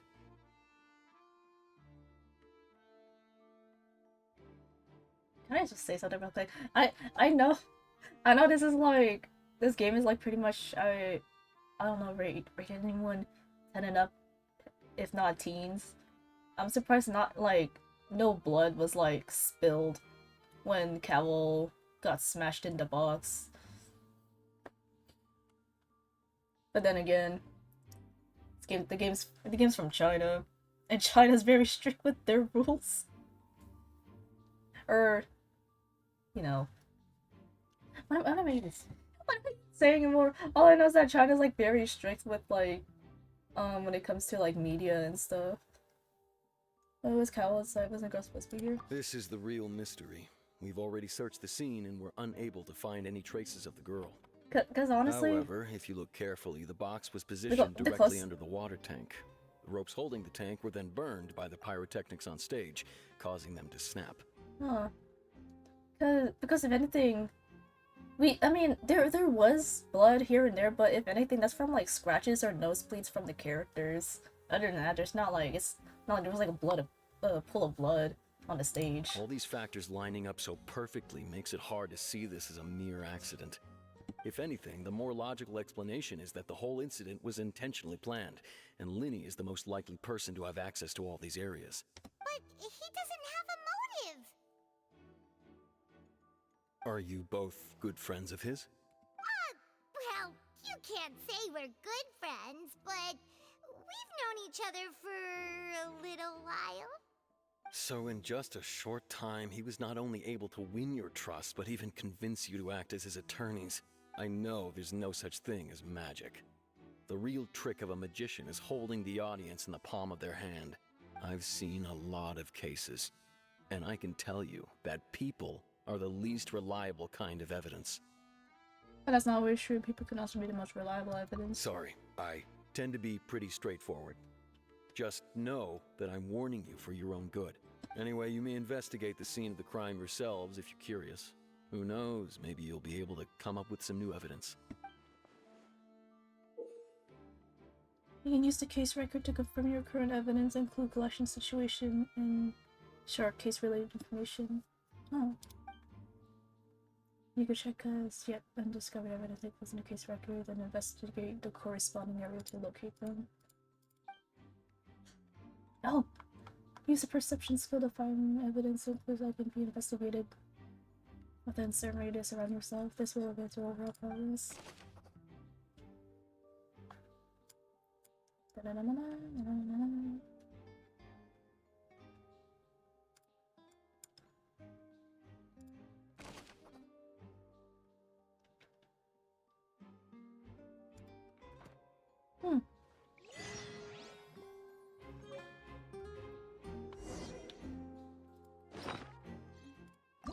Whoever the murderer was, they must have made preparations well beforehand. Mama's little icon. Whoever the murderer was, why would it be him? How strange. Oh! Child's vision. It appears as if child lost control of the elemental power within it before the vision has lost its glow. Nothing owner has left it blind.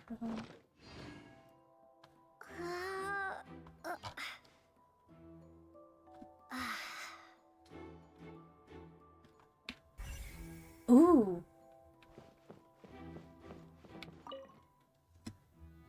A broken magic box was left on the scene after the guards I'm reading! Oh. After the guards completed their investigation, looking at it now, the water tank must have struck it really hard. Ugh.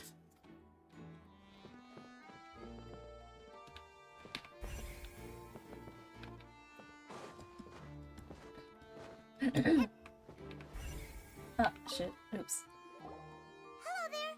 What are you investigating?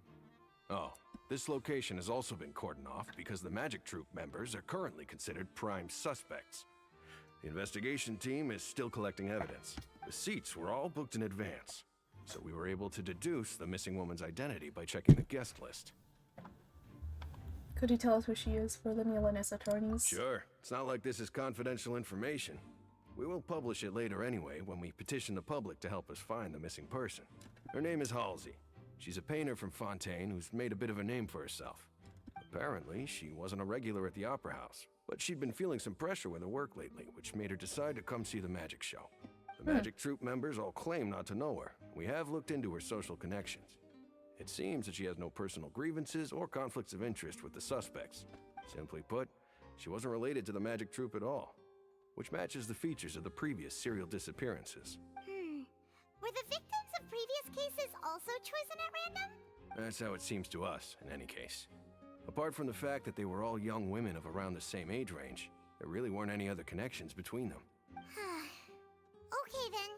Thanks for letting us know all this. No need to be so formal. If you do happen to see the missing girl, please be sure to contact us. It is of utmost importance that we get to the bottom of these disappearances.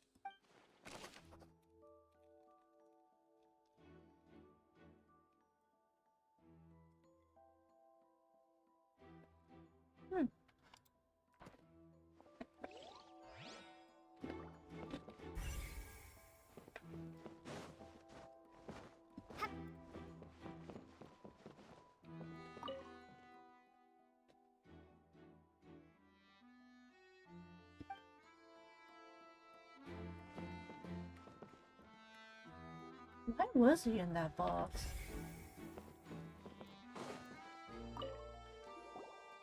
So this is the rope that broke and caused the water tank to fall. The rope looks pretty durable. How can it be burned through so quickly by fireworks? Either Lenny didn't realize this was a safety concern, or... Why are you suddenly so serious, Traveler? I'm just looking where the rope snapped. Whoa. Look! This bit is made from different material! Most of it was burned away, but there's still a little bit of it left. It seems to be flammable like a type of flash cotton. Huh. So if a rope meant to hold something was made with that kind of material in it, then that means... Wait, why don't you write all this down? Let's take notes. This rope was used to suspend a water tank. It suddenly broke when the fireworks were being launched downstage. Oh, the investigation was shown that the location where the rope snapped was made of flammable material. Oh.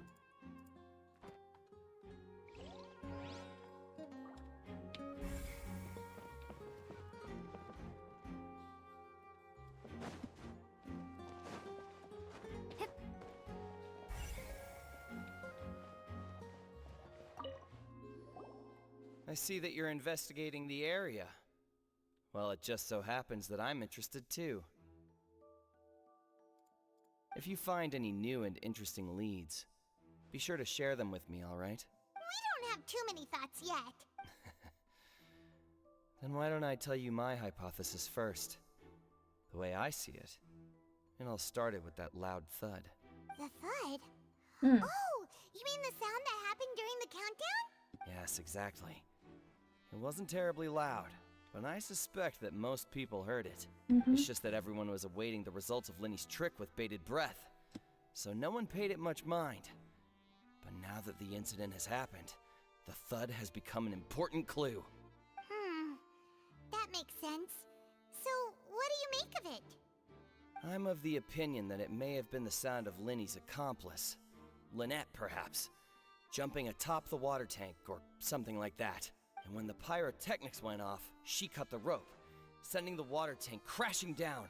But wasn't the noise we heard too loud for that? Perhaps the balance wasn't right, leading to a particularly rough landing. And shouldn't the water tank have started to swing a bit in that case? Nope. Oh, that's true. I suppose I must reconsider. That does remind Paimon, though. What was with that sound?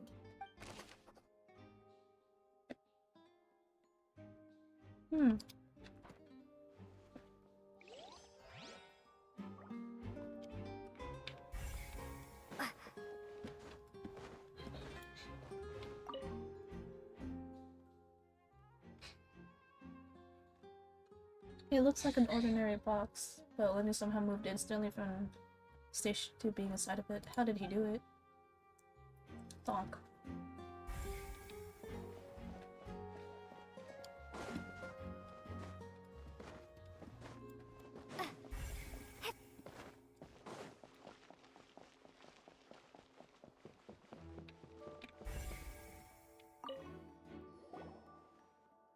The investigation team has some new findings. Turns out there's an issue with the random number selector after all. Oh. See, I told you. What if the machine picked some big guy's seat? You think the murderer would have still made his move then? Sorry to interrupt, but we're helping Linny and Lynette with their side of the investigation. What were you saying about the number selector? There's something wrong with it? You're trying to help them? That'll be a tall order. Linny used the machine to pick a random member of the audience during his performance, right? The lucky girl that later disappeared. Well, we thought there might be a serious problem with the machine, so we had it taken away for further inspection. It turns out that the seat number it picked wasn't random at all. The machine picks that same number every time. I'm sure you already know that you have to make a reservation in advance to get a seat, regardless of whether it's a trial or some performance. In other words, Linny knew who would be sitting where from the very beginning. Ooh. That much checks out. Linny reserved our seats for us, too. Bet you see why I was saying it'd be tough to make a case for Linny. Thanks, sorry to bother you. Even though it's bad for Linny's case, Paimon had better write it down. This device was used during Linny's magic performance to choose a lucky number of the audience. However, the guards have found that it will generate the exact same number no matter what. Clearly, someone has tampered with it.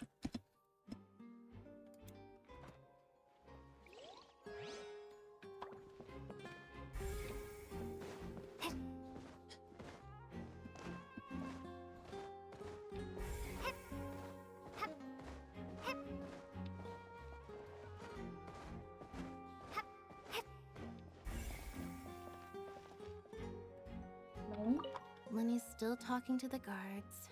It seems he'll have a lot of explaining to do. I think someone will be assigned to monitor us later, but that's alright.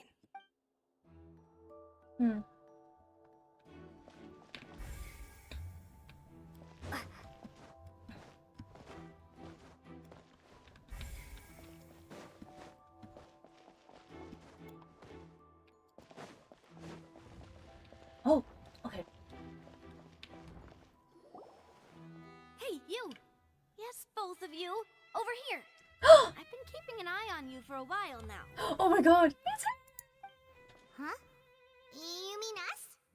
That's right. If I'm not mistaken, you're also among those who wish to cut down the thorns and pursue the truth. No?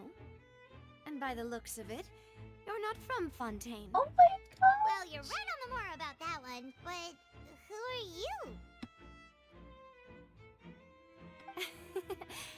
Have you never heard of the Spina di Rosula? Spina di Rosula.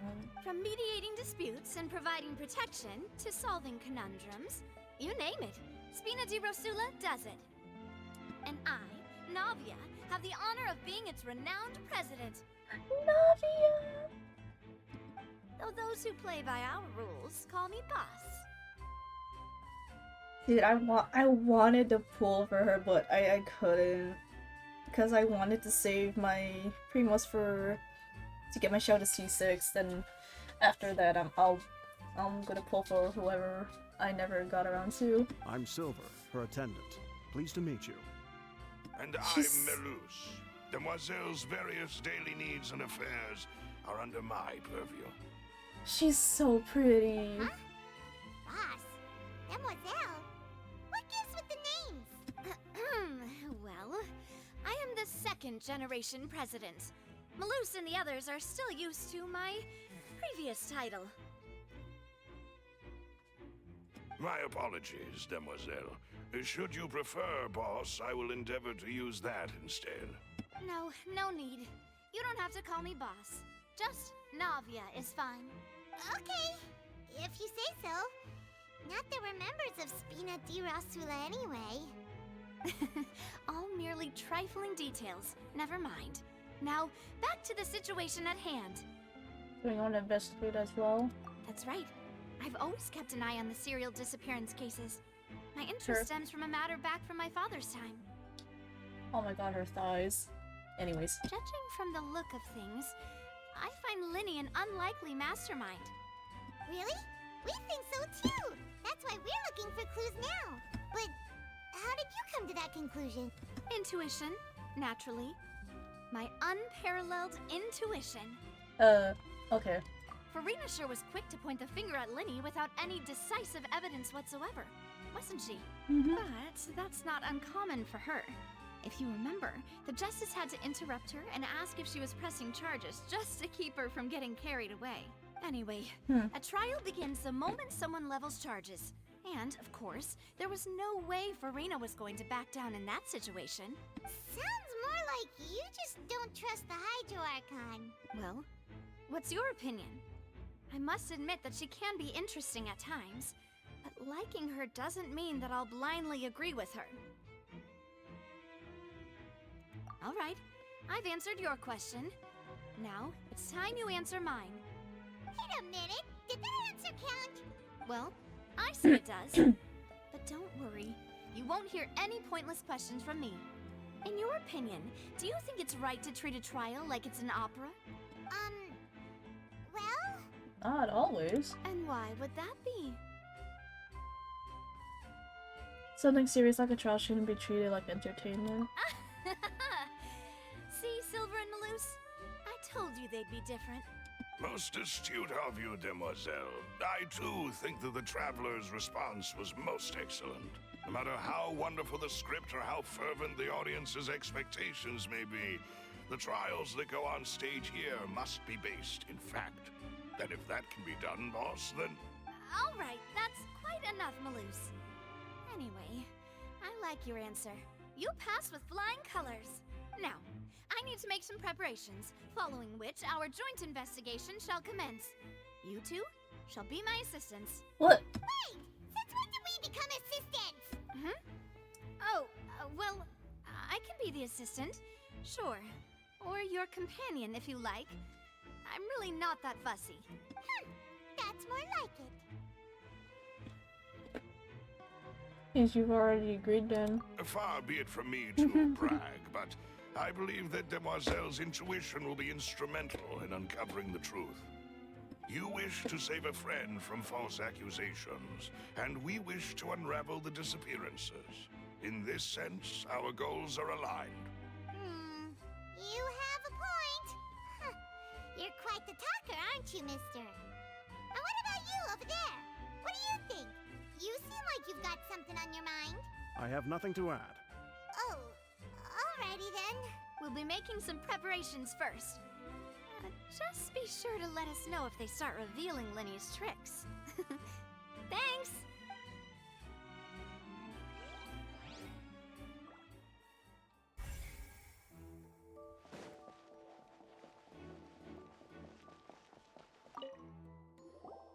Sorry, but no one can freely enter or exit the Opera House at the moment.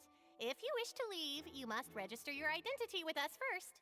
No, we're not leaving. We're representing Linny and Lynette as attorneys, so we're investigating the case. Were you always guarding this entrance? Yes, after the Chief Justice gave the order, everyone coming in or out must undergo a strict inspection. So, the missing girl couldn't have left from here, at least not from that point on. What about during the show? I doubt there was much opportunity then either. How can you be so sure, Well, because I was in charge of security near the entrance at that time. I couldn't see Linny's performance from here, which was quite a shame. Just my luck. But still, I did not abandon my post, and I stayed put no matter how loud the applause was. If someone had so much as even approached the door, I would have noticed it, let alone if they had tried to leave. We Melazines are good at that sort of thing, you know. So, it's safe to say the girl couldn't have left through here. Alright, thank you for your help. This'll be useful info. No one left the Opera House during the magic show, and after the incident happened, only those who had their identities cleared by the guards could leave. We've checked everything of note here at the performance venue. Paimon wonders how Linny's discussion with the guards is going. Let's go see, shall we? Understood. Then I will be going with you. Just so you're aware, I will be monitoring your actions and making notes as necessary. Very good. Thanks for being so agreeable. I'd pull a rose out of my hat as a gift for you if I could. You may spare the pleasantries. I'm just doing my job. You've arrived. Who's this? Me? I'm Spina di Rosula's guardian angel. If you've got a problem, I've got the firepower. Oh my goodness. Sorry, I got a little carried away there. Call me Navia. I'm a partner of theirs, and will be helping investigate this whole situation. And these are my companions. Would you mind if they join as well? Fine by me. Oh, new helpers? I would be most grateful. Well, let's just say we're tagging along. It's not every day you get to see the secrets behind magic performed on such a large scale. I appreciate your kind interest. Come with me. We'll be heading below stage. Huh? Below stage? Yes, a world of secrets is hidden beneath this magic box, prepared specifically for this switcheroo trick. But before I reveal everything, you should have a look first. Notice anything strange here?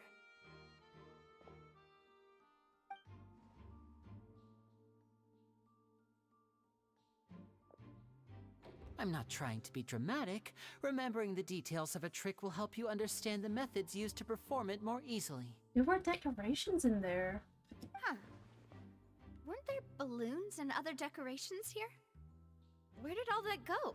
Ah, good eye. That said, you're still far from discovering the answer. The back of the door isn't the same? The back? You mean the inside of the door? What's different about it? Paimon didn't notice anything. Very good indeed. I thought you might not be able to catch that, given that you were sitting in the first row. The back of this door was patterned. Those patterns are now gone, replaced by a smooth wooden board. Oh. So, if you put 2 and 2 together, what do you get?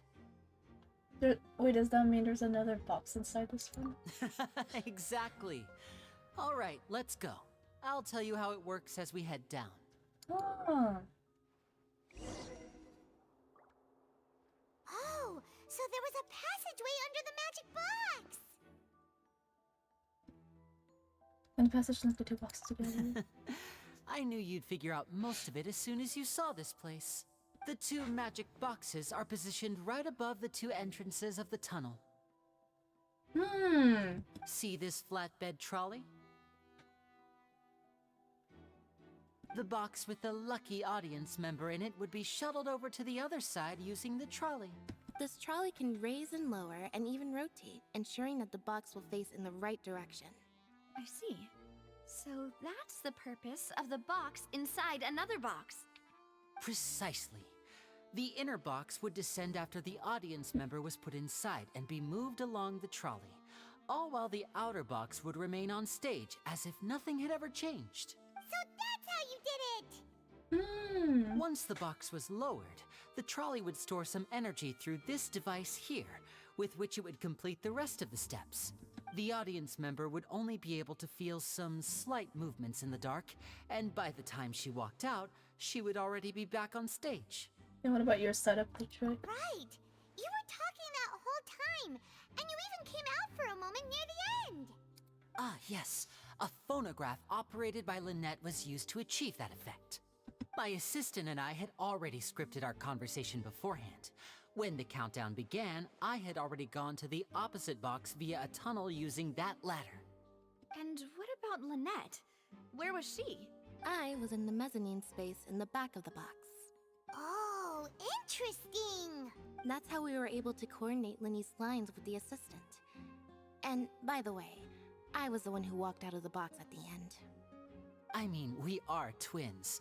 All it takes is a change of clothes and no one can tell who's who. And that's my favorite part of this trick. Only Lynette and I can perform it. So that's how it all worked! Wow! Every detail you revealed was more amazing than the last! I can tell a lot of thought was put onto this. Lynette would briefly walk out of the box and then go back in, jumping into the tunnel and escaping before the box on the trolley could finish ascending. And then I walk out of the other box in the audience area, and the trick would be complete. The operative word here being would. But as you saw, Cal was in the box, not our audience member. She, on the other hand, mysteriously vanished. We really don't know how that happened. If not for that interlude, this would have been an astonishing trick. I probably never would have figured out how you pulled it off. And yet, to think that someone was able to use this magic trick to commit a crime. Could we have a look around? I think we can come up with some more leads. This is the scene of the crime, so Linny and Lynette are not permitted to stay here. I'll escort them back up. Yes, of course. No need to be so strict now. I won't disappear into thin air, you know. Thanks, everyone. We're counting on you.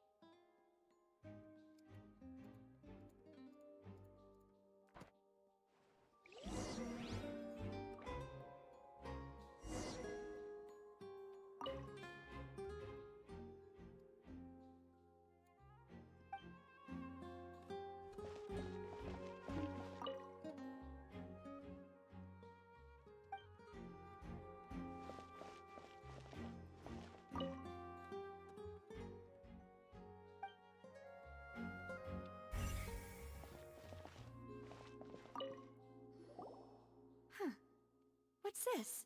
Looks like a hook tied to the end of a rope. Huh? There's all kinds of odds and ends here. Lenny didn't mention this earlier. Perhaps it was a prop for a different trick. But why would it have been left here? Whatever it is, let's make a note of it first.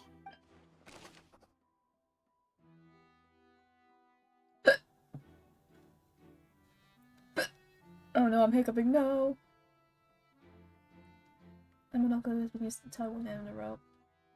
Just unclear. That's the.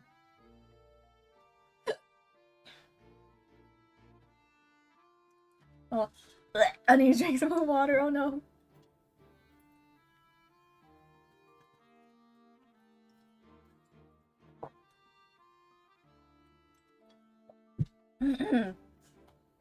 I was gonna say, the end of the rope looks kind of burnt off.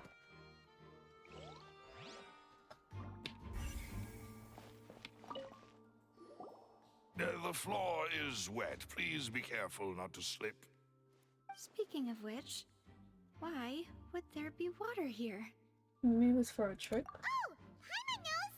It's one of those tricks where you pour water into a jug and then flip the jug over only for the water to disappear? And here's a broken vase. Huh. Did the trolley knock it down while moving? That can't be. The trolley moves along tracks from start to finish. It couldn't have hit the vase at this distance. Let's note this down too and think about it later.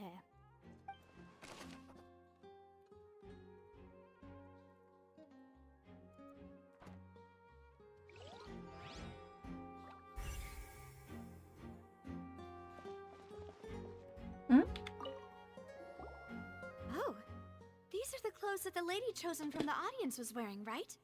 Her clothes are here, but she's nowhere to be found. Right. And do you really need to do that if you're kidnapping them? Ugh, this is so confusing. Paimon doesn't want to be a detective anymore. Wait, when did she get the swirly glasses? Am I tripping? The clothes belong to Halsey. The lady who went missing were found in the total. The reason for this is unknown.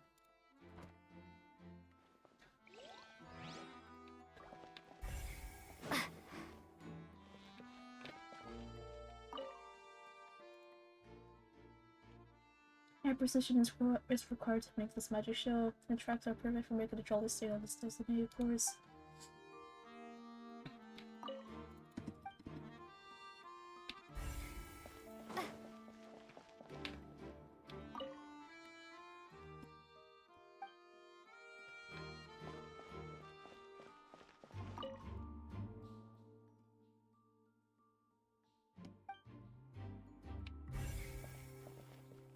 Oh, a vent. What is this place? It seems someone could fit through here. Huh. Could this have been the suspect's escape route? Alone, perhaps. But if they had to pull another person with them, this space would be too narrow. But there are no other ways in or out of here. Oh, you're right! Let Paimon write that down.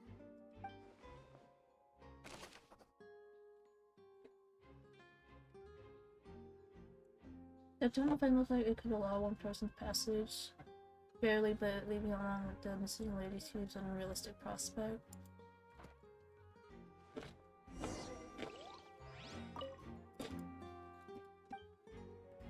Seems we're just about done investigating down here. Yes. Let's head back up.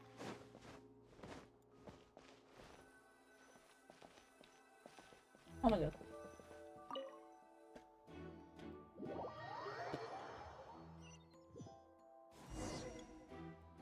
Well, we've ascertained the state of the crime scene. Let's find a place to sort out our findings once Malus returns. Seems to me that there are several things that don't add up here. Apologies for the wait, demoiselle. So, what did the guards say? Did the criminal escape through the vent? They believe the odds of that are very low, since the vent leads to the Opera House's basement. The guards have checked the area carefully. No one left through the basement during the performance or after the incident, and no one was found hiding there. So the tunnels become like a secret chamber then. You know, like the kind you usually see in novels. It would seem so. The plot thickens. Halsey's disappearance and Cowell's death are both quite inexplicable. No wonder Farina was so confident in her accusation. All the current evidence points toward Linny and Lynette. In other words, the charges are very likely to be upheld unless we make some considerable progress.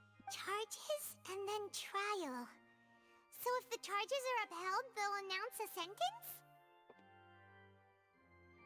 Hold on, I will be right back for the millionth time to put my bowl away.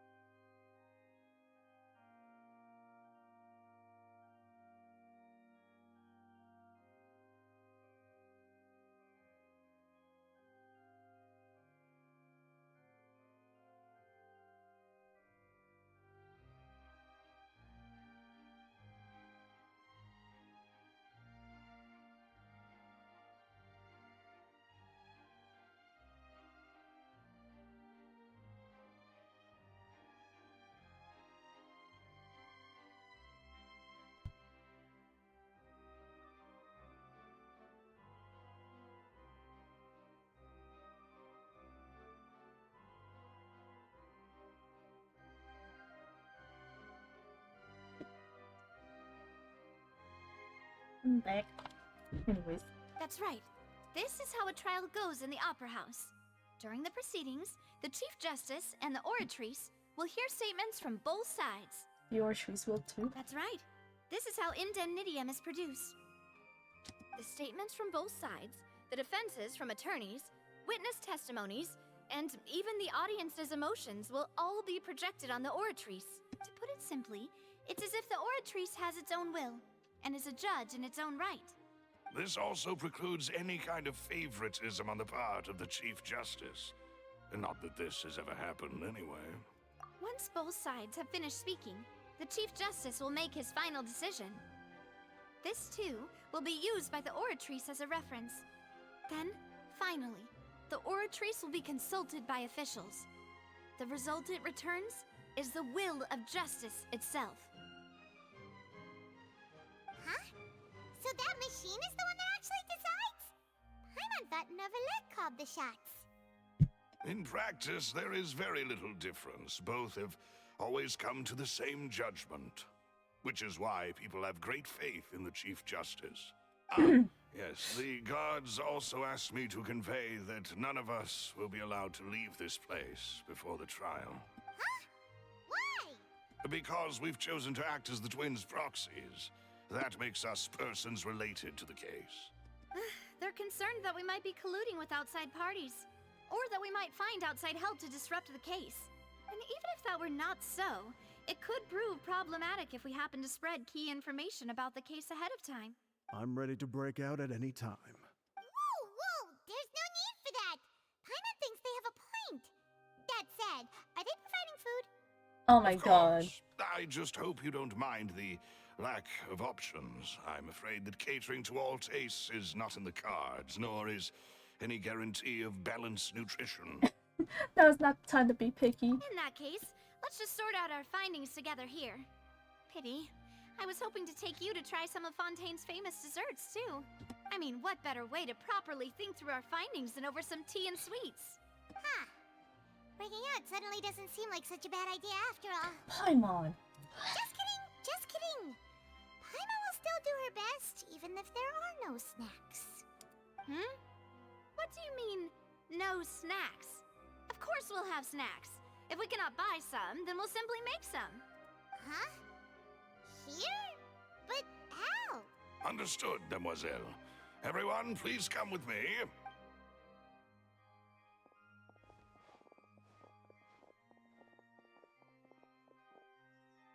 Wait, you're carrying a portable stove with you? Yes, I must be prepared to meet the Demoiselle's baking needs whenever the fancy strikes her. I have eggs, sugar, and almonds at the ready. What the? Wait, what the? Good work, you two. Then I'll get to it. Please sit tight for a moment. You'll get to taste my awesome snack soon enough. These three are quite the interesting group. Must be a Spina di Rosula thing.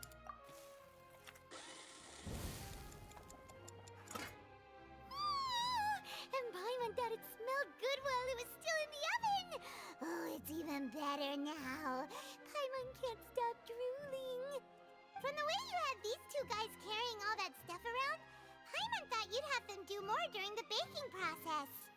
Is this her signature dish? But you ended up doing the entire thing by yourself. Beating the egg whites, grinding almonds, everything. I was applauding.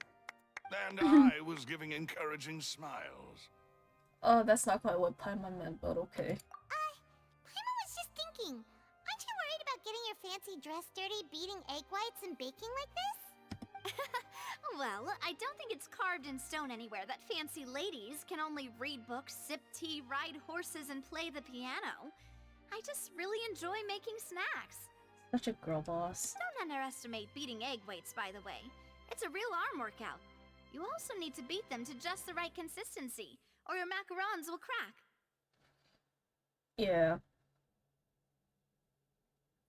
As if I made back macarons by myself anyway, but yeah, no, like, okay, so this was like a long time ago. My mom and I were like, we were trying. We tried to make macarons for the first time, and I just remember it being like a difficult dessert to make is all, in order for the shells of the macaron to like not like be too hard or like they break easily or whatever. Oh hey Raja, how are ya? Anyway, give these a try. Fresh out of the oven. There's 3 for each Welcome of in. us. Only 3? Well, eating too many sweet treats might send all that sugar to your head. You wouldn't be able to think clearly about the case on a sugar rush, would you? Tea is ready to be served as well.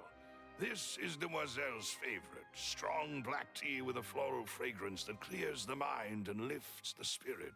Ooh, why don't you take a break as well? No need for concern. I'm merely doing as I should. All right then. Down to business. As Paimon mentioned previously, the tunnel seems to be something of a secret chamber. I'm doing good.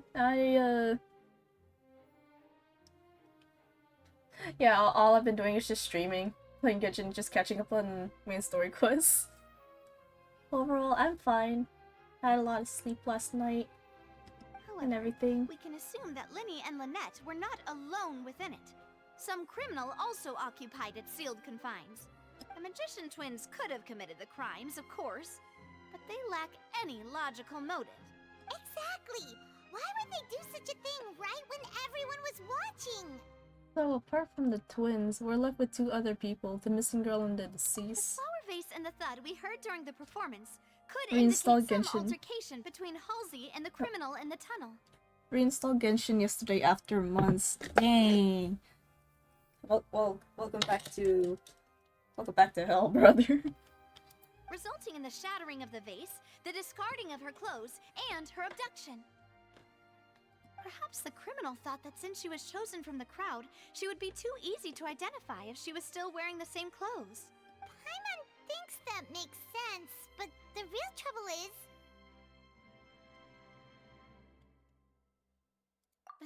None of the clues we found thus far support the existence of this third person.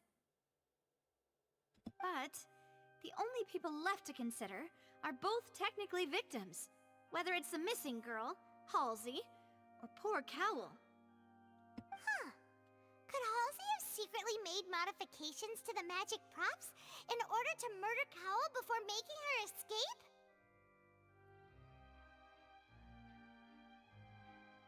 But she had no way of knowing how the magic trick worked. That's right.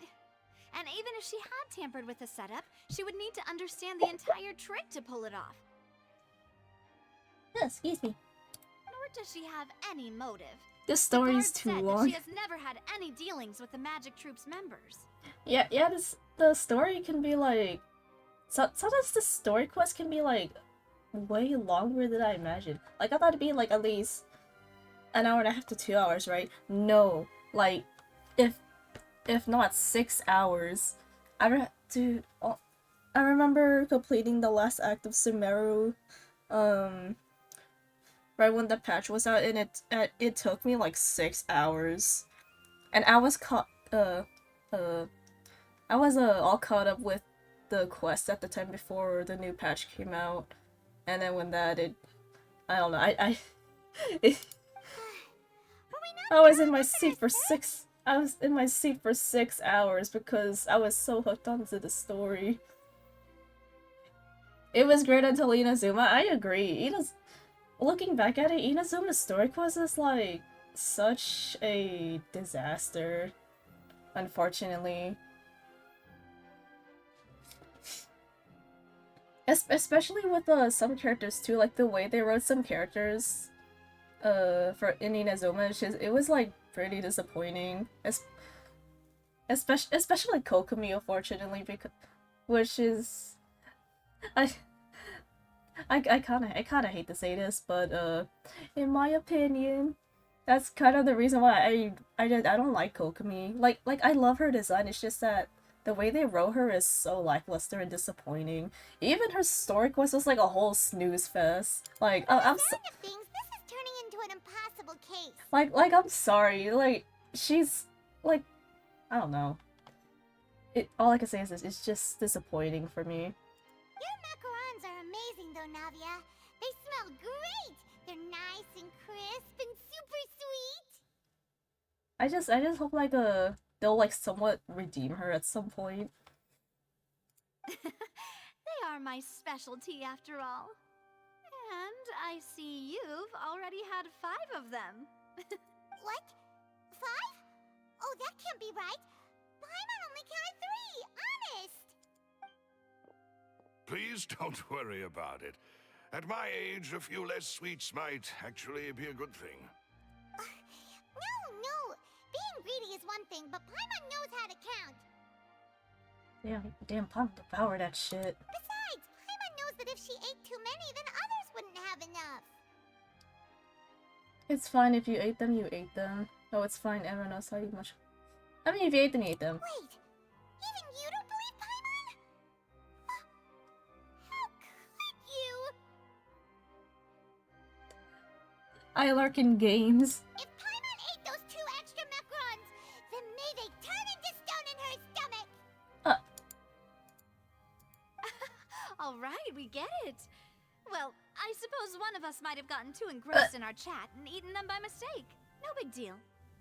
Malus, set up the stove again if you would. Oh no. Huh? What are you doing? Making sure everyone gets 3 macarons, of course. Aw. Exactly. We don't want to trouble you. As you wish, demoiselle. And I have the egg, sugar, and almonds. At the ready. Well, this really is your hobby, huh?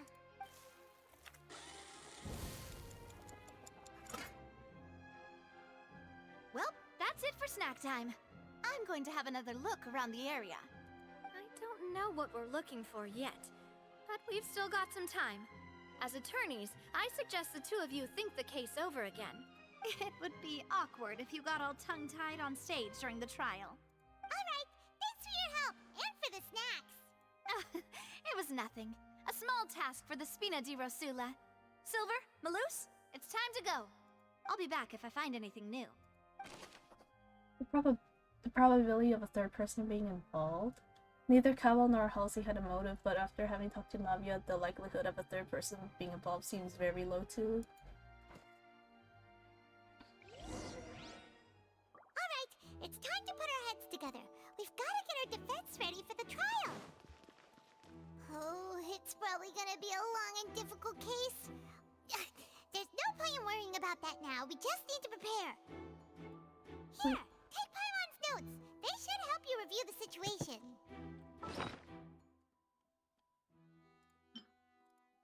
Whoever the murderer was, this rope was obviously tampered with. People needed to register and reserve a seat for the show. That, combined with this number selector, could allow you to pick a young lady instead of some old fogey. This is probably a prop, too. Oh, looks like it could hook onto a lot of things. Like the Traveler's fishing rod!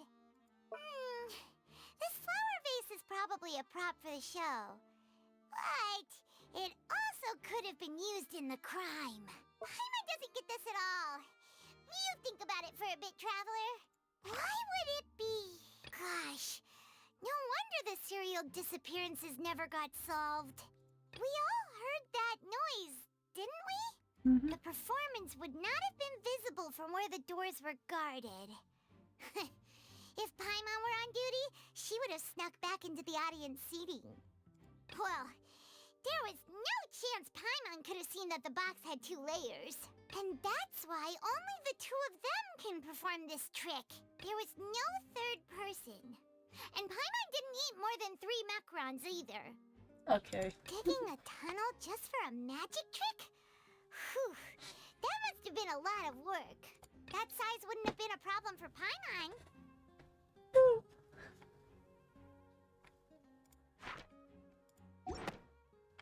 I realized that, I just remembered something. So, is that someone over there? Oh, never mind. But, I think this was like a little after Fontaine was released. I saw a post on Twitter that, I think this was like before 4.2, 4.3-ish, that,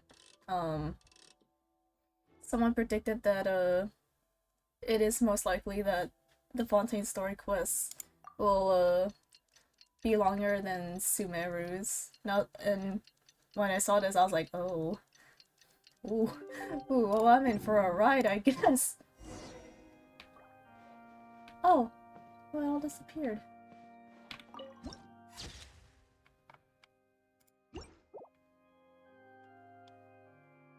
Yep, suddenly everything's gone. Oh, whoops. I didn't mean to cancel it. What do we do? The whole situation is so confusing. I do have some thoughts, but let's take things step by step. Good plan. Impossible things don't just happen. We'll get to the truth one way or another. Just relax. Even if everyone else suspects Lenny and Lynette, at least we will be supporting them from the stands. Besides, I doubt Farina understands any more about what happened than we do. Thanks, Navia. Well, we'll be going then.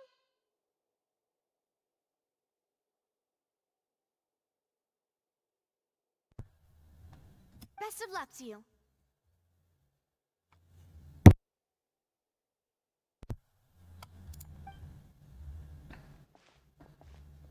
Hammer.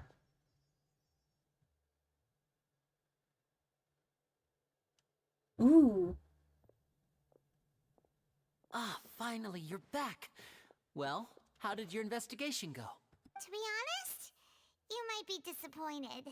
Aw. No. We're already very grateful that you were willing to help. Well, now, don't you all look disappointed? Don't tell me that your investigation came up empty-handed. That was to be expected, of course.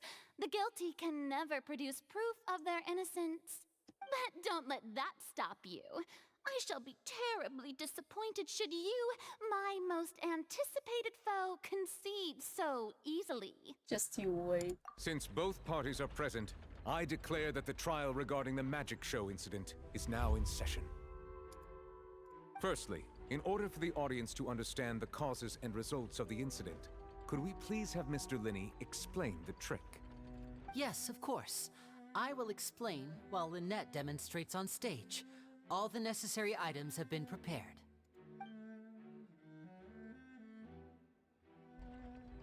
Thank you, Mr. Linney.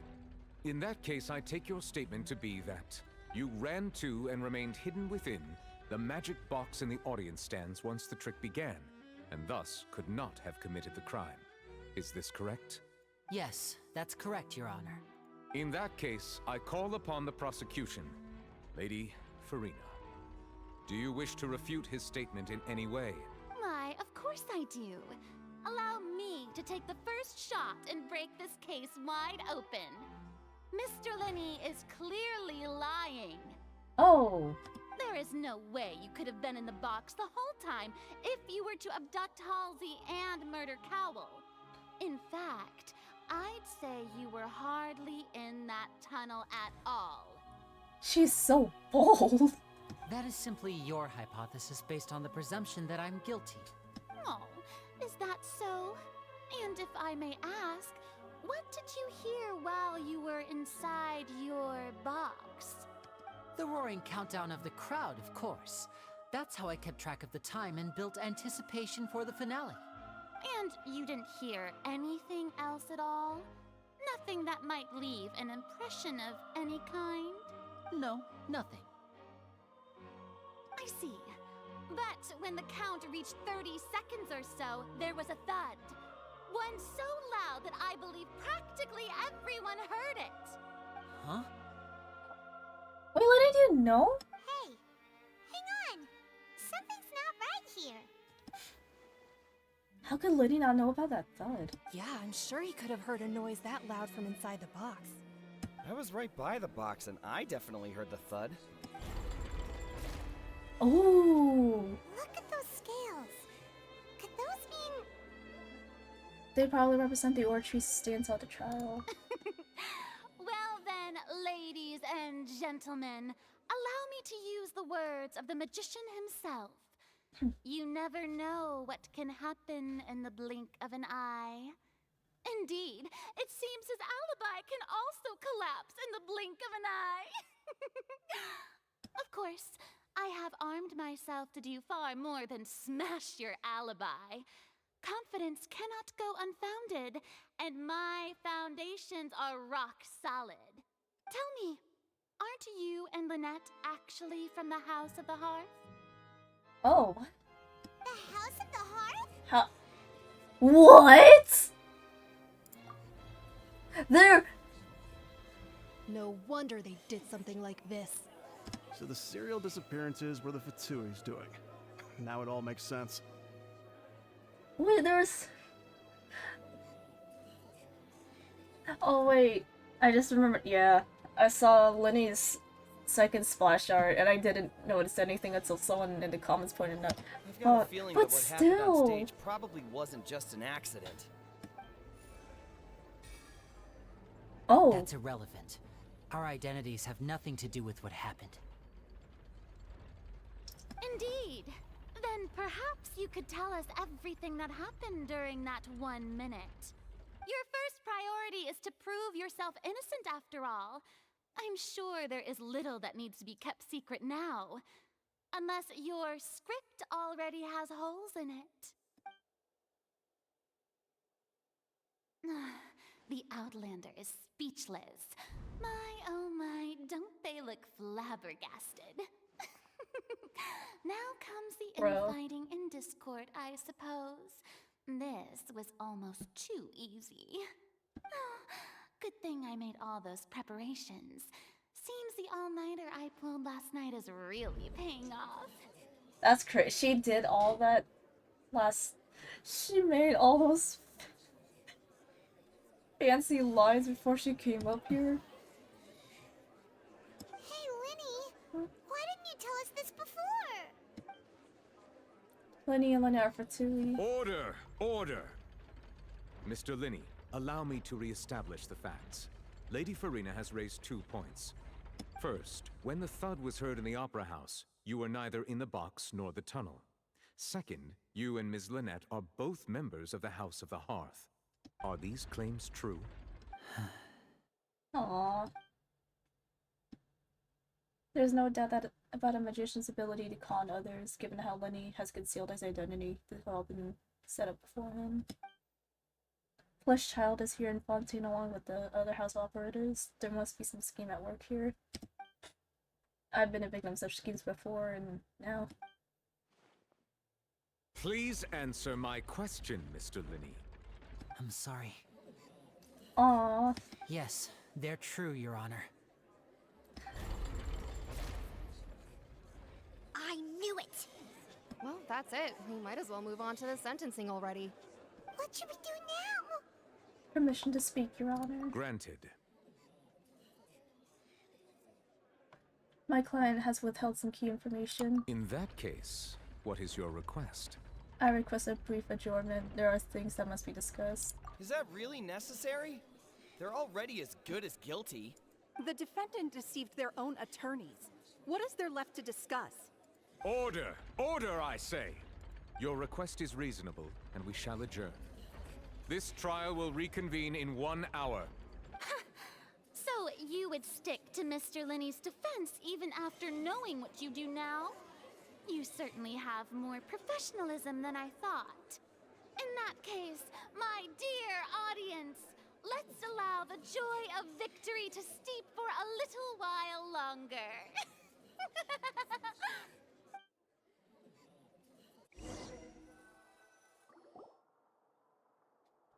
Oops.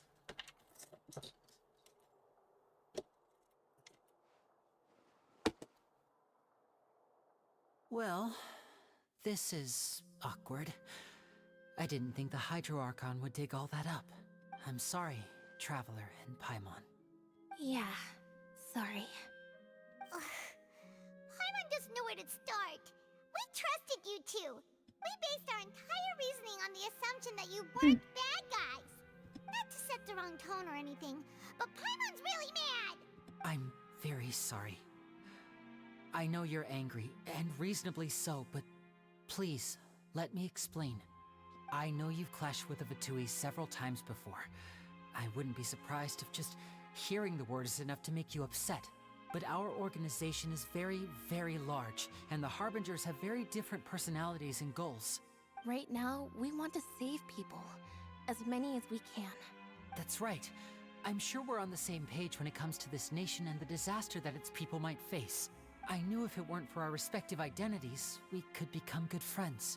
That's why I didn't wish to flat out lie to you, but chose to hide some details instead. The truth is very important, but being completely transparent about everything would see us spending more effort than we need to. How can we know this isn't all just another lie? Right. So, you be the judge. Heck, if I were you, I fear that I'd even struggle to trust me at this point. You met a Fatus who works as a magician, a trickster by trade. All by coincidence, too. But still, I'm asking you to trust me. I am no criminal. At least, not in this case. Sorry. Please forgive us. I thought it was just Linny. I thought it was just Linny. I didn't think Lynette would get involved. You both say that, but... Where did you actually go while the trick was being performed? Right. Let's hear your answer first, and no lies now. Of course. I'll answer any question you ask. We've been trying to find out how the Oratrice operates. We want to know why it has a consciousness. Why can it deliver sentences accurately? During our investigations, we learned that the machine's core is beneath it. From that moment on, Lynette and I have been designing this box swap trick with the objective of getting close to the core. Is that why you needed a whole minute? That's right. In truth, the audience would take about 75 seconds to count down from 60, while I would only need 15 to get to the opposite box. So, after jumping into the tunnel, I accessed the Opera House basement via the vent, and went to investigate the room in which the core is stored. That air vent was created during the construction of the tunnel specifically to execute this step. And what did you find? Well, nothing. As soon as I reached that room and was about to investigate, I heard someone's voice. Which should have been impossible, of course. I was quite certain that I was the only one in the room. That voice seemed to recognize me and tried to speak to me. I chose to err on the side of caution and retreated the way I came. On the way back, I saw the broken vase and the clothes on the ground, but the countdown was almost finished, so there wasn't time to give it any thought. After that, the homicide occurred just as you saw. Well, that explains why you didn't hear the thud. Well, why do you want to understand how the Orchis operates? Because of that prophecy I told you about, of course. We must know all we can about this nation's secrets in order to deal with that prophesized crisis. That's the only way we can save everyone. So, there you have it. The whole truth. I swear, I didn't hide anything from you this time. It was never my wish to proceed under this cloud of mistrust either. But, like I said earlier, you can be the judge. If you want to leave because you don't trust the Fatui, there's nothing I can do to stop you. Well, Traveler, you decide. Paimon will follow your lead however you choose. So, all the 11 seats have been occupied before Skirmish became Wanderer, and the 6th seat has just been vacant. I wonder, are they the 6 of the 11 now? I believe that judgment will be dispensed as you should. Okay, thank you. Thanks for giving us a chance. The current problem is that the scales are tipped pretty badly against you two. If we want to refute the Hydro Archon's accusations, we're gonna need a seriously watertight defense. Huh? The drummer's almost over, let's go back. Oh, Paimon thinks she gets what you mean. Inch.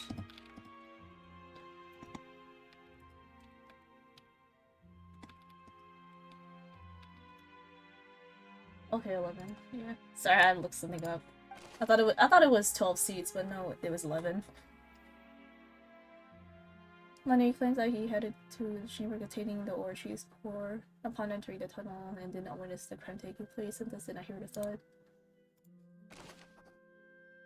Lenny claims to have heard a mysterious voice within the chamber that houses the Orchis core within the Opera House's underground structures.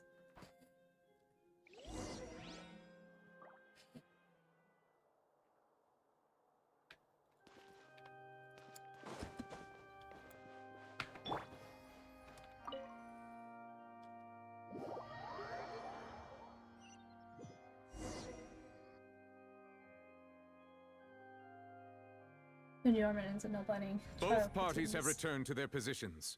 Let us continue the trial. When last we left off, Mr. Linney acknowledged the new evidence presented by Lady Farina as fact. Therefore, Lady Farina may continue stating her reconstruction of the events. Ugh, that took long enough. Now then, if everyone would lend me their attention, at this stage, let's revisit that scene from Linney's perspective. Oh my god, the smug look on her face. Oh! Based on the opposition's economic events, you can identify loopholes in their statement. Oh! These evidence includes obtained during the investigation to refute any erroneous assertions of fact in place of new interferences. Use their refutations to convince the audience and obtain more support from the people. The Orchis will display such shifts clearly. When you find and refute all incorrect content, you complete the cycle of refutation until the truth. Oh! As the countdown began, he entered the tunnel. When the flatbed trolley passed, he opened the box and got into an altercation with Halsey, which caused the loud thud.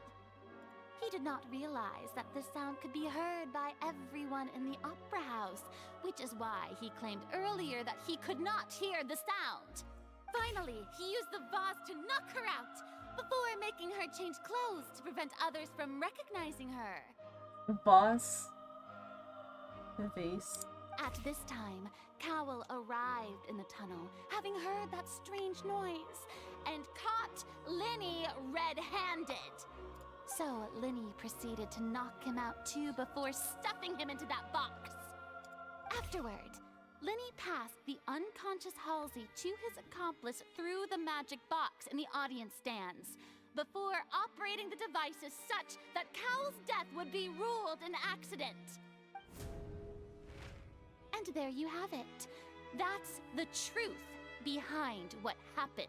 Some low-key Danganronpa style. Does the defendant's side have any objections to Lady Farina's description of the events? The key to refuting Lady Farina is the order of events. What Linny experienced and what he saw.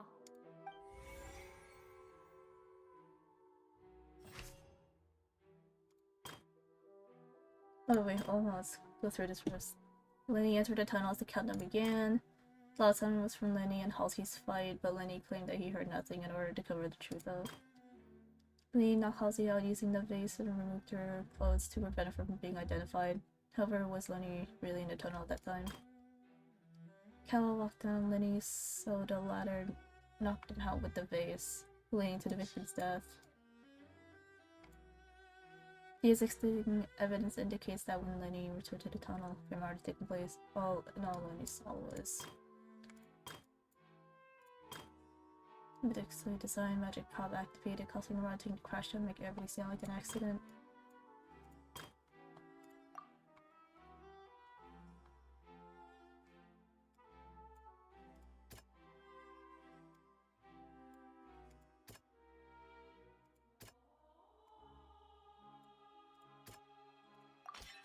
According to Linny, he left via the vent after entering the tunnel. He couldn't have had that altercation with Halsey. Was Linny really in the tunnel at that time?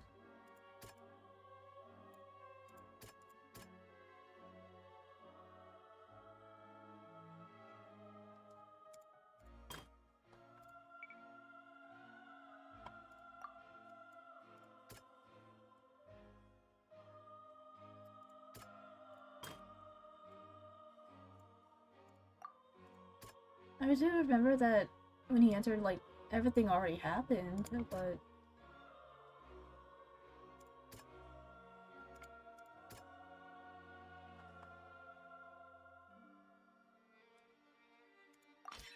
Linny did not take part in the underground altercation. He only witnessed traces of the aftermath.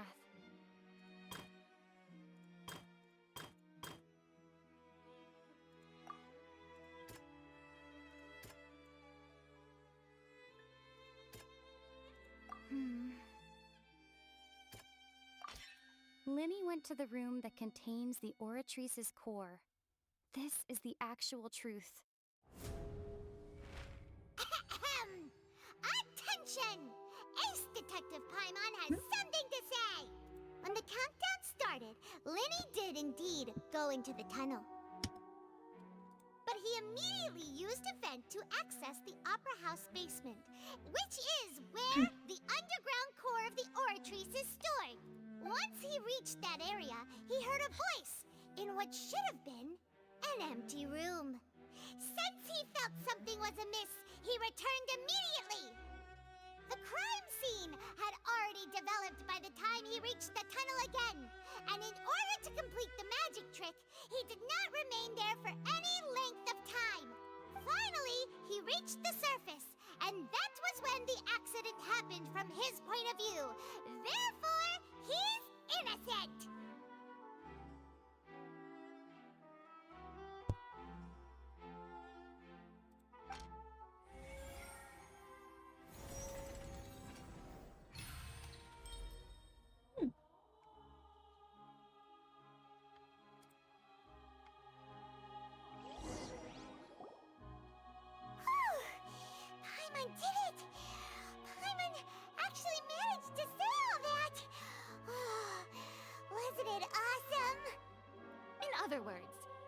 believe that he knew nothing of the incident? That's right!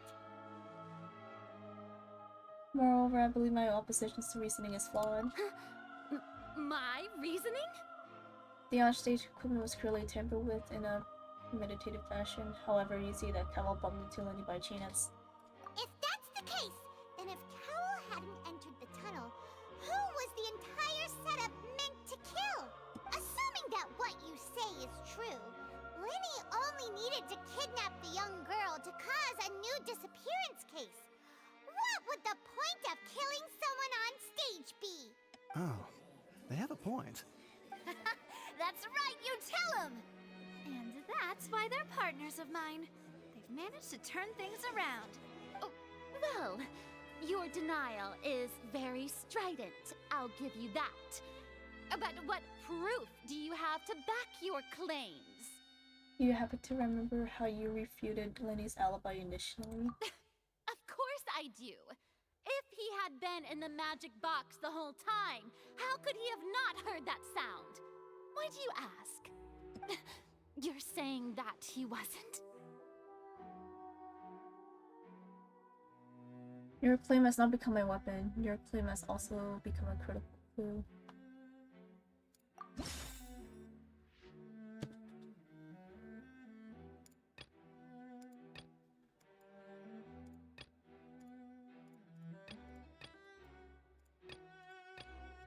Oh, it's 3 choices.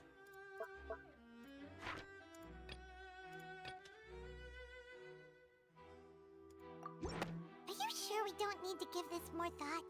Paimon thinks there's something off here.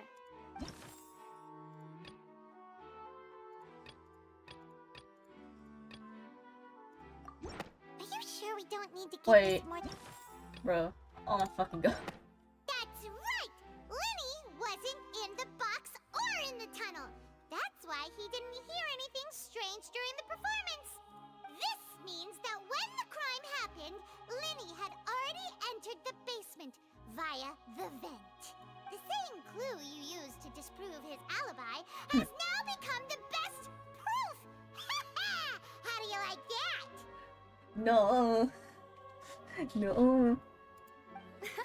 Well played. To think you'd use such logic. Well then, if it wasn't Lenny who committed the crimes, then who was it? The murderer was. Select the gear's icons in the interface to check the corresponding case questions. Oh. Oh, I've already did this for some other people.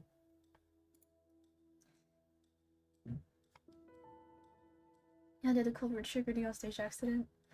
The guard's investigation report indicates that the fireworks released near the end of the show ignited and burned through the ropes suspending the water tank above the stage. This caused the water tank to fall and kill Cowell in the box below. If Lenny is no longer under suspicion, only the other members of the troupe would have been able to tamper with the props. Lenny gave a detailed account of how the trick was supposed to work. By using box inside a box, the idea was for the box containing the audience member to be transported across via a tunnel underneath, and Lenny himself would also use this tunnel to get to the other side. Having changed her outfit, Lena and her assistant would take charge of onstage interactions. The clothes belonging to Halsey, the lady who went missing, were found in the tunnel. The reason for this remains unknown. Who was the only person who possibly committed the crime? The deceased's name is Cowell, Lenny's assistant. He would have been able to tamper with the equipment. Could there have been a third person involved? Is that really a possibility? Halsey is the missing person and an ordinary audience member. Or did she have her own scheme all along?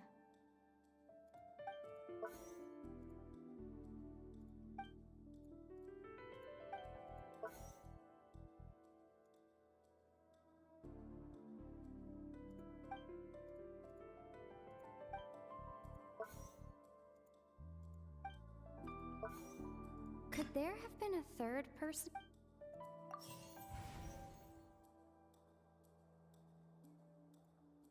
The deceased's name is Cowl.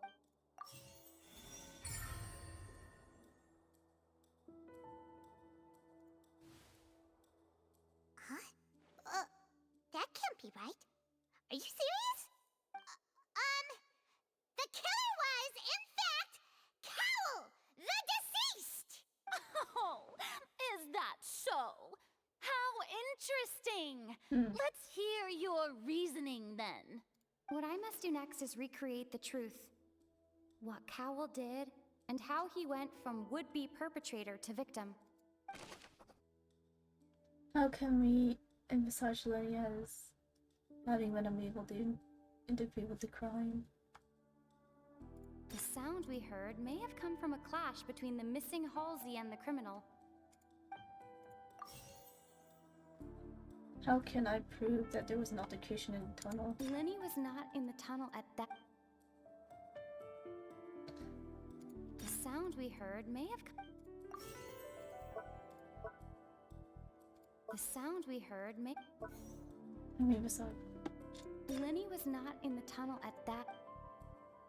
No one entered or left the opera house through its entrances. It would have been tough for both people to fit into that vent. They would likely have bumped into Lenny as well.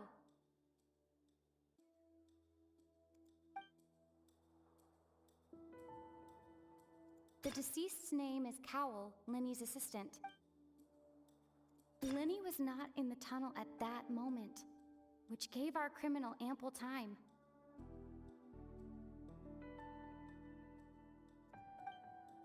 It would have been tough for both people to fit into that vent. They would likely have bumped into Lenny as well. Who's the prime suspect currently? Lenny was not in the tunnel at that moment. Where did the missing Halsey go? Halsey's clothing was in the tunnel. No one entered or left the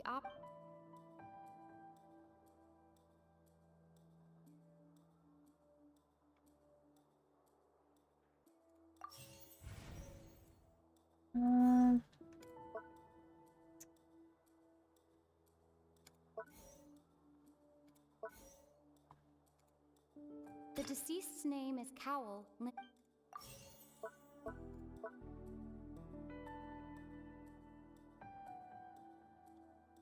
Lenny was not in the tunnel. Lenny was not in the tunnel at that moment. Where did the missing Halsey go?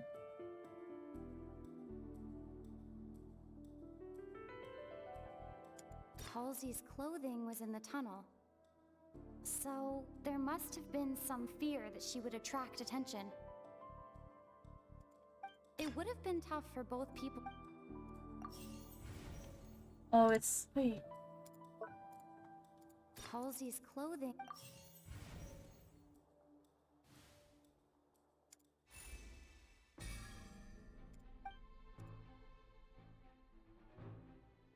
Links out how he died. Cowell had all the means to commit the crime at his disposal. The strange noise could likely have been the sound of Cowell and Halsey struggling. Lily's now in the tunnel for one moment. This could have been given time for Cowell to bring Halsey out of the magic box in the audience stands. But according to the guard's testimony, no one entered or left the opera house, so even if he had taken her, there'd be no means of exiting. Exiting from the box would have been in full view of the audience, pretty much guaranteeing that they would be discovered. What's wrong, Traveler? Are you still having trouble figuring things out? Where in the world did Halsey go? I see how it is. So this was all just a bluff. No, wait. And here I thought you had something to show for it. But it seems you're still far. No, I didn't. No, I didn't fuck up, did I? Look, since we're at a dead end, why not consider a different track? Just like the trick as it transpired, the end result must have been utterly different from the magician's initial design. If only we knew how Halsey disappeared. Well, that would be nice, but the tunnel only has 3 exits, and none of them seem very likely. And it's not like this is a magic trick where you can just make a real live person disappear. You know, like you did from that water tank, Lynette. Magic escaping from the water tank. Wait, could it have been the water? Excuse my interruption, dear opponents, but do you not see that the crowd is growing impatient? There is no greater sin in this opera house than an awkward delay in the performance. Oh. If the defense is unable to make further effective arguments, we will move on to the next stage of the trial. Hold on a second. Lenny was not in the tunnel at that moment. The sound we heard may have come from a clash between the missing Halsey and the criminal. The deceased's name is Cowell, Lenny's assistant. He would have been able to tamper with the equipment. The vase was not broken by chance. It was used to cover important evidence. The water. Oh. Paimon gets it! It all comes together if Halsey disappeared instead of being kidnapped. Lynette escaped from the water tank, vanishing gradually and leaving only clothes behind. If there's a similar method where a person could be transformed into water...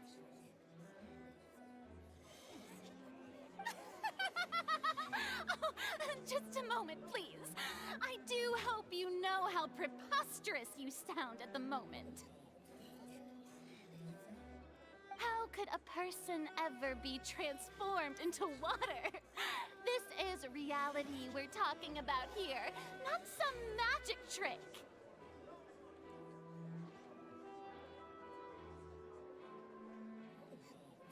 I suppose that we examine Cowell's personal effects, we might find something Must we really? I should think that of anyone. Your friend Linny already knows this truth very well. Magic tricks are ultimately just illusions and misdirection. But Halsey's disappearance is very real. We're talking about two completely different things. Even so, I trust the Traveler's judgment. The truth must be out there somewhere. Perhaps some new line of reasoning may open if we try to gather all the focal points that don't make sense. Since Cal was the deceased, we haven't placed much attention on him. But given that we aren't making much progress with the case, it wouldn't hurt to have a look at his belongings, would it? People really do come up with all sorts of harebrained schemes when at the end of their rope.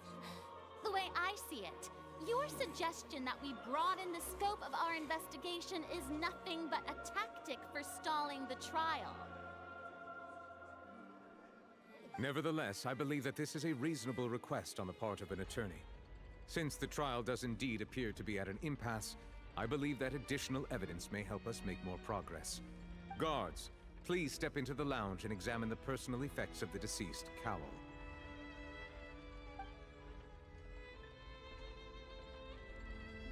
We are still examining the items, but we have already made critical progress that we feel must be shared with everyone post-haste. We discovered several test tubes of fluid within Cowell's baggage, each labeled separately.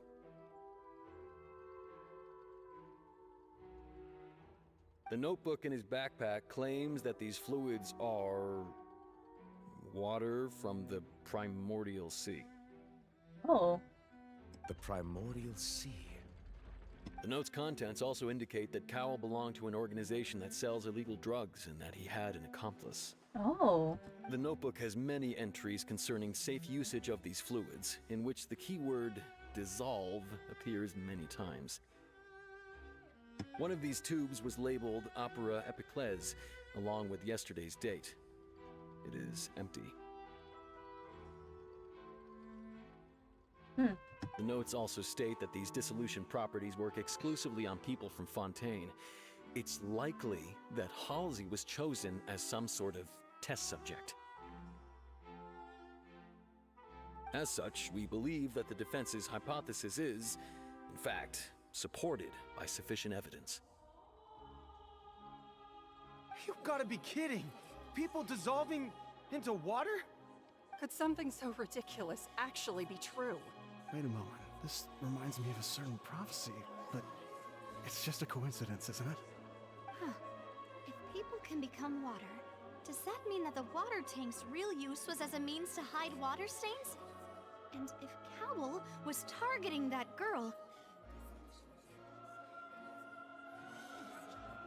Wait just a minute. Could that mean... You two, with me, quick! Demoiselle, wait! What about your partners? Let's go. Just trust me. Order! Order! Oh.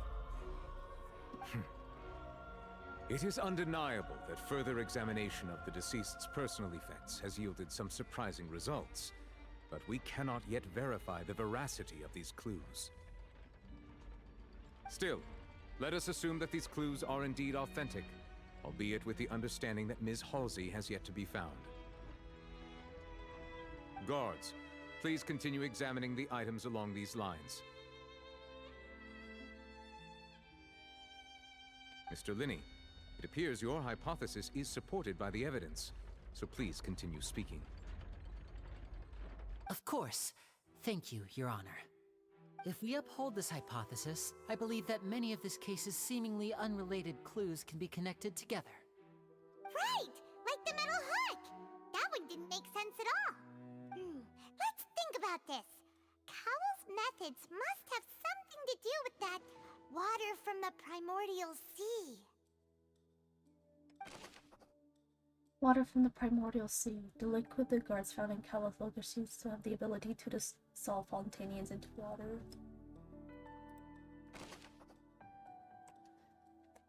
The deceased's name is Cowl? What item did the culprit use to control the timing of the dissolution? Lynette was in the magic box on stage the entire... I remember there was something else within the inner layer of that box. Lynette was in the magic box on stage. I remember there was something else within...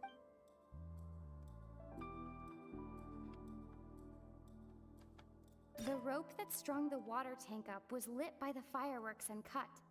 As such, now it seems like the hook rope was not meant for another magic trick, but was instead some form of triggering mechanism.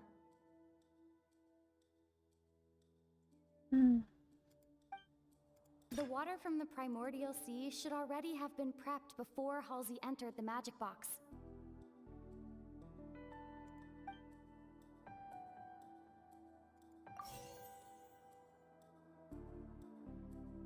Oh. The water from the primordial sea... Wait.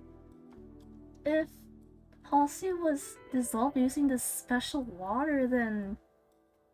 Oh, are they actually dead? Or will they just be never found, or unless they're somewhere? Now it seems like the hook rope with...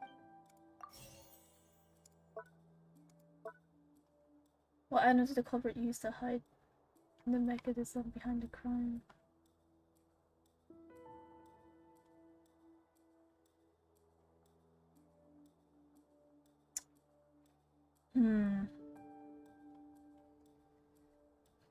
What item did the culprit use to hide the mechanism behind the crime? Lynette was in the magic box on stage the entire time. Did she have something to do with this? What item did the culprit use to hide the mechanism behind the crime?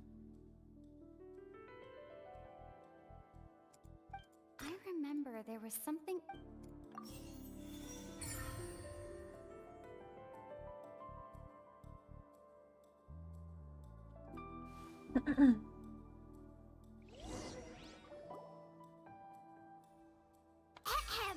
It's Ace Detective Paimon's time to shine again! In the original plan, Cowell would tamper with the water tank rope and the number selector securing his target. When the magic box containing Halsey was lowered, the metal hook would retract gradually and pierce the balloon at the top of the box. Oh. Oh. When the the box popped. The water from the primordial seed inside it would pour down and dissolve Halsey. Oh.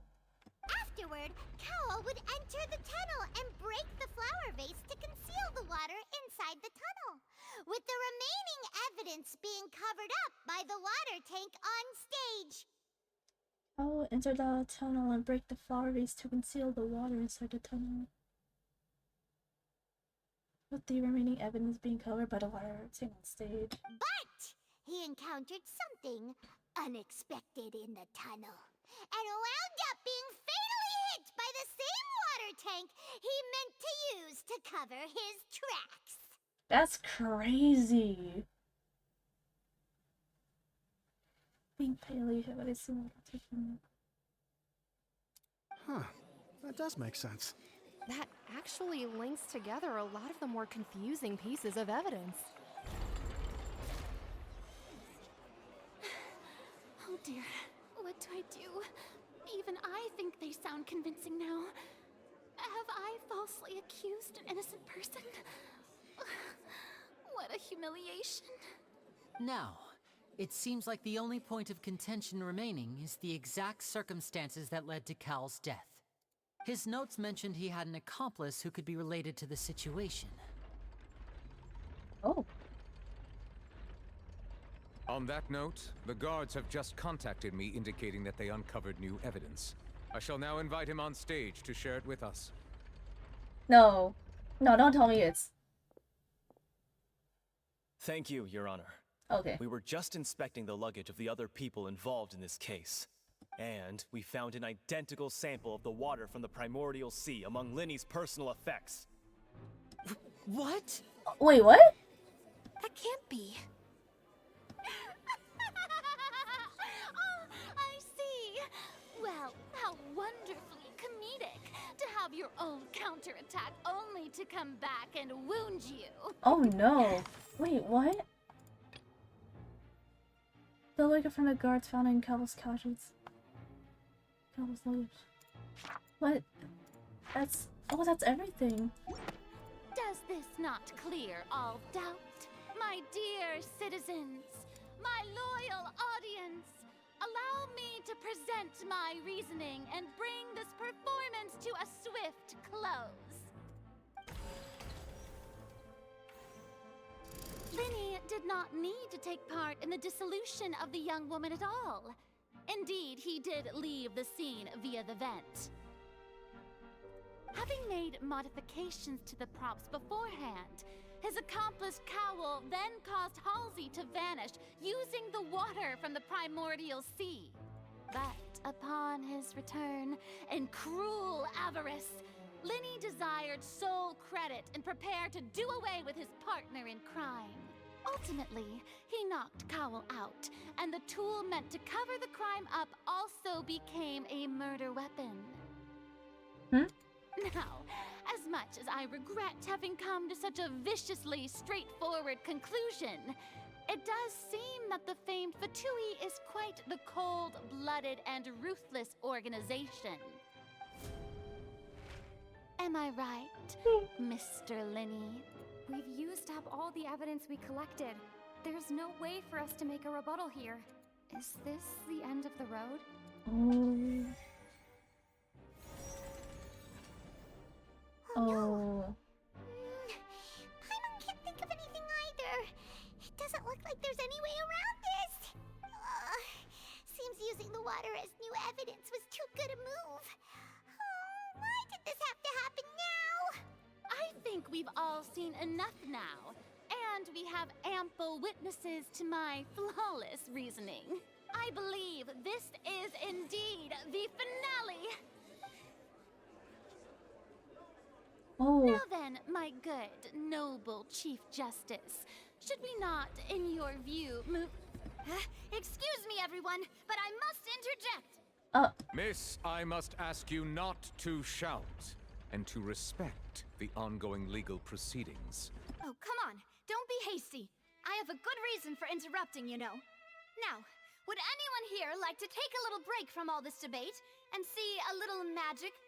I'll show you an amazing trick One that can bring a young woman who has disappeared back in the flesh, right before your very eyes. Please, do the honors, Mr. Linny, if you would be so kind. What in the world is she saying? No offense, miss, but miracles like that are beyond my scope as a magician. Come on now, don't be silly. Magic is all about misdirection, isn't it? It often conceals the truth while presenting a fascinating illusion. But once everyone believes the illusion, can't magic reveal the truth to them once again? And wouldn't such a trick be the most marvelous finale to today's performance? Come on, Lenny and Lynette, give it another go. Don't worry. Spina di Rasula has made the necessary arrangements on your behalf. Oh! But as the magic makers and stars of the show, I think I should leave the final performance to you.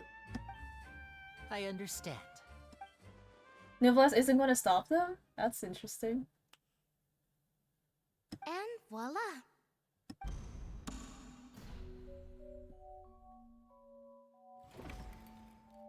Oh! Sorry for the interruption. What the heck? Wait, isn't that Halsey? So the whole thing about people dissolving wasn't true after all? To be clear, I'm only here because this person told me that if I testified, the merit of doing so would lessen my sentence. I was hiding outside this room listening to the proceedings because I was afraid that I would be the one put on trial.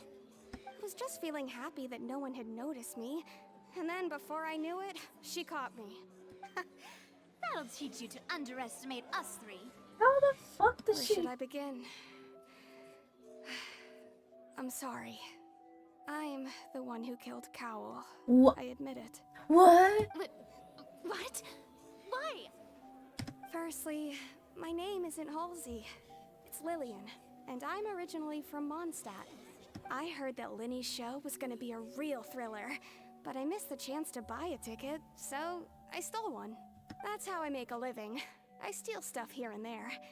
And I'd never been caught before. Oh, But the I was noticed at pickpocketer. the harbor a few days ago, and I barely got away. Lenny was the one who caught me in the act. Hey, no wonder you look familiar. So you were the thief. Dang. That's crazy. I didn't think that the thief would be Halsey. Then again, there's like a million other like NPCs that I could barely give a shit about. Liddy even mentioned that you were pretty skilled. Well, and I thought that would have been the end of it, but then the number selector chose me. He even mentioned the Fortress of Meripede. That's a prison, isn't it? So you can imagine how shocked I was. I thought he was on to me for sure. So I played along with the show while looking for an opening to flee, but then I got water poured on me for no reason, and then someone jumped into the tunnel to nab me. Oh. I wasn't going to take that lying down, so I knocked him out and stuffed him into the box. There was nowhere to run from there, though, so I had to change my clothes and hide in a box containing performance costumes. I slipped out after the first guard arrived at the scene and continued hiding inside the opera house. Can a person even hide in there? If they're a practice hand at concealment, probably. But I swear I didn't know that the water tank would fall down. Really, I swear it. Had I known that, I wouldn't have put him in the magic box. I may be a thief, but I'm no killer. Well, that makes everything pretty clear now, doesn't it? Now it's the time to repeat the Hydrocon's previous reasoning. This time, we need to tell the entire story from Lillian's perspective.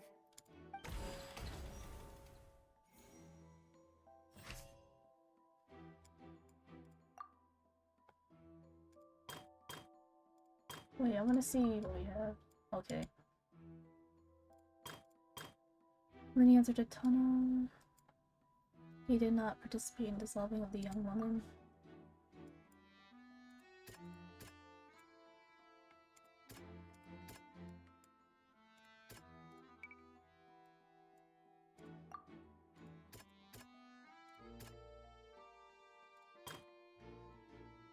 Pavel planned to use the prepared apparatus for the magic tricks to dissolve Halsey inside a magic box, as Halsey has appeared completely unharmed before our eyes.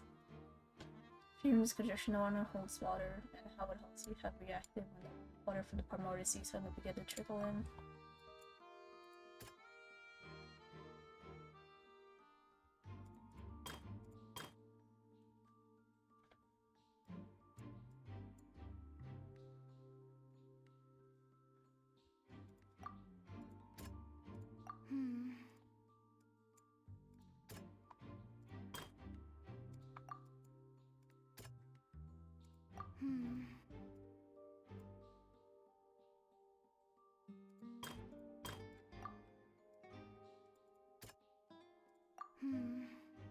Seems that I'm fucking them.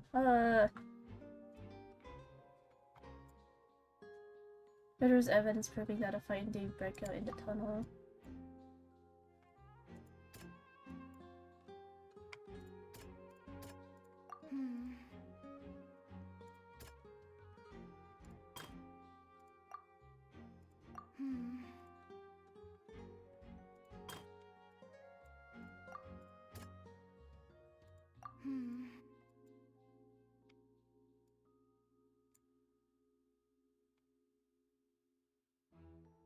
My mind's not working right now. Holy shit.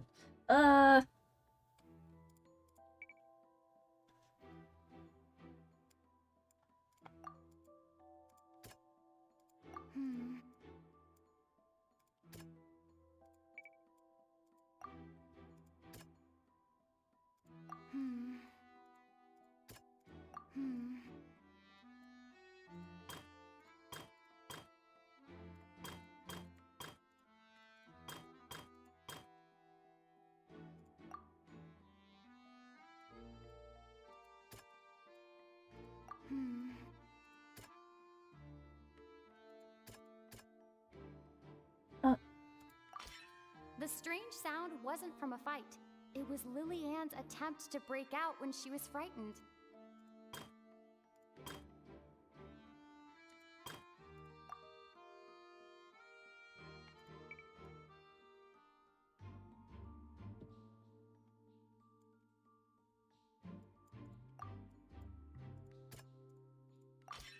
The flower vase was not broken to cover anything up, but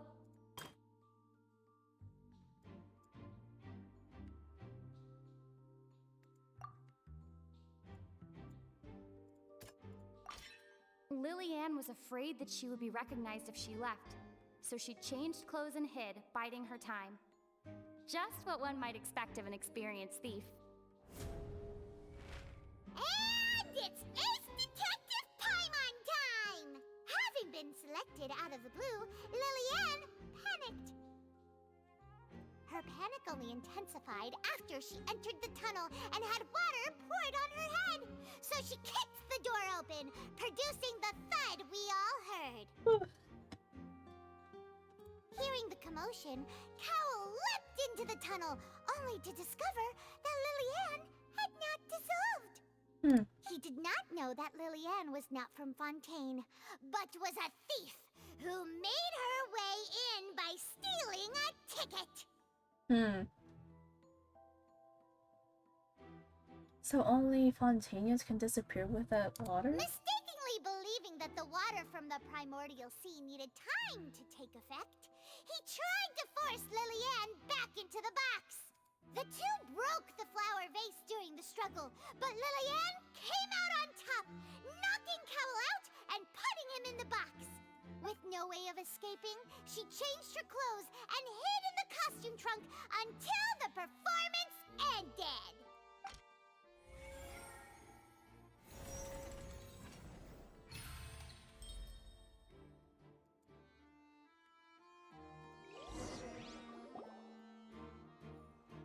She knew that she would have to go through guard inspection if she tried to leave afterward. So, she has been trapped in the Opera House these last 2 days. Dang. She had already become desperately hungry by the time we were chatting over macarons. So, she swiped 2 of them right under our noses. Talk about a sneaky thief. Oh! At this point, all the events that happened in the tunnel have now come to light. Ah, so that's the whole story. Bravo! Bravo! Now then, Lady Farina, do you wish to speak against the defense's statements? Please answer the question, Lady Farina. Also, if I may add, the trial has not yet ended. As such, I request that the prosecution not leave the room before the proceedings have concluded. Bro tried to leave during a trial? What? Are you reading my mind now? No. I have no further arguments. I admit defeat. But really, could you at least have left me with some dignity? Wow! Look at that! She's like a deflated balloon now! If there are no objections, then as the Chief Justice of Fontaine, I shall once again repeat the full sequence of events. The actual perpetrator of the serial disappearances, Cowell, selected his next victim from the audience reservation list. With some modifications to the selector, he could ensure that the pre-selected young woman would be chosen. To cover up any evidence while committing the deed, Cowell thought of allowing the water tank to fall, which would conceal the water left behind after the young woman was dissolved. He also tampered with the rope suspending the water tank, using the fireworks at the end of the performance to cause the tank to drop and hide the watermarks. He poured the water from the primordial sea into a balloon during the preparation of the magic box and stuck it to the box's lid. Finally, he passed the prepared hook on a rope through the gap in the magic box's door when bringing the young woman to said box. When the magic trick officially began, the box containing the woman was lowered into the tunnel, tightening the hook rope and bursting the balloon containing the water. If all had gone to plan, the young woman would be dissolved at this time.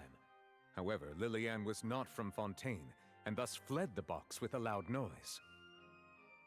Realizing that there was trouble, Cowell entered the tunnel and met Liliane. Thinking that the waters had not yet taken effect, he decided to proceed. However, his opponent was more capable than he thought, and he was overcome, knocked unconscious, and placed into the magic box, and thus became his own final victim. Liliane, according to her own statements, then changed clothes and hid until the performance ended, before hiding in other parts of the opera house. As for Linny, he was in the underground structures within the opera house, and was thus ignorant of these happenings. From this reconstruction of events, we can conclude that Linny, the accused, is in fact innocent. While there is much in Linny and Liliane's conduct that should still be investigated separately, this case, at least, can be handed over to the Oratrice to make the final decision. Oh.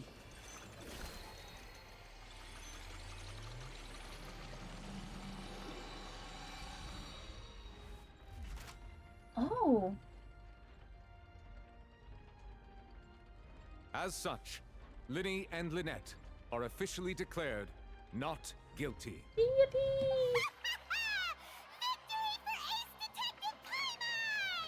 Great work, partners. Thank you all. Thank you so much.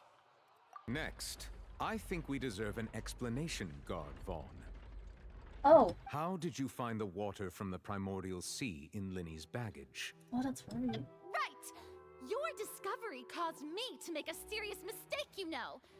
Or was that not a discovery, but false evidence that you dare to bring before this court? I suspect that the accomplice mentioned in Cowell's notes was not Linny, but you, yes?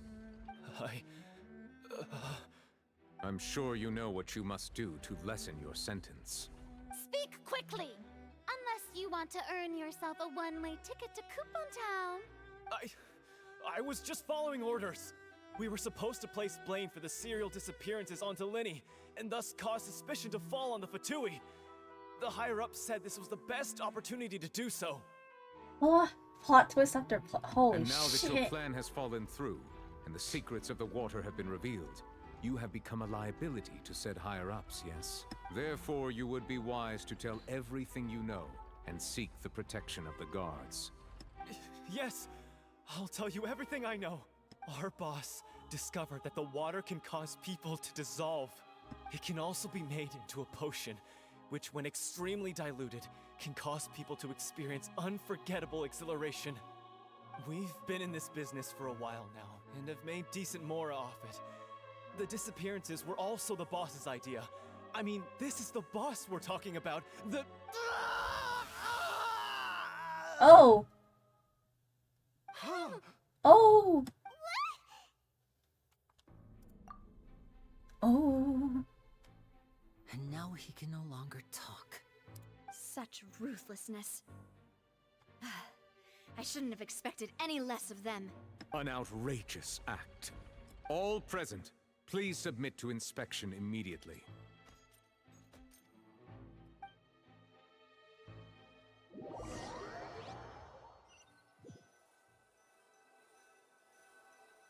People can just... Spontaneous can just dissolve like that? So, we're just going back now? The problem seems to have been solved for now. That's true, but... Traveler, Paimon! Please wait. Lenny... I know you may not want to speak to me right now. Maybe you don't even want to look at me. But still, let me thank you again for defending me to the end. Even after you learned that I'm a member of the Fatui. I just didn't wish to see anyone be falsely accused. I just wanted to be sure that we're square. I guess. But regardless, I'd like the opportunity to set things straight. I didn't approach you with any ulterior motives or ill intent. I've spoken to you as myself, just plain Linny this entire time. As for why I'm a Fatus, it's because the goals of the House of the Hearth align with those of an orphan like me. That's all. That was how Father, who you might know as the Knave, approached recruiting us back then too. Oh, Teds. The Knave? The one who controls the House of the Hearth? She's your father? The Knave? That's right.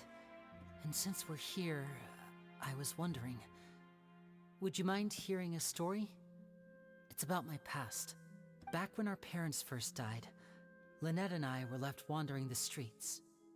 To survive, I took to surreptitiously observing an older street performer who did magic. It took me several days to figure out how he pulled off his amazing tricks.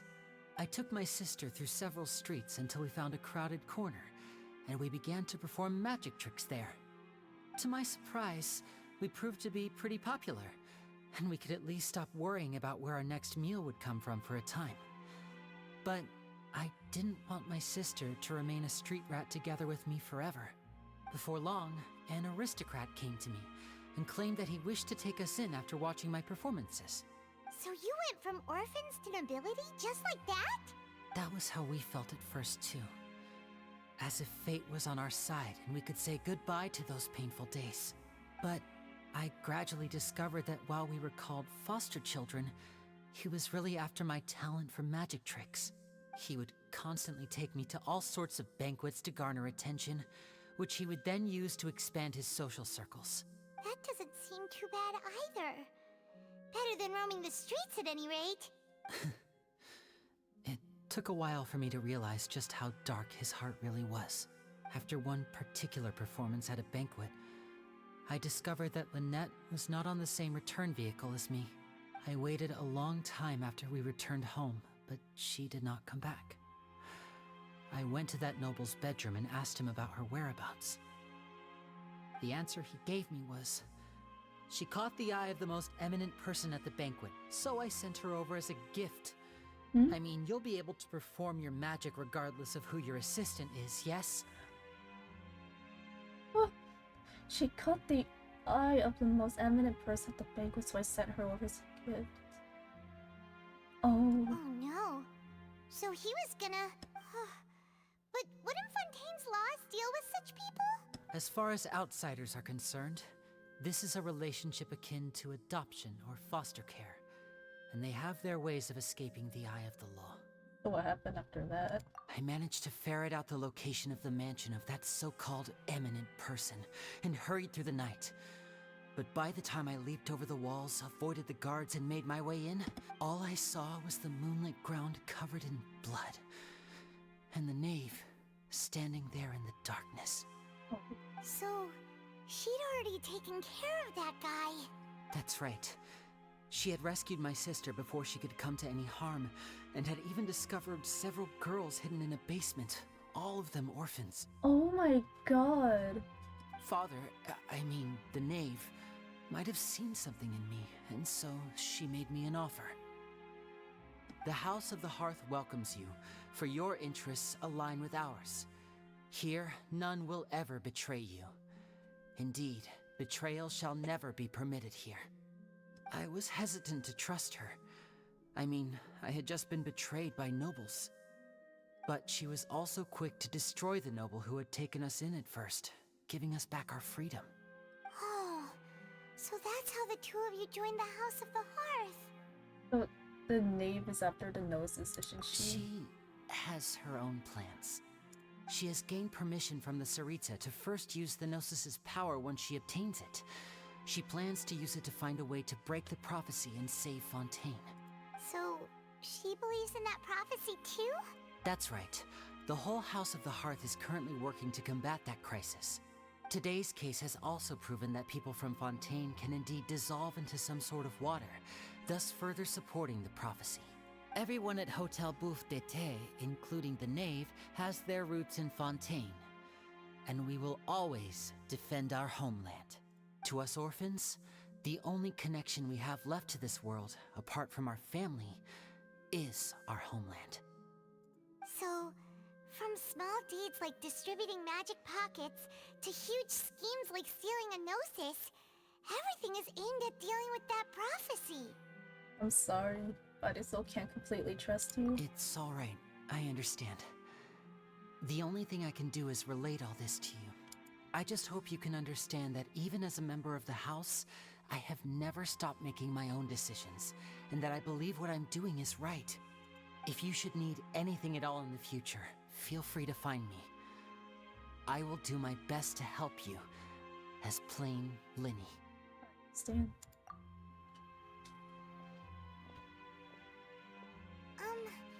Bye, Linny! Aww.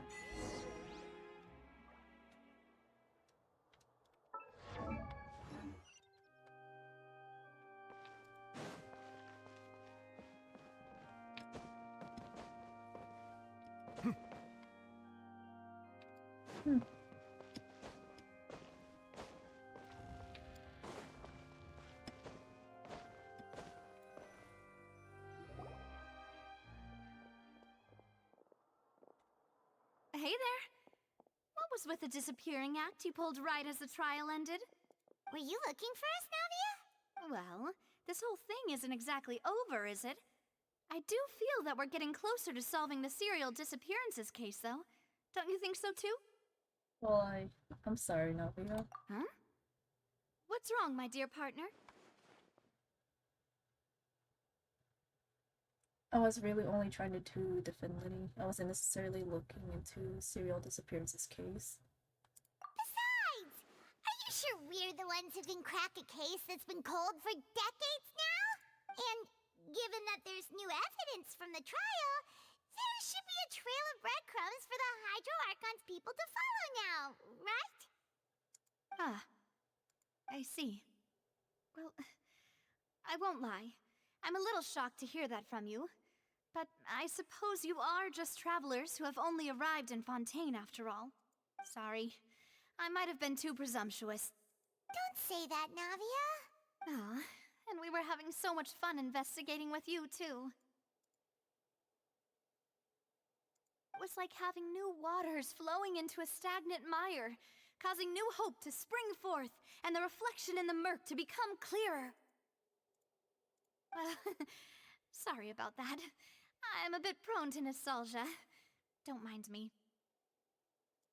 Wait, shall we have a farewell meal? You know, to commemorate our time as partners? Huh? Do we really need to get that formal? Well, guess you really did treat us as partners, huh? Well, I just like to have a proper ending to every important memory. That way there are no regrets later. Anyway, it would just be a meal, so it shouldn't take up too much of your time. Well, if you say so, let's go have that meal then. You don't have to twist Paimon's arm. If Boss Navi is treating, can't climb on in! Oh, wonderful. In that case, why don't we return to the court of Fontaine and head to the Hotel de Boer? I believe we'll make it just in time for dinner. Alright then, let's have our farewell meal!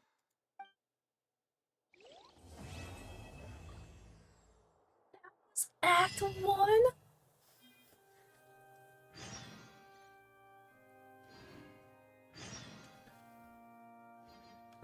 Oh, oh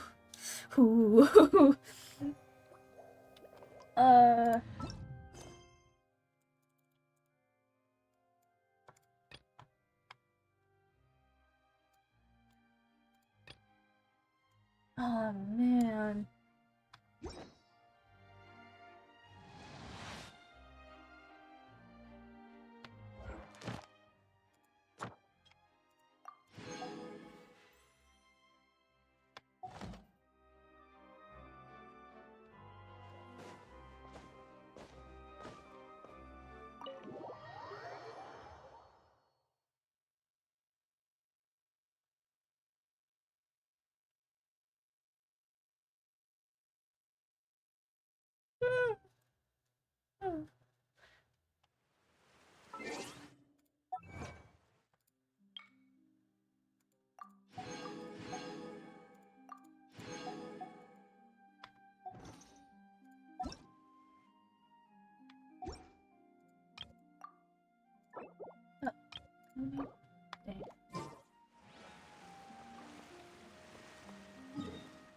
Ooh, wait.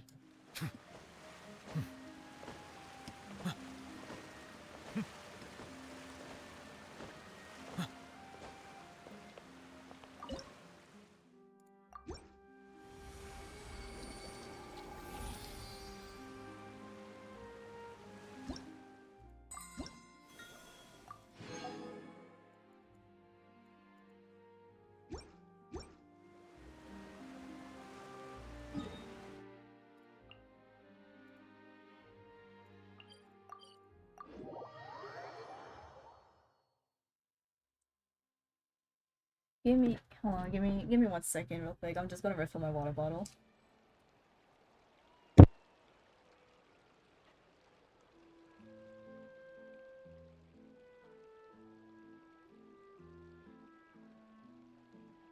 Water comes in many flavors to the discerning palate. Mondstadt's water is crisp and pure, while water from Liyue has an enduring aftertaste.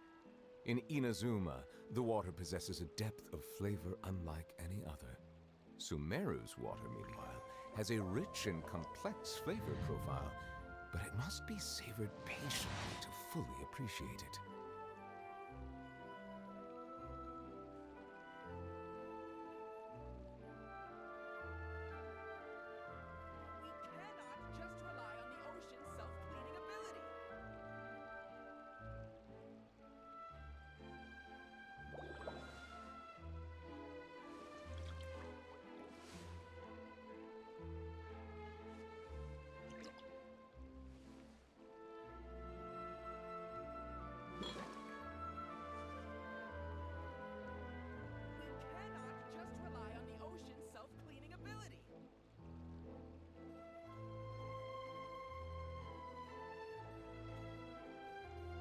Melusines are beautiful creatures. They are the pride of Fontaine. Be sure to befriend them and cause them no harm.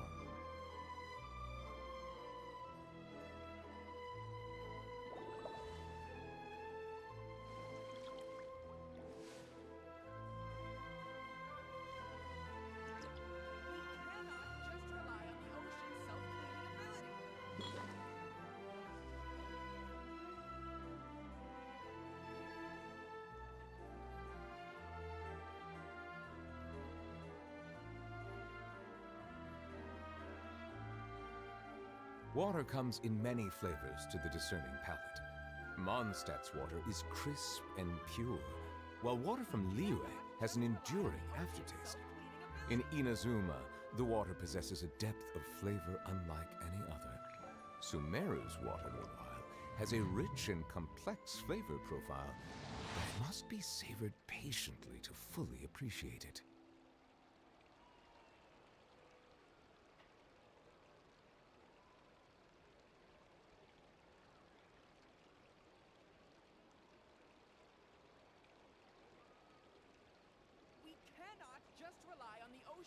Melusines are beautiful creatures. They are the pride of Fontaine. Be sure to befriend them and cause them no harm.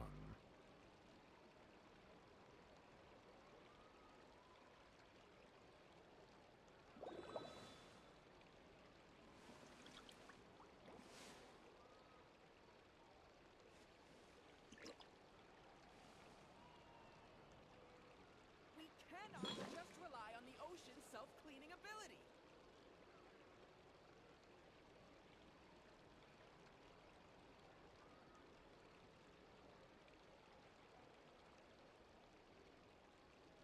I see the value in my own work, but I also see the meaning in all the endeavors Finally, of the people of I am Fontaine. hydrated again. I believe I will continue to take pride in fulfilling my duties. We cannot just rely on the ocean's self-cleaning ability.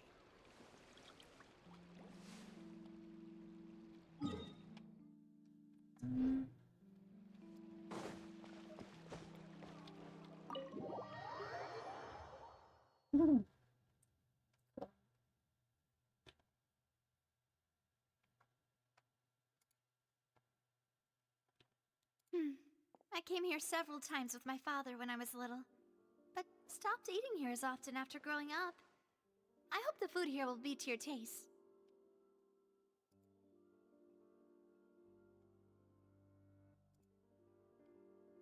Oh, don't worry. We haven't eaten at a hotel like this in a while. Paimon's getting excited already. In that case, I'll go order for us first. Please wait here a moment.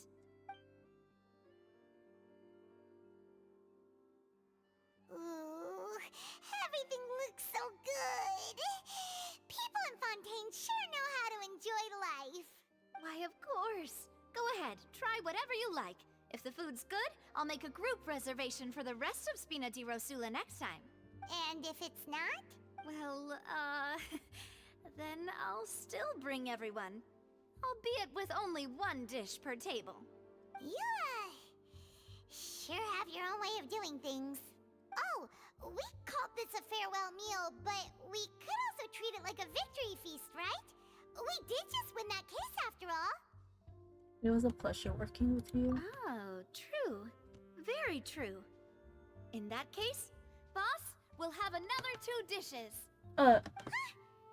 Paimon didn't mean that you had to order even more food. Speaking of cases, do you think that the mastermind behind the serial disappearances will get caught soon now that this has all happened? Well, we've certainly taken a big step forward, but I feel that's about it. We know that there's an organization that means to dissolve these young women, but we still don't know what they are really after. If it hadn't happened right in front of us, Paimon wouldn't have ever believed that a person could be dissolved like that. Right? Yet it was because this was such a preposterous notion that the investigation could never really move forward before. Ugh. If only that guy could have finished speaking! We were so close to hearing who was behind it. In such investigations, even the smallest step can seem like a yawning chasm if the trail of clues is cut off. To be honest, I don't have high hopes for any follow-up that the authorities might conduct. It's not that I don't have faith in their ability, it's just that a different perspective is required in some matters. It's easy to guard against and deceive a single narrow perspective. A shift in thinking is required at such times in order to produce a breakthrough, which is exactly why the Spina di Rosula exist. Those highfalutin folk are not all-knowing. That's why we exist, to seep into the cracks where filth falls through, where their watch fails them. That's the kind of problems we solve. Seems Paimon thought things were simpler than they actually are. It's all right. Well, this was supposed to be a farewell meal, so I doubt you have further interest in this business, right? Let's talk about something else. Like, what are your future plans? We wanted to ask the Hydra Archon for more information, but we haven't had much opportunity to do That's so. true. We didn't have a chance to speak to her after the trial ended. really seem like the right time or place to do it anyway. I see. So, your primary objective, which has been foiled so far, was to have a chat with the Hydro Archon. I've heard that there's a long line of people waiting to meet Lady Farina. I suspect you'll be waiting for quite a while, considering that you missed your chance today. Yeah, we've heard that she's super popular here in Fontaine, and that it'll be tough getting any of her time. Well, would you consider some more, unique ways? Perhaps even methods of, let's say, questionable legality? Guess that's Spina di Rosula's boss for you. Chock full of sketchy ideas. Well, what did you have in mind? Well, one way would be to infiltrate a performance troupe at the Opera House, only to abandon your act at the play's climax and ask to speak to her after the performance. I'm sure Lady Farina would be eager to see the ending, and would agree in order to finish watching the play, don't you think? Could you suggest something a little more practical? This plan seems pretty hard to pull off. We'd have to go learn how to act, and acting's really hard.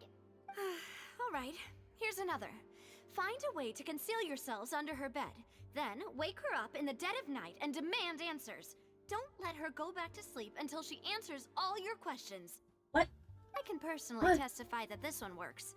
When I'm sleepy, I'll do anything as long as I can finally get some sleep.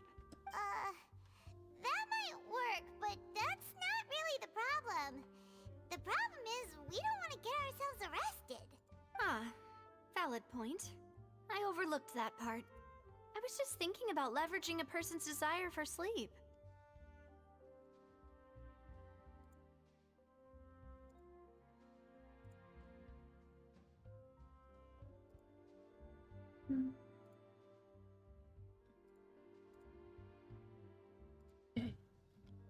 How can you overlook something like that? Alright, no more joking around. Perhaps you could... Oh, I don't know. Cut the line when she's on a break. You did defeat her in court, clearing citizens of hers from false accusations. False accusations she had nearly upheld personally. I imagine that she feels quite ashamed about the whole thing. You mean that if we catch her while she's on a break, she might be too embarrassed to refuse? Oh, that does make some sense. Would someone with her personality really feel shame? Why don't we give it a try after this meal? You know, strike while the iron is hot and all. Huh? Paimon, did you drink my Fanta? Oh. Was this your drink? Sorry about that. Paimon wasn't really paying attention and the cup was right next to Paimon. Would you like to order another? No, it's fine. We're just about done here. Alright. Honestly, Paimon wouldn't recommend Fanta anyway. It tastes kind of salty and icky. Ew. I'd have to agree, my drink also tasted that way too. Is that so? Huh. Well, in that case, we'll have to blacklist the Fanta here then. If we're all finished eating, then I'll go pay. Yeah, we're stuffed. Thanks for the treat, Navia.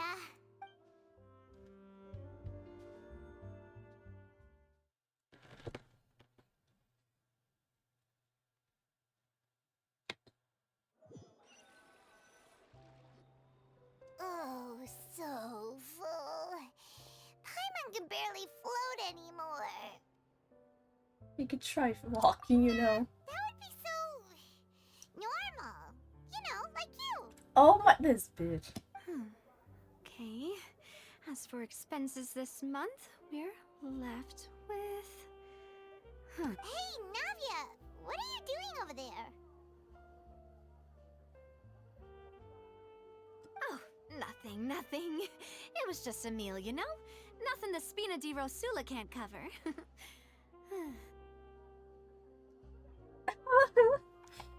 That was a pretty pricey meal, all thanks to Paimon. Let's get ready to try to meet the Hydro Archon again. Bye, Navia! So this is goodbye, huh? Well, if you do encounter any other trouble in Fontaine, you're always welcome to contact the Spina di Rosula. I'll give your requests the highest priority. In any case, I wish you smooth sailing. I'll see you again, partner. See ya!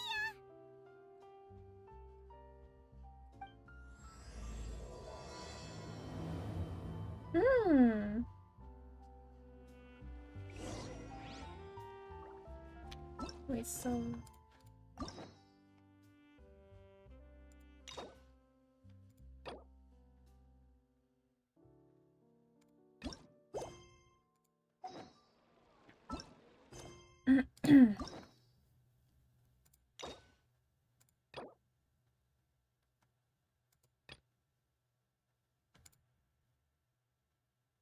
uh,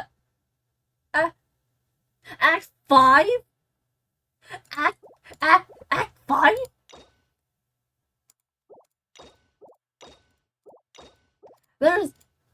There's 5 acts. What? What the fuck? Oh no. Feathers are beautiful creatures. They are the pride of Fontaine. Oh, this is going to be such a slow burn.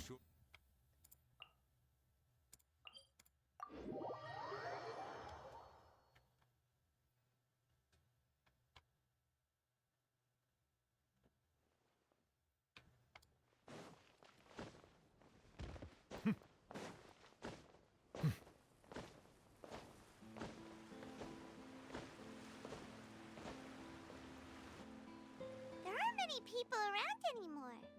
Looks like that boat we took to Araneas might have been the last one. Vache. Looks like we're back here again. Huh? Traveler? Are you hearing voices again? Yes, it's clearer than it was during the day. That's kind of spooky. Are you sure we don't want to come back in the morning? Vache? Vache.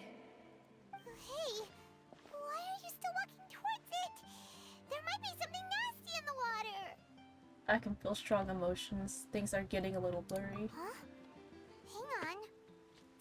Paimon can kind of hear a voice. It's calling for Vache, right? Hey, Traveler? Stop walking! Come on, wake up!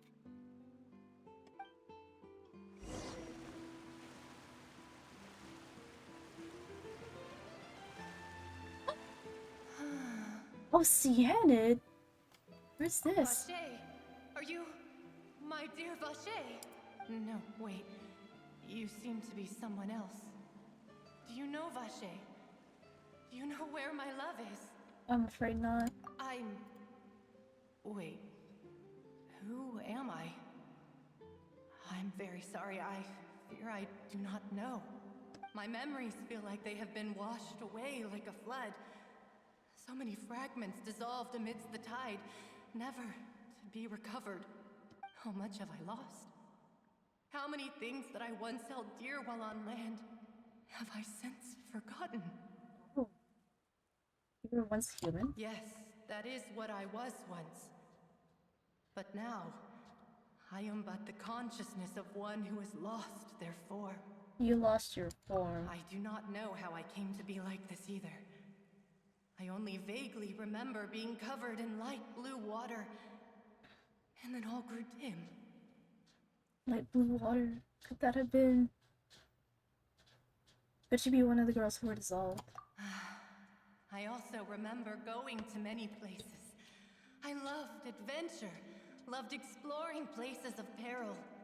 No matter where I went, Vache would go with me. I knew how dearly he loved me. And I also loved him equally as much. But now, we can no longer go back. The pain of such parting. I never knew how heavy it could be. So you need me to find him? No. Our reunion no longer has any meaning. There is no way for us to create any new memories. The thought of me gives him no succor. So let it lie forgotten beneath the waters. If you meet Vache, tell him not to look for me. Tell him to move on. That is the only thing I still remember. I believe it will be hard for him to forget you. Perhaps that is so. As I was submerged in the waters, losing consciousness, I saw Vache above the surface. His eyes were filled with such sorrow, such longing. If only I could have comforted him, told him that I did not suffer. Indeed, I had felt a great warmth. But that means Plus you was a witness to the fact that you dissolved. Is that what you call it? Dissolving? If anything, I consider it a form of release. It was a state of neither fear nor frenzy, with only an endless peace, like the water's still surface. I keep yawning. I could also liken it to being a thirsty person who drinks water for the first time, and only then sees how they have lived for so long in a world of endless want and anxiety. It means that after the body is dissolved, some measure of the consciousness still remains. I think I hear your companion. It's time for you to go, I think. Is that a plan one? Alright, I remember how much time has passed in reality. Farewell, Or then. I wonder. I am glad that you were able to sense my presence. Remember, if you see Vache, tell him not to seek me out any longer.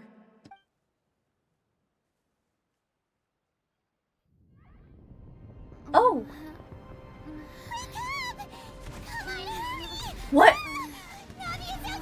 What the fuck?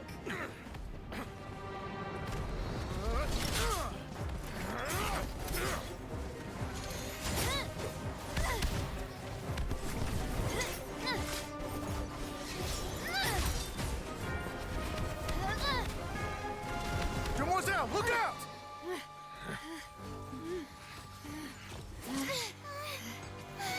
Oh. Dear God, it's a whole army of Gardamex. Oh. Chlorand?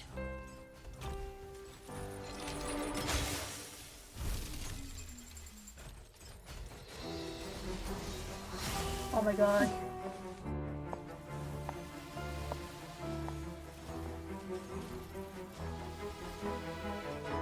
Quick, now's our chance!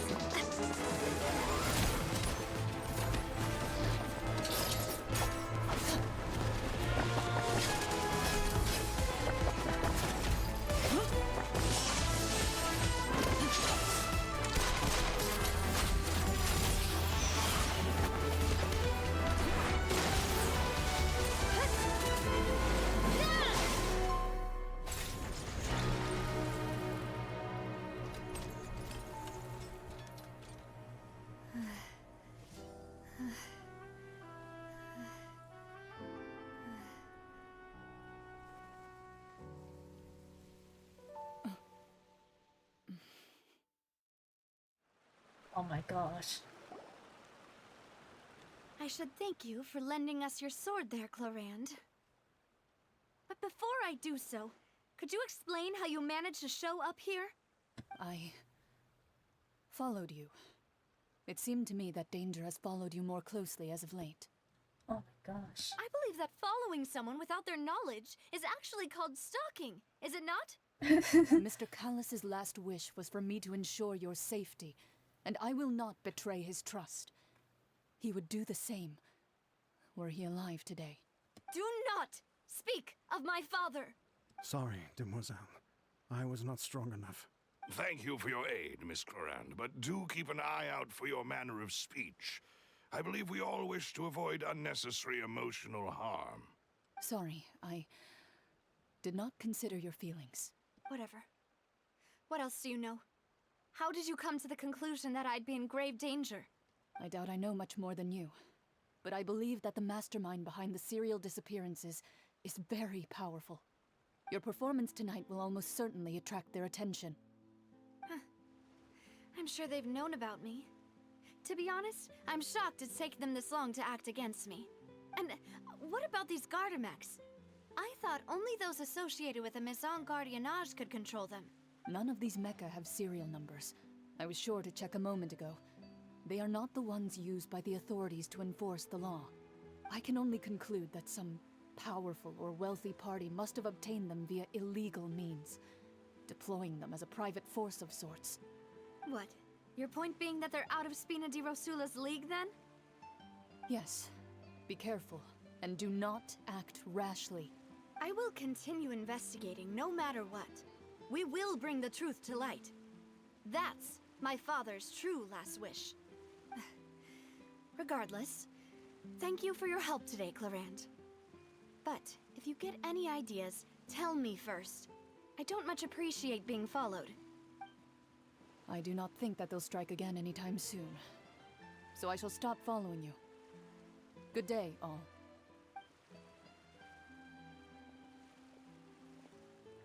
Right. I suppose that's the best news we've gotten today.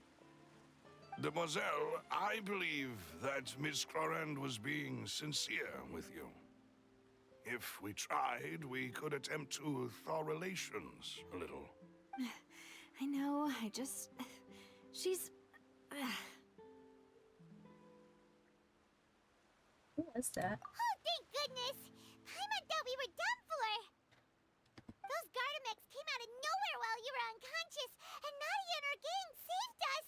Oh, and there was that champion duelist named Clorand who came out to save us too! We got lucky there. Paimon probably couldn't have fought them off otherwise. So you're a fighter now, Paimon? Oh, come now. Forget all that polite talk. That wasn't really a farewell meal we had back there. Not for me, anyway. In truth, I hope that every meal we have together shall be a victory feast. As such, we're still partners. There's no need to thank me. It will take 50 years for me to match Demoiselle's magnanimity. If it were me, I would have joined the Spina di Rosula on account of her goodwill long ago. All right, you two. That's enough. Actually, Navia, how did you know that we were in danger? You sure did show up in the nick of time. Well, to be honest, you're the one who tipped us off, Paimon. Huh? Really? Paimon contributed somehow? Ooh, Paimon's even more amazing than she thought! Yes, all thanks to you grabbing my drink by mistake. How did that help? After we parted ways, I was on the way back to one of our bases when I suddenly thought of what you said. That the Fanta tasted kind of salty and icky. Wait, do you mean that... But I thought it tasted strange as well, but I couldn't be sure. Fanta only comes in sweet flavors. So how could it have tasted salty? The color of the drink, if I recall, had also been a bit off. Oh. So the Fanta had been spiked with water from the primordial sea? Oh. Yes. So, if you hadn't drunk that cup for me... Oh! Spina di Rosula is preparing the grandest of awards for you as we speak for saving the boss. Huh? Really? Fortunately, Paimon knew there was from Fontaine. Otherwise, we would have been. I sent people to Hotel de Boer to investigate. But whoever did this left no trace at all. Dang, they wanted her gone. That's when I figured out that you might be in danger, and hurried here as quickly as I could. But why would they go after us too? All we did was defend Linny in court and help clear his name. Ugh, now we're caught up in this mess too, aren't we? Well, you did foil a plan that they were probably pretty proud of, and almost got their name in the process. Speaking of which, did anything strange happen when you drank the primordial seawater? Well, it can't be coincidence that the traveler fainted just now. She said that she heard that voice calling for Vache again. Oh, and this time Paimon heard it too, but it was real faint. Does this situation have to do with the primordial seawater then? According to Lynette, the ability to hear voices like that has to do with one's sensitivity to the hydro element. Does that mean the primordial seawater raises someone's sensitivity to hydro when it's used on people who are not from Fontaine? That doesn't sound like too much of a bad thing, to be honest. I also gained some new intel. New intel? While you were out cold? Well, let's hear it, shall we? The voice in the fountain belonged to one of the missing women. A person named Vasir was a witness when she dissolved. Oh, that is important.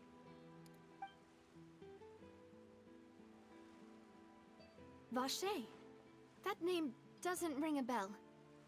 I suppose he hasn't stepped forward as a witness in court lately. Since he saw that young woman dissolve, he was at least at the crime scene. But he never gave testimony or any information regarding people dissolving in the primordial seawater. Could he have been threatened? If he's still alive, we should try searching for him. Yes, thank you. This is very important information indeed. We will continue to investigate. Alright, partner. Oh, you mean you'll help us investigate? Yeah. Well, you did say that our farewell meal didn't really count. That means we're still partners, right? And besides, we're in this now whether we like it or not. You're not gonna let those people who targeted us get off the hook so easily, are you, Traveler? Messing with us will cost them. Demoiselle, do try not to look quite so pleased. You are the face of Spina di Rosula, after all. You talk too much. Well, in that case, let's head back to one of our bases, shall we? I'll arrange accommodations for you. We also have some plans to go over, and hopefully we can deepen our bonds as partners. But we'll take that one step at a time, I guess. Don't worry, you two. With us around, our base is definitely secure.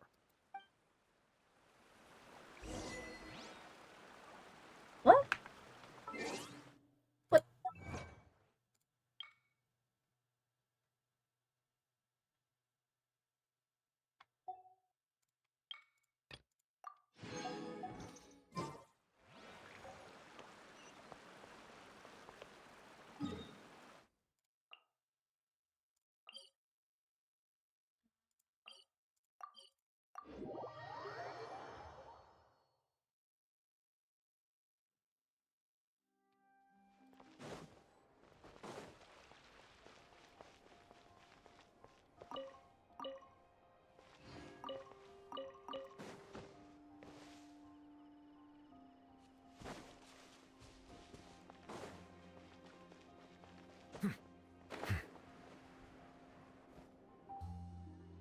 It's right up ahead, but let's make sure we weren't followed first.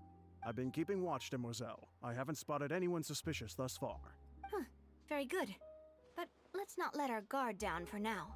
I shall find rooms for our respected guests. Thank you, Malus. Now, let's continue, Traveler.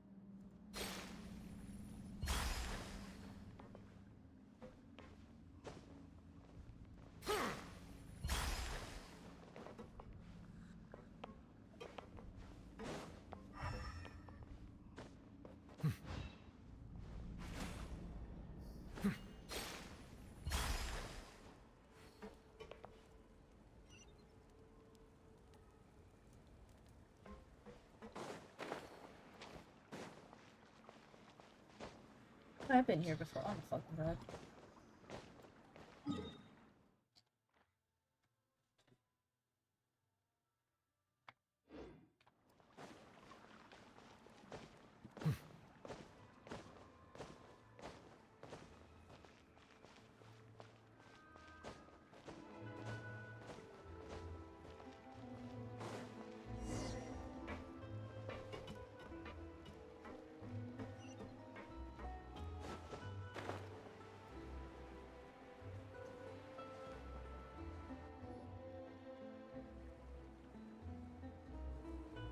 So, this is your base? It's not quite what Paimon imagined. Your accommodations have been arranged. Under the present circumstances, I can confidently say it's the best we have. Thank you. Not so much for my expectations. Well, our funds have been a little tight lately. After all, we don't allow illegal or unethical profiteering. In fact, our funds often come from citizenry who support us. Seems like it's tough times for everyone. But if you have the support of the people, that does sound like it's worth it. To be honest, Our financial situation was a lot better back when my father was in charge a few years ago. I'm afraid I'm not quite his equal. Your father... He was the previous boss of Spina di Rosula, right? How did he... Demoiselle, if you'll allow me to explain. No. I'll explain it myself. I suppose I couldn't run from this topic forever. And as partners, this is something I hope they can understand. My father's name is Callus. Yes, the same one they call Callus the Unfaithful in the streets. 3 years ago, he was accused of murdering his own friend. But he chose a duel to defend his honor instead of standing trial. He died in the duelist's ring. Oh no. But I do not believe my father was a murderer. I'm sure he was set up. At the time, I believed that if he only stood trial and was duly investigated, something amiss would crop up and prove his innocence. But strangely, he not only requested the duel himself, but rumor has it that even after being seriously injured, to the point where he could be deemed as having lost the duel, he refused to surrender, determined to die in the arena. 3 years later, I still don't understand why he did that. How could he protect his honor if he's dead? If anything, he gave up his chance to defend himself.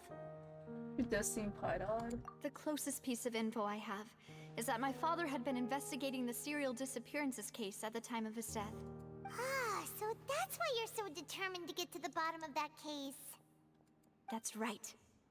I've also tried to investigate the murder my father was implicated in, but I haven't found a single new clue in my countless reviews of the investigation records. However, I believe that if the murder case is related to those behind the disappearances, they must know something. I must know what really happened. Was my father coerced? Framed? Even if he really did kill his friend, I must get to the truth. If only he'd been more open with me when he was still alive. He even hid the fact that my mother died due to complications when giving birth to me. And now, here I am investigating his death. You really are a handful, aren't you, Papa? Seeking the truth for the sake of your family.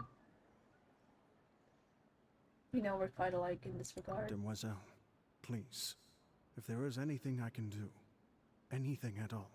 I also will never believe that Master Callus murdered anyone. There are none whom I respect more than the two of you, Demoiselle. Master Callus did so much good in life, yet all it took was one murder case for him to be dubbed Callus the Unfaithful. Even our supporters decreased greatly due to that incident, hence our strained finances at present. Wait, if Callus was such a good man, wouldn't people at least be a little suspicious when he was accused? No. Perhaps people just revel in that kind of drama. It's not something exclusive to people from Fontaine, really. Everyone's like that. People love watching the evil turn over a new leaf, but they also enjoy watching good people fall into an abyss from one slip-up just as much. But how could... never mind. If Callus was really falsely accused, we have to find the truth. He didn't deserve to have that happen to him. There is one other thing. Master Callus's opponent in the duel was Ms. Clorand. Oh, her? Well, then, isn't that as good as saying that she was the one who killed him? No. Yeah, that's not the sort of thing that you can just let go and move on from. Ms. Clorand has always placed great emphasis on the honorable nature of the duel. If her opponent doesn't yield, she will not stop either. She knew Master Callus beforehand and greatly respected him, but seeing how he was resolute in the arena, there was only ever one choice she could have made. It's not that I don't understand her at all, but I just can't deal with this yet. Don't worry, Navia. Paimon knows how you feel. You don't have to force yourself to do that. Afterward, Miss Cloran told us that at the start of the duel, Master Callus requested that she ensure Demoiselle Navia's safety.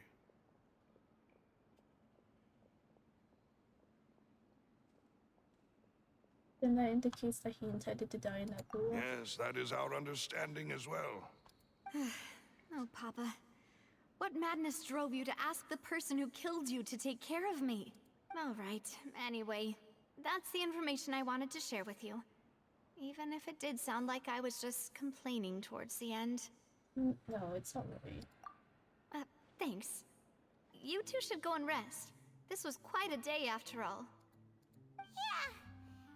Everyone's beat. Please, relax and get some sleep. We will ensure you rest soundly. Rest in my room.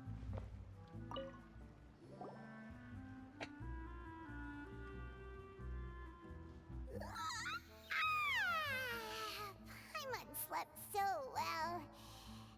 This place feels almost too safe. Huh? Navia? Where did the other two go? I sent them back to Poisson.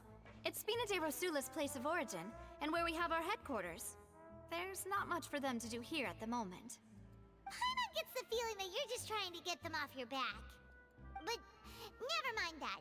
When did you get back? Were you waiting here the whole time? No, I just returned after going out for a while. I did some investigating yesterday regarding the name Vache. Wait, so you didn't say all? How could I after having such critical evidence here?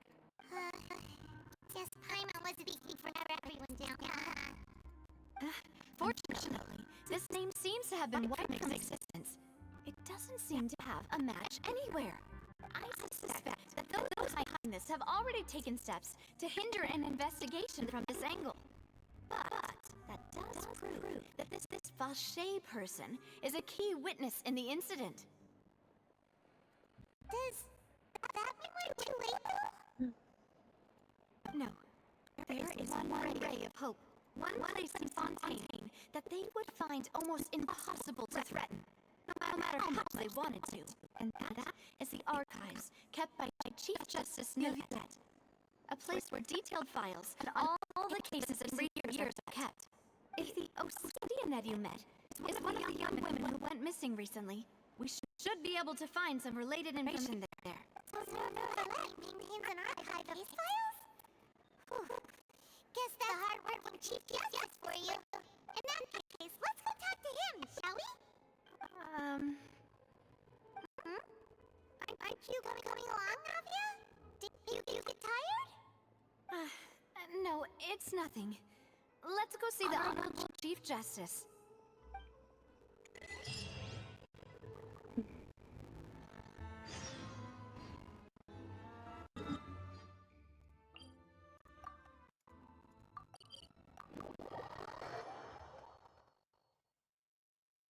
Palais is right ahead. Come on.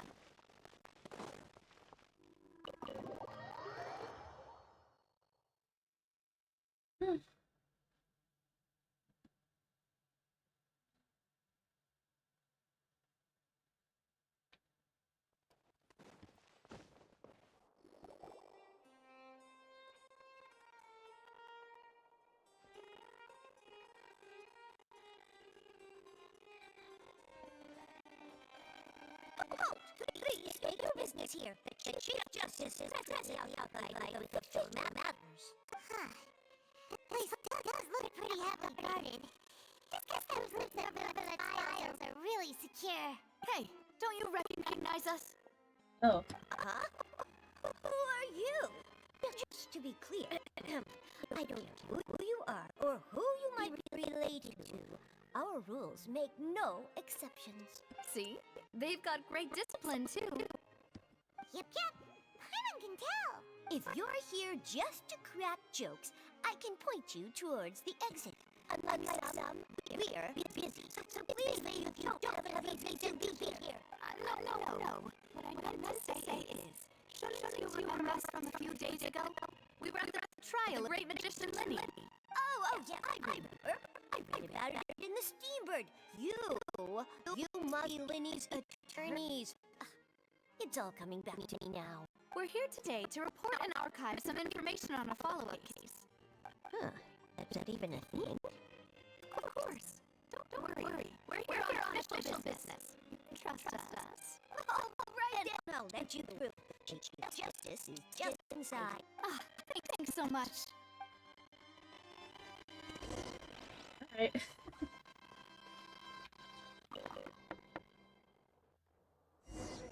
Please come in. Oh.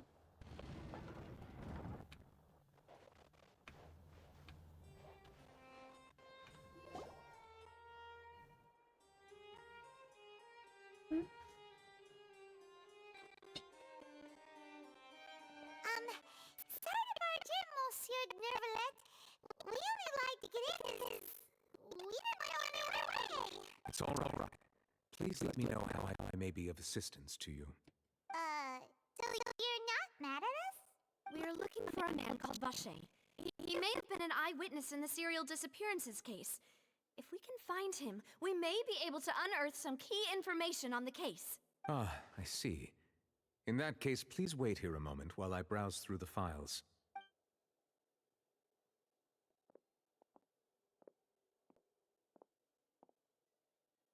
Who knew that Nervalet would be so easy to talk to?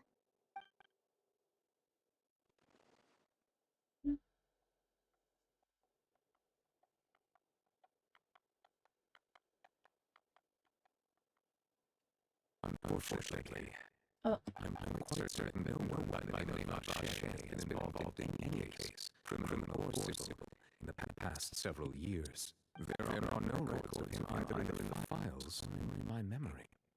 Oh, we're back to square one. Trevor, what if it was really just a dream? So. All right then. Thank you so much, Monsieur Neuvillette. We'll take our leave now.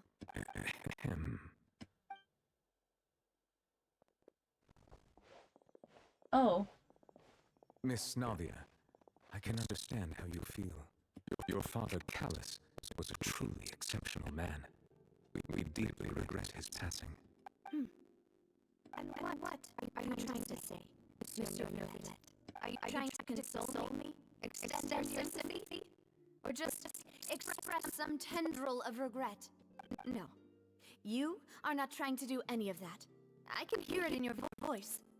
There's no emotion behind your words. You only said those things because you felt like you should. Oh. It's just like last time.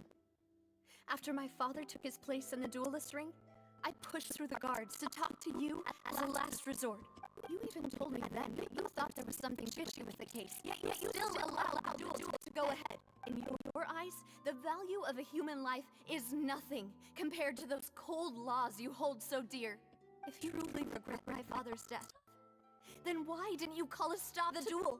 Oh, why didn't you give me the power to stop him from throwing his life away? Why didn't you just let him die? Despised and hated by all. Oh, Everything was hanging on a thread at that moment. Just the tiniest effort could have changed everything. There are still so many things I never got to tell him. So many questions he still owes me answers to. If you really have no heart, then just look me in the eyes. I, Navia, will show you the true meaning of regret. I'm sorry, Miss Navia. You and my father are truly alike. You keep all kinds of things in your heart and never say a word to anyone. It's not so much that you can't feel, but that you would never express anything. Oh, well. In any case, everyone already knows full well the apathy of the Chief Justice. My apologies for taking my emotions out on you, Monsieur Chief Justice. Let's go try and learn Paimon. He didn't. Nola didn't stop them when he knew there was. Oh.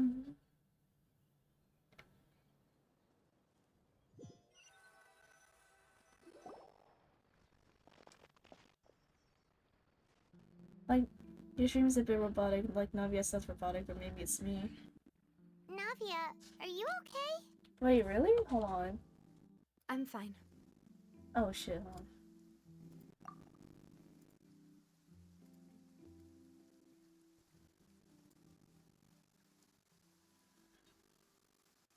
Oh, it does. Oh, wait. Oh, that sounds disgusting. Why is it doing that?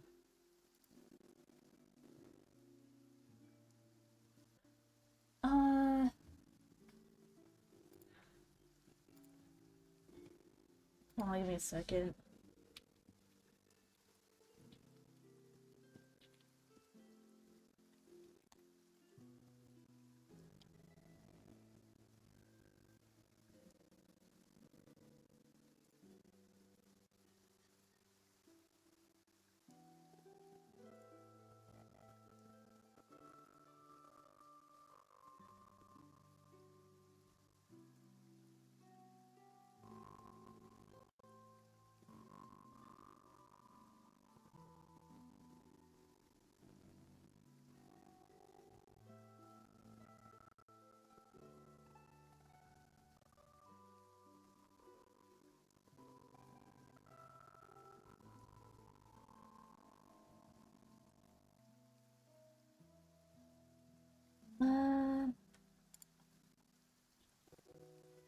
Does my voice sound fine though?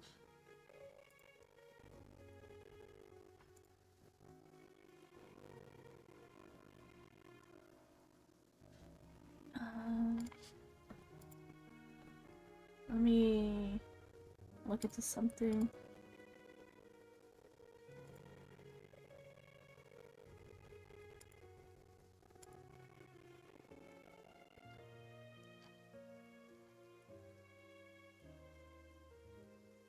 Hmm.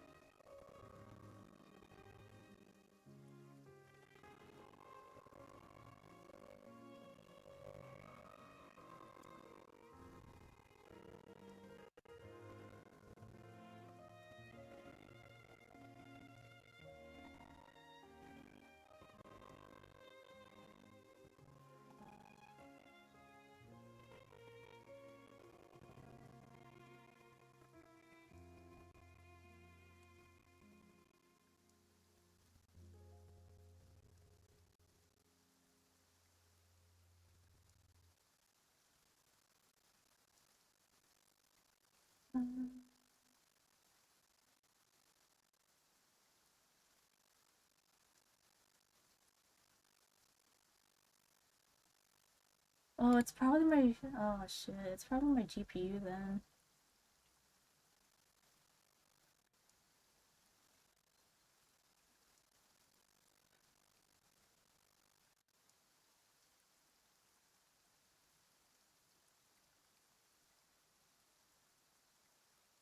Hmm.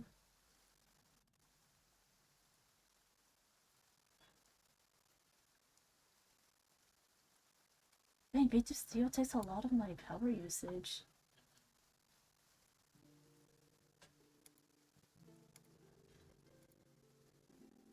For a CPU.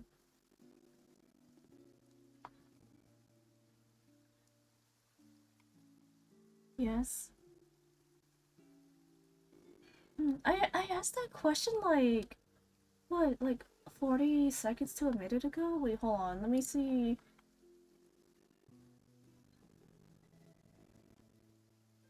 If I could... Oh, there must be some really bad delay too. Shit. My memory is fine.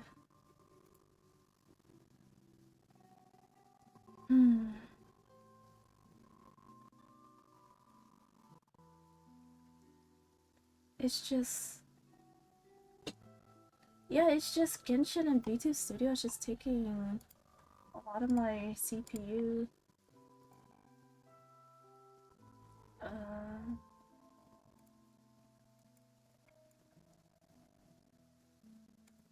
I'm looking at the